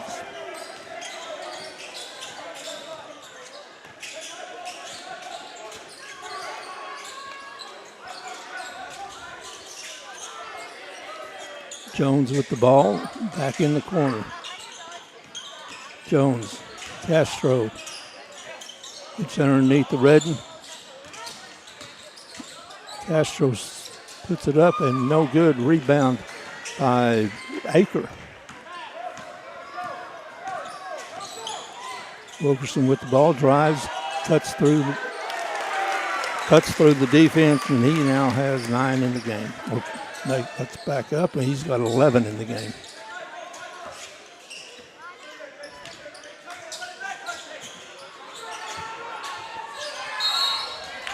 Redden gets fouled. He'll go to the line to shoot 2. Nice little move by the Clarkton Reindeer there. You get the ball inside with the big man who's been out a little bit with an ankle. Try to get him on the scoreboard. They're going to need Redden to score some points here if they're going to pull off the upset tonight against the Twin Rivers Royals. They're looking very good on the offensive end. Redden will shoot 2. Misses the first.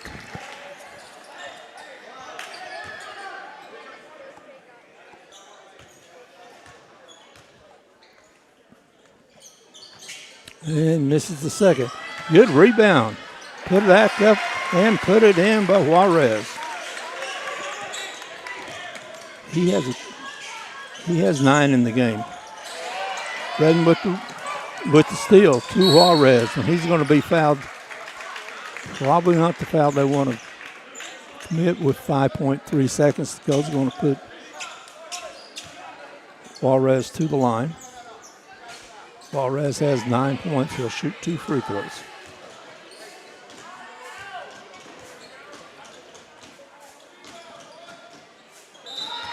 Makes the first. He's in double figures in the first quarter. Good minutes by Jones there, number 12 for the Clarkton Reindeer. Excellent guard play by the young man for the Clarkton Reindeer. Okay, there's a put back by Redden, and what are they going to call it? There was a lane violation on Twin Rivers. Player stepped in, first player in the first position stepped in the lane and stepped back. They didn't call it. They didn't call it until Clarkton got the rebound and put it back in. Then they called the lane violation.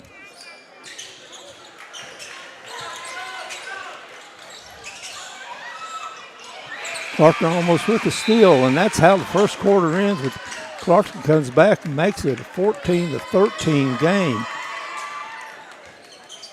They're looking for the big upset, and they're scrapping. You know, it's an excellent quarter by both teams. Clarkton came out. You know, Redden, their big guy, had a little bit of an ankle injury, kind of rolled it there, so they were excited to see him come back. And then, you know, Twin Rivers, what can you say about Axel Wilkerson? He has never met a shot he doesn't like. Doesn't make. When he's open, when he gets off the bus. You know, Twin Rivers, I think, is, 14-13 here. It's a very good, again, a 2 versus 3 seed. You got to be excited. Coach McGroom does a good job. Suarez, Castro, Cowart, Redden, they have a good little group down there. They're building for the future. You know, they have had a lot of success in junior high the last 2 years. So the future's bright for the Clarkton Reindeer. Of course, Twin Rivers is always a good basketball program. You know, one of the largest geographically based districts in the entire state of Missouri, with 3 metropolises of Brosley, Fisk, and Cullin. So there's a lot to pick from there for the Twin Rivers Royals. I remember when that school district was formed. Their first graduating class was 1970. I think Axel Wilkerson might have been in that class. I'm just kidding. He's a great player. We're excited to see Axel Wilkerson out there and doing a really good job for Twin Rivers Royals.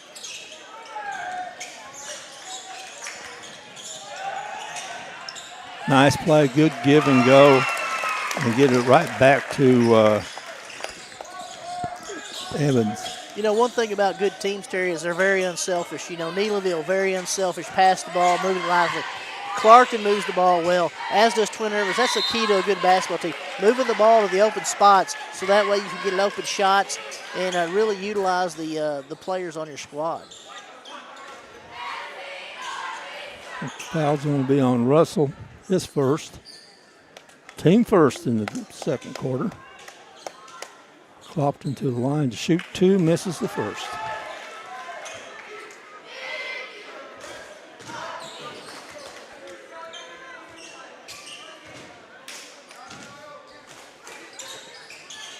Second one rattles out. Here comes Twin Rivers with the ball. That's Galloway out front.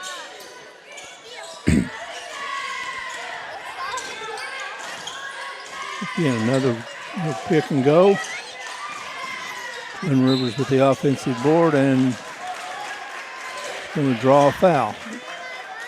Galloway will draw the foul, and they call it is a shooting foul.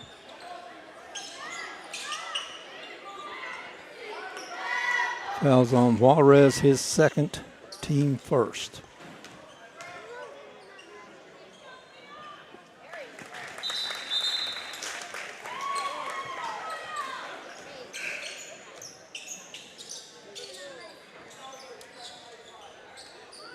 Redden back in the game for Clarkton.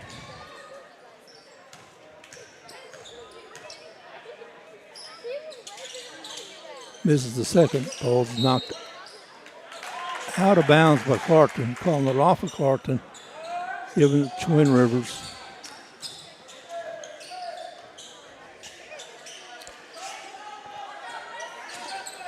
Wilkerson. 3, bank it off. The Foul bank, for 3. the bank's always open in Culin, Twin River, or Brosley, and Fisk, Terry. You know, that's a huge turnabout right there. There's a steal by Twin Rivers. And picked back up. Ball's kicked around. A little scrum. I'll call an offensive foul.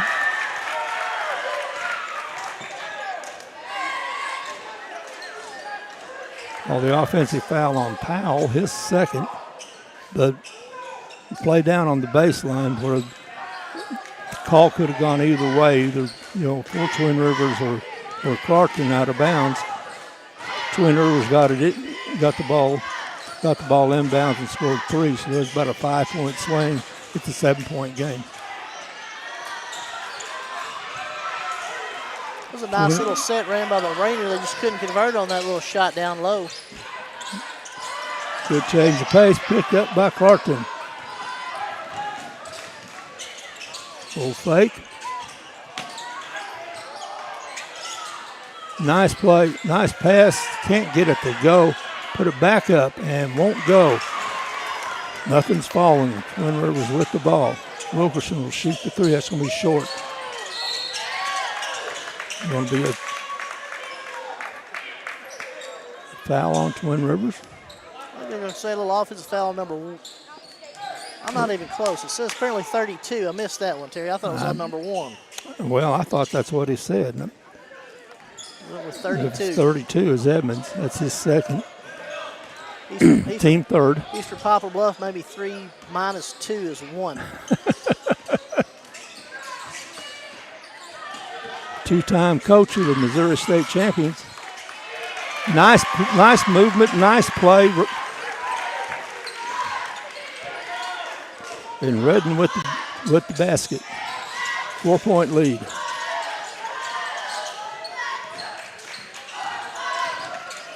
Wilkerson, don't leave him alone. It's going to be a jump ball. Good scramble between Galloway and Redden. Talking about that Poplar Bluff team, it's not like he had any talent on that squad, Terry. Yeah. I don't know if anybody's heard of Tyler Hansborough, the greatest player ever from North Carolina, other than Michael Jordan, perhaps. He was on that squad. Juarez drives the baseline, as was Ben Hansborough, who was Player of the Year in the Big East when he played for Notre Dame. Yeah, they had a little bit of talent. Just a little. There's a good steal by Mendoza. This ball underneath Juarez. Lays it off and over to Jones. Jones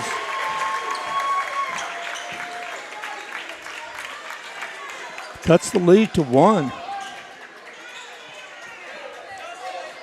What's the stoppage in play going on, Terry? There's been a couple stoppages. I don't know. I guess there may be an injury. There was a player for Twin Rivers going to the. I'm kind of confused about, are we calling timeouts or not calling timeouts here? Yeah, I haven't been able to figure it out, and a couple of times it looks like the players weren't real sure why they were stopping play. Evans with the ball. Stolen by Redden of Clarkton. Coward with the ball. Redden at the free throw line. Tries to drive. Pulls back down, drives. Over to Suarez. It's going to be a foul on the floor. Foul's going to be on 22.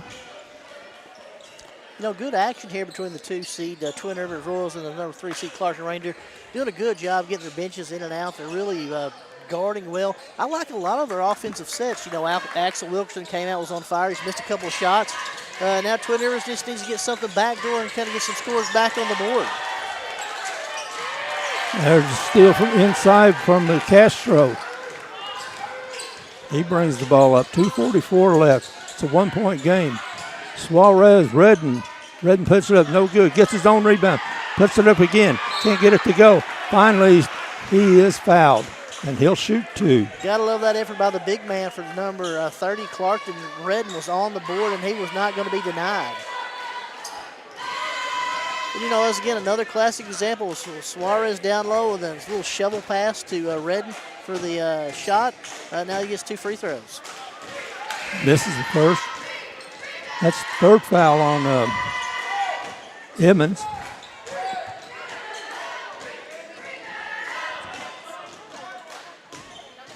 Fourth team foul for Twin Rivers.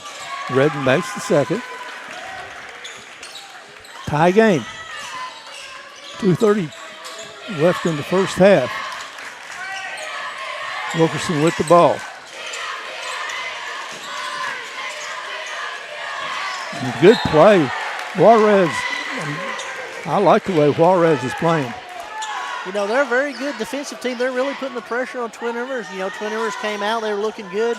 Clarkton kind of withstood the initial rush, and Clarkton's really doing a good job of putting the pressure on Twin Rivers defensively.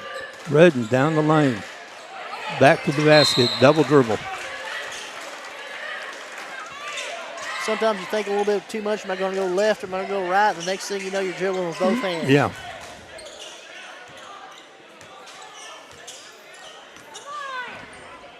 Yeah, you're thinking he's going 90 miles an hour, but you're not moving. Long 3, count it. Emmons for 3. That's his second 3 of the game. He has 8 points. Redden with the ball. It's stolen. Here comes Wilkerson. Wilkerson all the way. Ball. Look, we got a charge on Wilkerson right there. Terry. Yeah. Two-time state champion official out there calling that one, Terry. It looks like it was going with the charge. That's the second foul on Wilkerson. You might think about getting him out for the last 130 with 2 fouls on him now. Coach Groom kind of spreading it out, looking real good with this set, kind of stretching the floor a little bit, moving the ball at the top, a little weave action, a little Don Tomlinson weave action going on out there. Suarez being guarded by Emmons.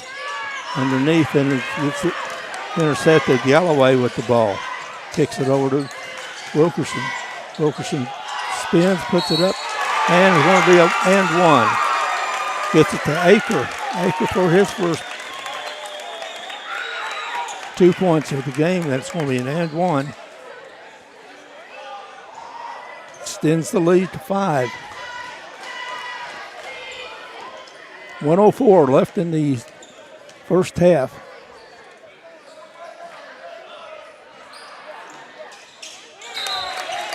That's about 3 banks for Twin Rivers.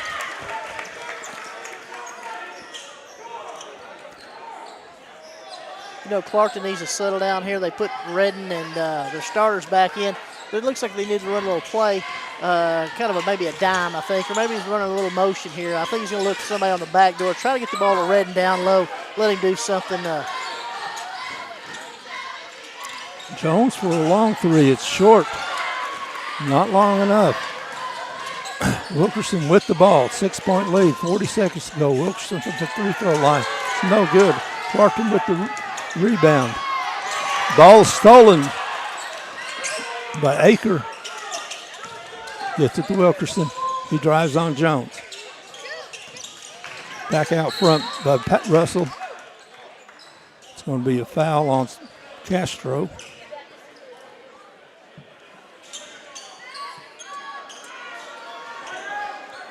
His first, team 4th. 24 seconds left. Timeout. Timeout. Twin Rivers want to talk about this last 24 seconds. I bet they're going to try to run some kind of play to get Wilkerson open for a 3-point shot or something on the back door to one of the Emmons. Try to run something, go up by 8 at halftime. Don't want to give the Clarkton Reindeer an opportunity to cut into this lead. You want to extend the lead, either go in by 6 or go up by 8. You do not want to have an opportunity to either cut it to 4, a last-second shot. Clarkton, they've got to pressure the ball. Obviously, they've got to continue doing what they're doing. They're doing a good job. look for the shooters, figure out who's on the floor there. You know, Wilkerson obviously is going to come off some screens. Emmons is going to be looking down low and Aker down low, so you've got to be aware of those guys. Also, be aware of the trigger man. He's always kind of a floater guy who might pop in here and get a backdoor pass. And there he's moving into position. Long three, he's going to be short. Rebound to Castro.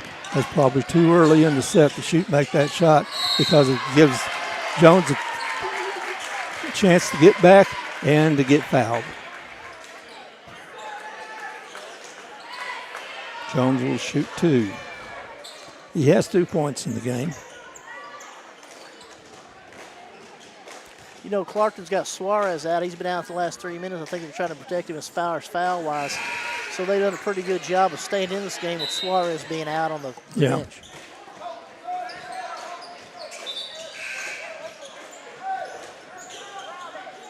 Norton coming in for Clarkton. Looks like we're trying to avoid any fouls on the starters in the last 11 seconds here, Terry. Make sure we play good defense and really clamp down on these guys. Oh, we got some perspiration on the floor.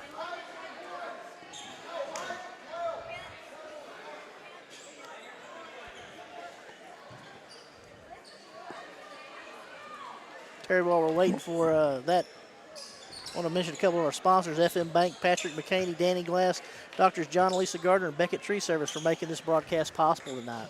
Thank you.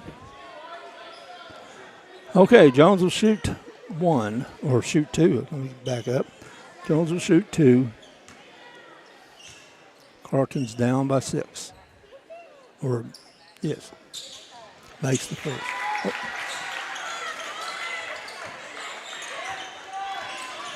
Jones has done a good job off the bench for the Reindeer, you know, come in and give them good minutes on defense and offense. Wilkerson all the way. They're going to call a foul on the drive. Well, it doesn't matter because it's the 5th foul. Kind of reminds me of the offensive line call by Ed Hockley. The fouls on the entire defensive squad of Clarkton for giving him the business. Yeah. Take your pick at that time.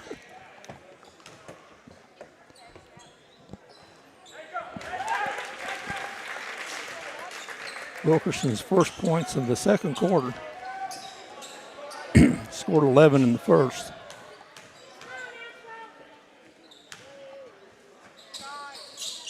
And makes the second. Less than a second to go. Long shot from half court, off the top of the backboard, and that's how the first half ends, with the Twin Rivers Royals leading the Clarkton Reindeer, the third seeded Clarkton Reindeer, 28-21. Terry, I'd like to thank some of our other sponsors: York's One Stop, Scott's Family Pharmacy, City of Campbell, Campbell Volunteer Firemen, Uptown Skate, Sobe Shack, Sobe Storage, Express Signs, Express Foods, Rick's Hair Wheel, and DC Transit for making this broadcast possible tonight.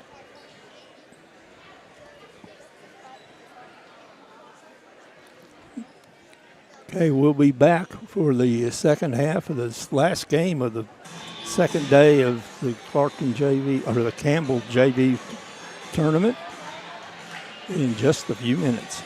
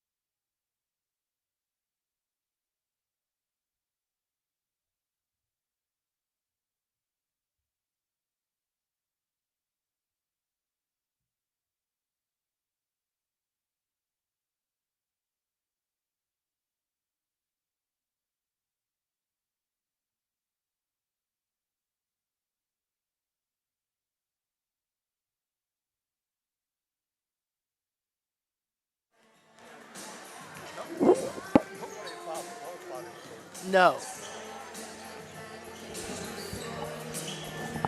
Okay, Darren, one more half of basketball and we'll wrap up tonight. We're in the second semifinal game of the championship bracket of the Campbell JV tournament. We got the number 2 seeded Twin Rivers Royals and the 3 seeded Clarkton Reindeer. And it's been that kind of game, like a 2 versus a 3.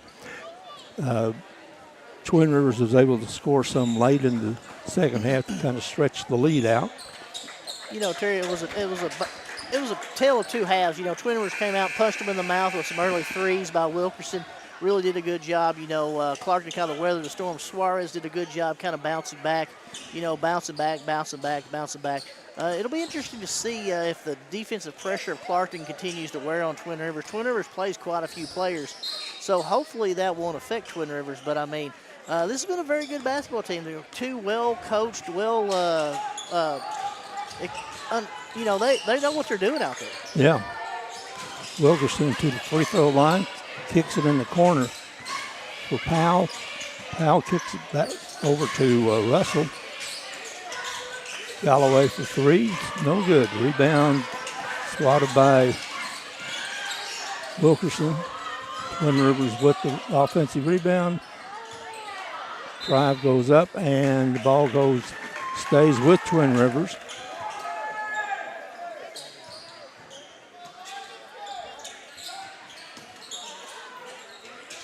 Twin Rivers for 3. Wilkerson can't get that one to go. He's been cold since the first quarter. Nice little pass. Suarez. Nice job seeing over the top of the defense by Red and dropping it down to Suarez for a big 2 there for the Clarkton Reindeer. Suarez is a nice player. He is. He's very solid. Looks real good down Will there. be a foul on Mendoza. Mendoza wanted to get and cut him off. He just couldn't get his feet shuffled Nope, over there didn't. quick enough. It kind of caught him with that knee and tripped him up. But better to do that than give up the baseline. Good hands. Battered away by Coward. Wilkes on the inbound coming underneath his basket. Early in the second half of this semifinal game. The winner takes on the top-seeded Neelyville Tigers. The loser will play Kennett. That's all tomorrow night, correct, Terry? We'll be here on It Blue Hill is. Broadcasting calling 4 more games for everybody. Tune in starting at 4 o'clock. Juarez with the rebound. Gets it out to Coward, and he gives it back to Juarez. Juarez drives the lane, puts it up, puts it in. No good, calling it on the floor. So a foul was called, but they're calling it on the floor, so there's no basket.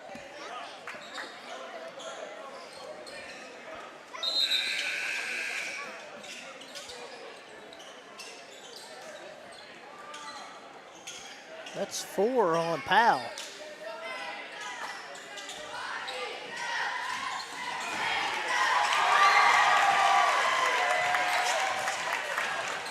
Coach McBroom won on and 1 on that play. Nice He play. did. Clarkton pulled us back to a 28-25 game here in the third quarter. There's another steal. Juarez going to take it up. Wilkerson lays off, doesn't want to get the other foul. Smart play by Wilkerson not to commit the foul. He takes it other way, and he'll score. Looks like we're going to have a little end-to-end layup action going on here. Suarez and Wilkerson, both very good players for the Clarkton and Twin Rivers Royals. Three-pointer, count it. Mendoza for 3. First 3 points of the game, and we're tied at 30-30 with 4.5 minutes left. There's Wilkerson, goes up, lays it in. Wilkerson now with 16 points.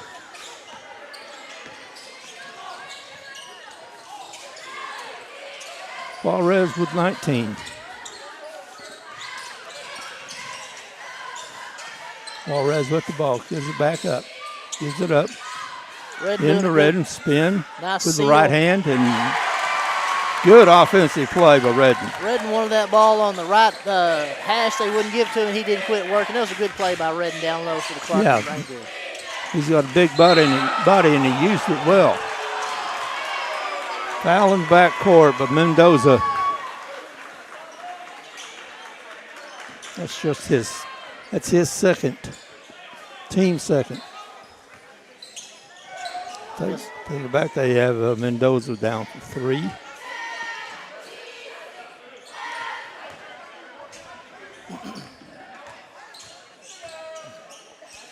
Looks like Coach Broom and official Mr. Patillo having a disagreement. It looks like Patillo was giving him the "I've heard enough" speech. Yep. Well, he gave him a gesture that I've heard enough. I don't know if you know this, Mr. Patillo's won 2 state titles, Terry. That's what I've heard.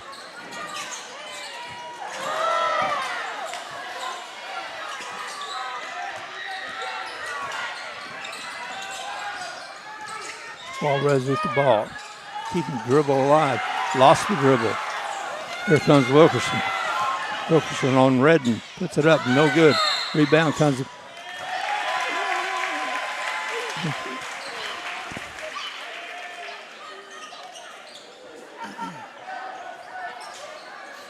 Sometimes we just want to get along on this road with each other, Terry. You know what I mean? That's a call there. Clarkton needed to get the ball back going their direction, 34-32 with 3:28 left in the third period. Long 3, count it. Mendoza, the second 3 of the quarter. Clarkton has the lead. Wilkerson for 2. It's no good. Rebound by Galloway, lays it up, lays it in. Galloway now has 8 in the game, or 6 in the game. Suarez might as well go for the hot hand. Count it. Mendoza, 3 threes in this quarter. A 2-point lead for Clarkton. 2:51 left in the third quarter. Galloway for 3, no good. Suarez lets it go out of bounds, and it goes to Clarkton. Clarkton has the momentum. Looks like Twin River's going to up the pressure. Looks like they're going to do a little full court trap. See how Clarkton handles this new defense.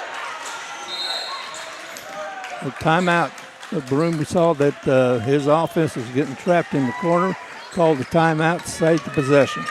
You know, Terry, Coach McBroom down there reminds me a lot of Jordan McGowan when he was on the sideline at South Hempstead. You know, Coach McGowan's moved on. He's an assistant at Bell City now. But he's really animated down there. And when he calls those timeouts, you know he's down there. I need a timeout.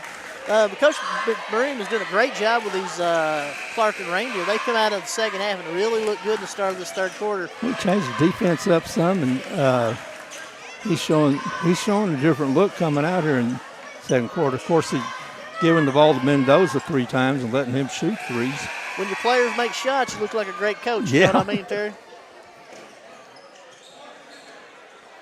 And, you know, Twin Rivers is, 36-38. They're doing a good job of weathering the storm. Wilkerson doing a good job keeping them in this game. Galloway doing a good job on the offensive board. So they got some players. It's a lot of basketball left here. 2:32 left in the third period. It's almost like a 2 seed against a 3 seed.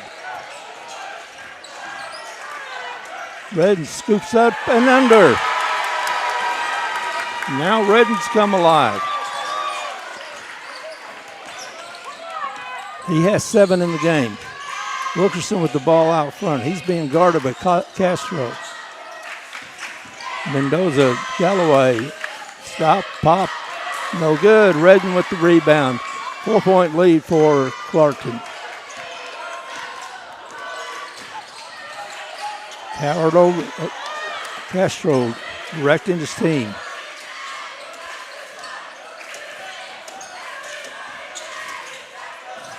Redden with the ball. Kick it back out. See if he can get another one. No, it's off. But Castro gets the rebound. Going to be a jump ball. Jump ball, alternate possession.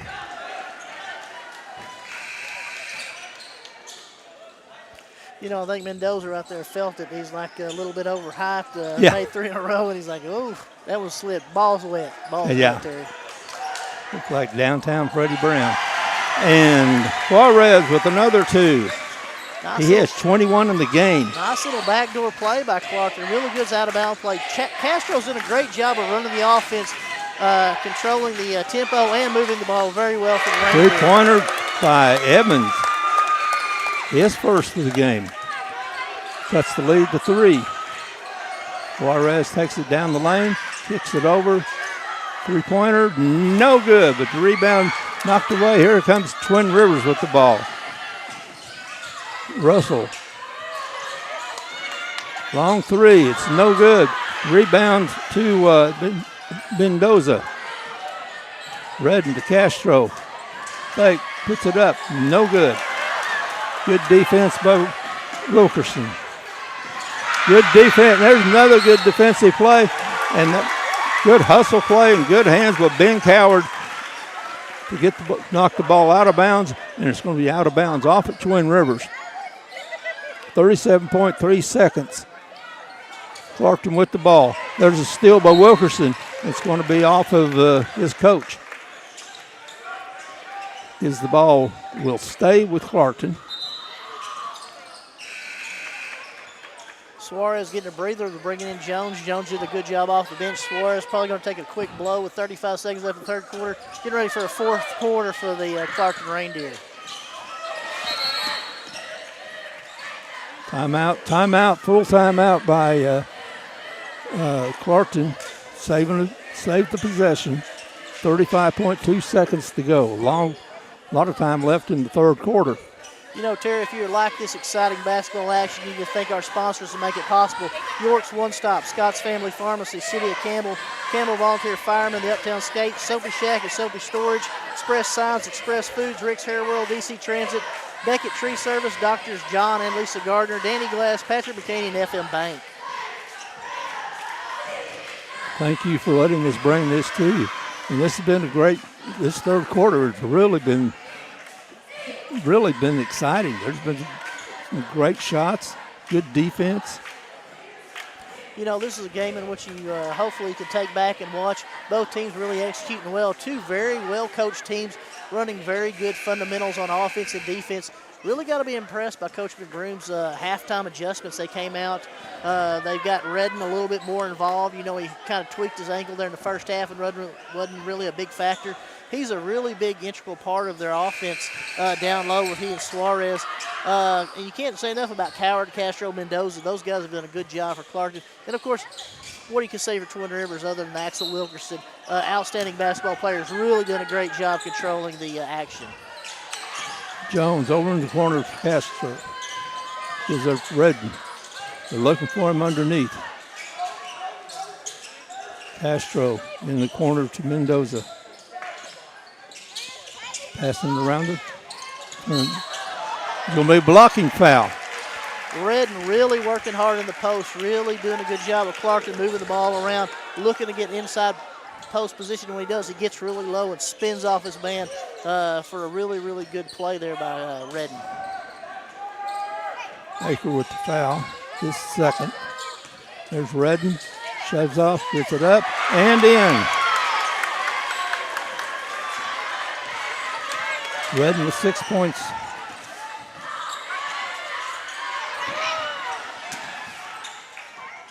And that's how the second quarter, or the third quarter of this semifinal game ends with the score 44 for Clarkton, 39 for Twin Rivers. That's a 12-point swing from the end of the first half. You know, Clarkton came out really, really aggressive in that third quarter, and they really, really put it to Twin Rivers. You know, Twin Rivers, sometimes you have players and they're a little bit aggressive with the basketball, which is what you like. That's Twin Rivers basketball. I mean, 44-39. This is going to be exciting fourth quarter. What can you say about that quarter, Terry? I mean, that had everything you could want to see. End-to-end action, three-point shooting. It was amazing. Mendoza hadn't scored all game. He hits 3 threes in the third quarter. Juarez scores 8 points. He now has 21 in the game. He leads all scorers. And, in that quarter, Twin Rivers scored 11 points, and Clarkton scored 23. So that's how the fourth quarter is going to start. Twin Rivers ball. If you're Twin Rivers here, if you have some kind of set play that really gets you a good shot, now's the time to run it, I think. Axel Wilkerson being the trigger man for the Twin Rivers Royals. Looks like they're going to run the open fist. We'll see what that's got to play. We're going to switch to the 5.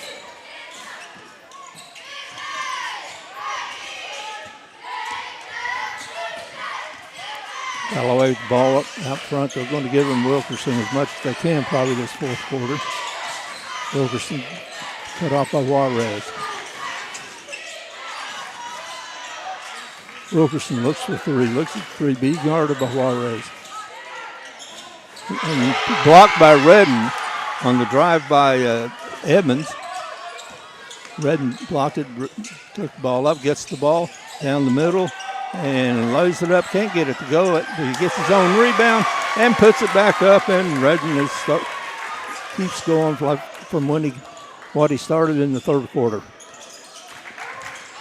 He now has 11 in the game. Going to be a foul underneath on the driving Wilkerson. That could be a big foul. It's on 20, Suarez. I'm not sure exactly how many he has. It's 3, I believe. I have him for 3. That's 4, Terry. 4, they have him for. That's a big That's 4th foul huge. on Suarez. That could be huge. I think Mendoza's got to get in. Suarez cannot pick up another foul before he comes out for a few minutes there in the fourth quarter.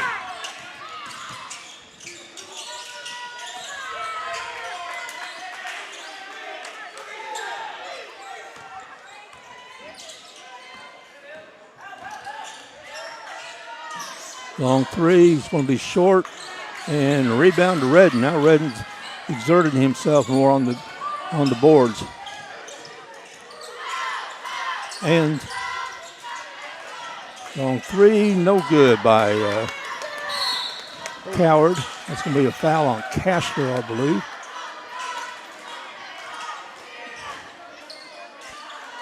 Looks like Mendoza's going to come back in for Suarez.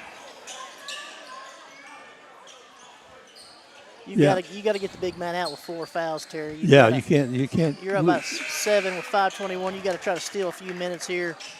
Jones is doing a good job off the bench for the Clarkton Reindeer, so they just kind of keep doing what they're doing. Coach Groom doing a good job of mixing and matching with the players he's got on the floor. Who's guarding who and where we're liking that. Always watch 21. Look how far they're going to guard out Axel Wilkerson on the top of the key. Well, they're going to follow him all over the place. And they're blocked by Jones. Blocked from behind by Jones against Wilkerson. Jones drives, and foul's going to be called.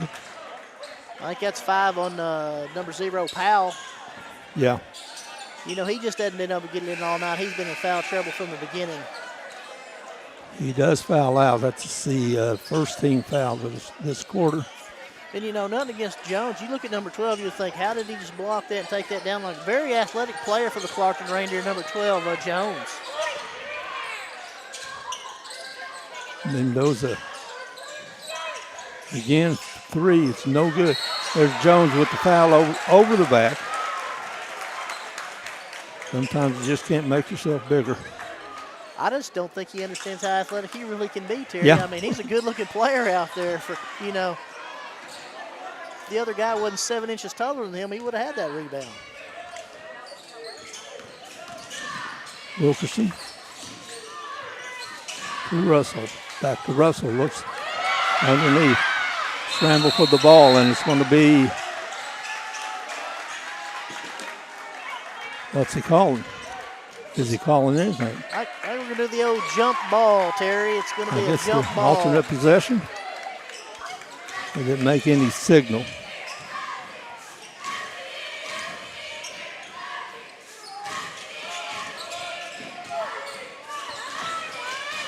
Mendoza, Castro. Twin Rivers trying to trap him in the corner. You know, Castro does a good job of not picking up that dribble when they come to double team him. And Jones, Redden gets blocked by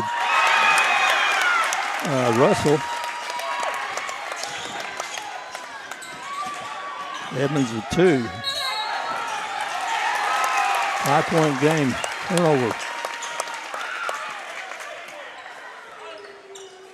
5-point game, 4 minutes left. Seems like it's been a game of runs. Twin Rivers started out quick. Clarkton kept coming back, and then the third quarter they made the big run. Let's see if Twin Rivers can get the momentum back. Wilkerson with the ball, guarded by Jones.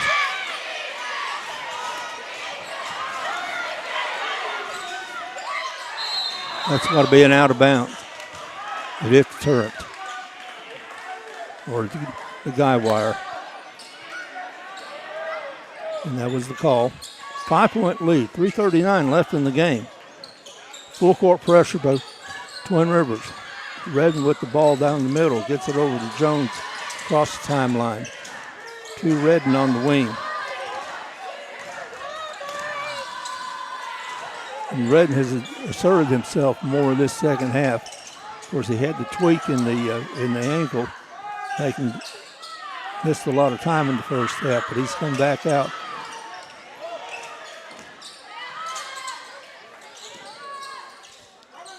With one of the best players on the bench, Coach McBroom is taking some time off. You know, Clarkton doing a good job spreading it out. There's a foul. That's a foul. Looks like Twin Rivers trying to foul there. Yeah, if he wasn't trying to foul, he's getting there. Foul's going to be on Wilkerson, his third. Looks like Suarez is back in for the last 2:57. Terry's got to be careful with 4 fouls. Being guarded by Galloway, a very good defensive player for the Twin Rivers Royals. But Coach McBroom was there. There's a steal by Wilkerson. Back to Wilkerson, lays it up, lays it in. You know, big time play by Axel Wilkerson. Did a really good job. Quick hands, stripped the ball from Redden. Redden going to the hoop. And Wilkerson commits the foul, I believe. That's what you want if you're with Clark. You want to go towards the basket with your big man Suarez or Redden. Get on the free throw line and try to make some free throws to see if you can seal this victory. And that's 4 fouls on Wilkerson.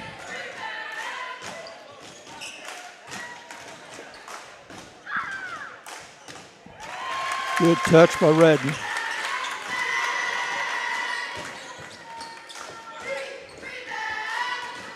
He has 9 in the second half, 12 in the game. And can't get the roll in the second one with the big rebound. Juarez misses the shot.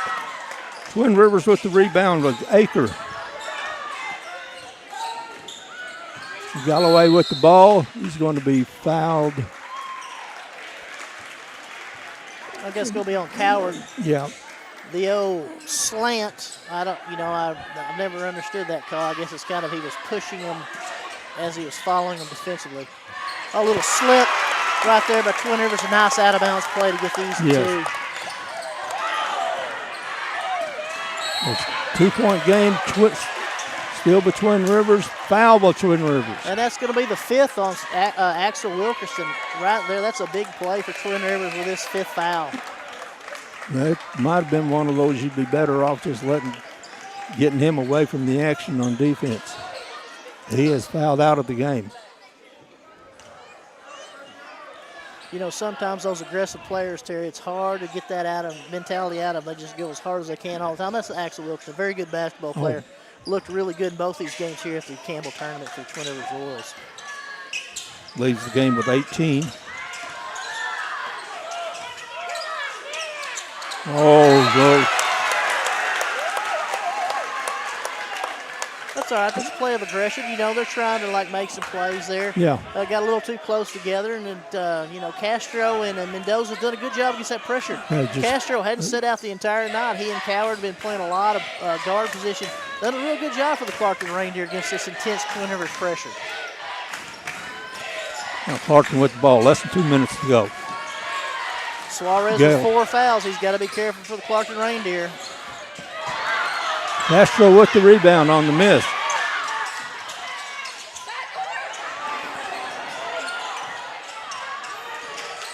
Twin Rivers won the backcourt on that one.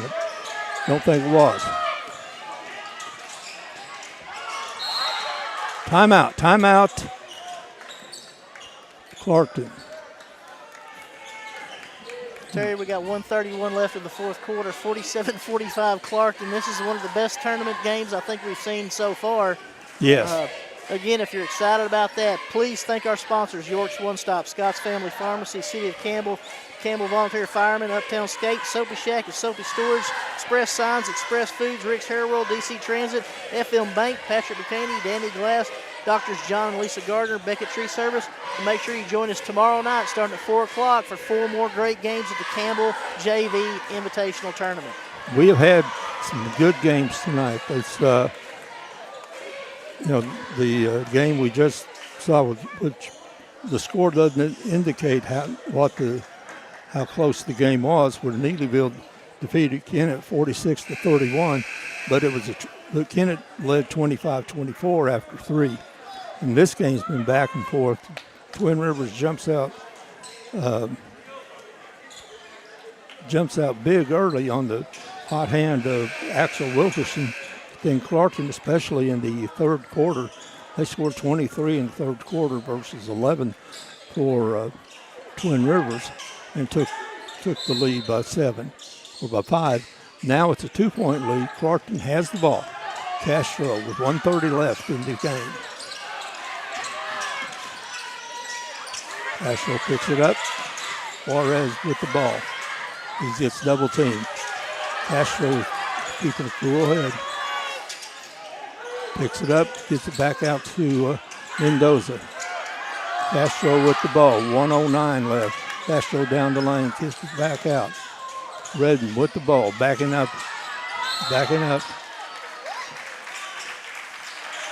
And we're going to call the foul on Twin Rivers.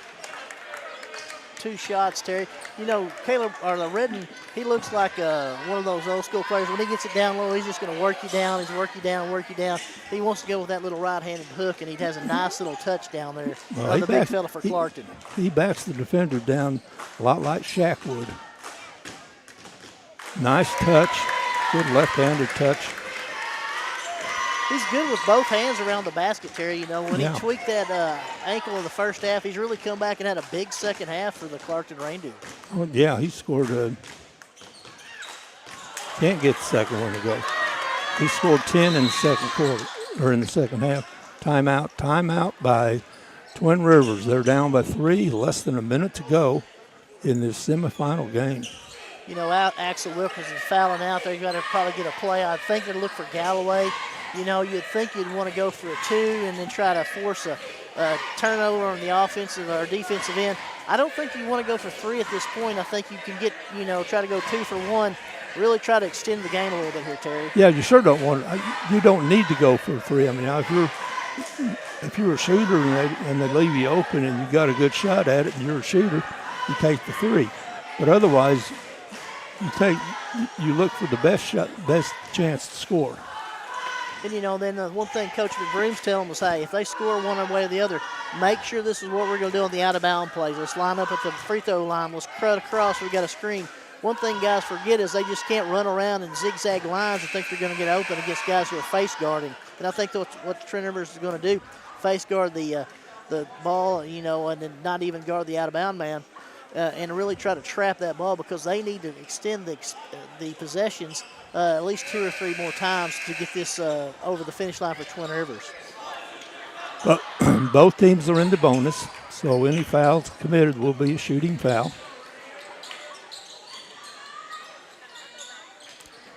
.2, 48-45. This has been a great game. Clarkton up by 3, Terry. Galloway triggering the ball in front of his bench. Gets it back to Galloway. Ball knocked away. Galloway with a wild shot. No, and here comes Castro away with it. He gets to the front court. Timeout, Clarkton. I think we got a foul call, Terry. I think there was a foul called on Galloway. I think you're right. Forgive me, but I don't. Has Castro shot a free throw tonight, Terry? That's unusual No. for your point guard. No, he has He's not. done a great job of orchestrating the offense. So, a very good defensive player, this Castro. First shot is up. He doesn't look bothered at all. Looks No, like he's not rusty. He's not rusty. just looked like he's out there playing on the school part, just having fun. And that's a big one. Makes it a two possession game. 2 for 2. 5-point lead for Clarkton. Twin Rivers with the ball. Galloway drives all the way, won't go. Rebound, Redden with the big rebound. Going to be a foul from behind on Galloway. Is going to send Redden back to the line. Just Galloway's second. Looks like Mendoza might have tweaked his ankle down there a little bit. Well, he's hopping. Galloway's doesn't look really good. I think what he looks is he looks exhausted. You know, these two Because he's been teams playing have so hard. really played hard. This has been a really well-played game. Hopefully that ankle's not too bad for Mendoza. He's having a little problem putting some weight on it as they're taking him off there, Terry. Yeah. You know, those threes that he hit in the third quarter really turned this ball game around sure for the did. Clarkton Reindeer. All right. Mendoza comes to the bench. Jones is in. Redden for 2. Nice touch. Clarkton's done a real good job shooting free throws tonight, Terry. You got to be very impressed by that as well. And I jinxed him. My apologies to Yep. Clarkton. There's Redden deflecting the ball out of bounds. 31 seconds left. It's a 6-point lead for the Reindeer. You know, this game's not over. Twin Rivers is a very good three-point shooting team. 2 possessions. Looks like, Oh, nice trick play or smart play. It just didn't work. And the foul committed in the backcourt. It was a good play by Aether. Got the ball back, tried to make a reverse layup, and it just wouldn't fall. 25.8 seconds left. Castro's to the line to shoot 2. He just made 2. He has 4 points in the game. Just played a great floor game. Makes the first.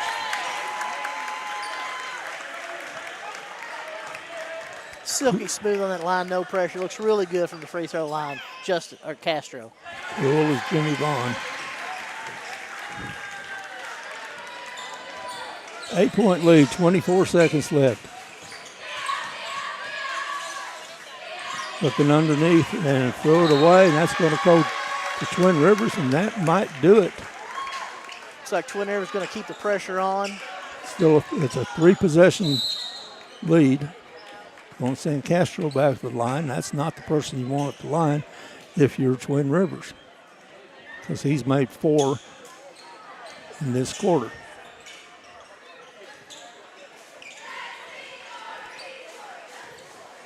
He has 6 in the game. I think he could shoot all night, Terry. He looks pretty relaxed. Nice soft touch. And rock. And nothing but net. They don't count if they hit the rim. That's our new rule.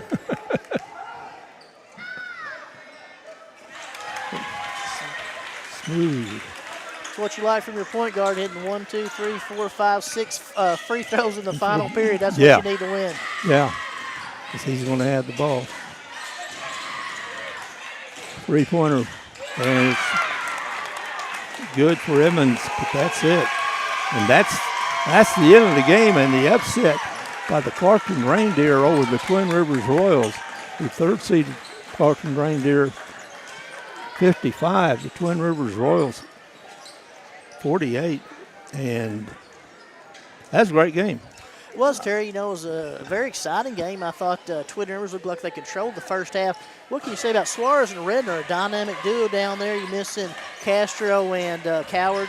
and Mendoza, they got a good squad. They played 3 or 4 guys off the bench. They look very, very good for a 3 seed. What can you say about Twin Rivers' Axel Wilkerson, outstanding basketball player? When he went out of the game, it really hampered Twin Rivers, what they're trying to do. Galloway's an excellent player. The Emmonses are very, very good players. Twin Rivers looked very good. It's just a question, Clarkton was able to do what they needed to do. Coach McGroom really had them fired up coming out of the half. Mendoza hit those big threes, and it really kind of changed the tempo. Mendoza changed the tempo, changed the whole direction of this game. His ability to make those threes in the third quarter just turned the game around. I mean, Clarkton scored 23 points in the third quarter to 11 for Twin Rivers, and that was the difference of the game. And what do you say also? What have we talked about, Terry? Rebounding and free throws. Clarkton made free throws. They rebounded the basketball. When Redden tweaked his ankle in the first half, it looked a little bit, I don't know. He came back. He really battled the second half. I don't know how many points he had in the second half, but he really filled it up. He had 12. And they were all Big 12. It was almost like Juarez says, hey, I'll take care of the first half. Yeah. Of course, Juarez looked good the entire game.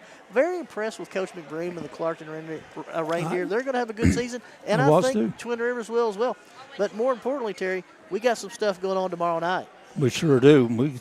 And let's look at what our games are. We got the 5:30 or the 4 o'clock game. Holcomb will play Greenville.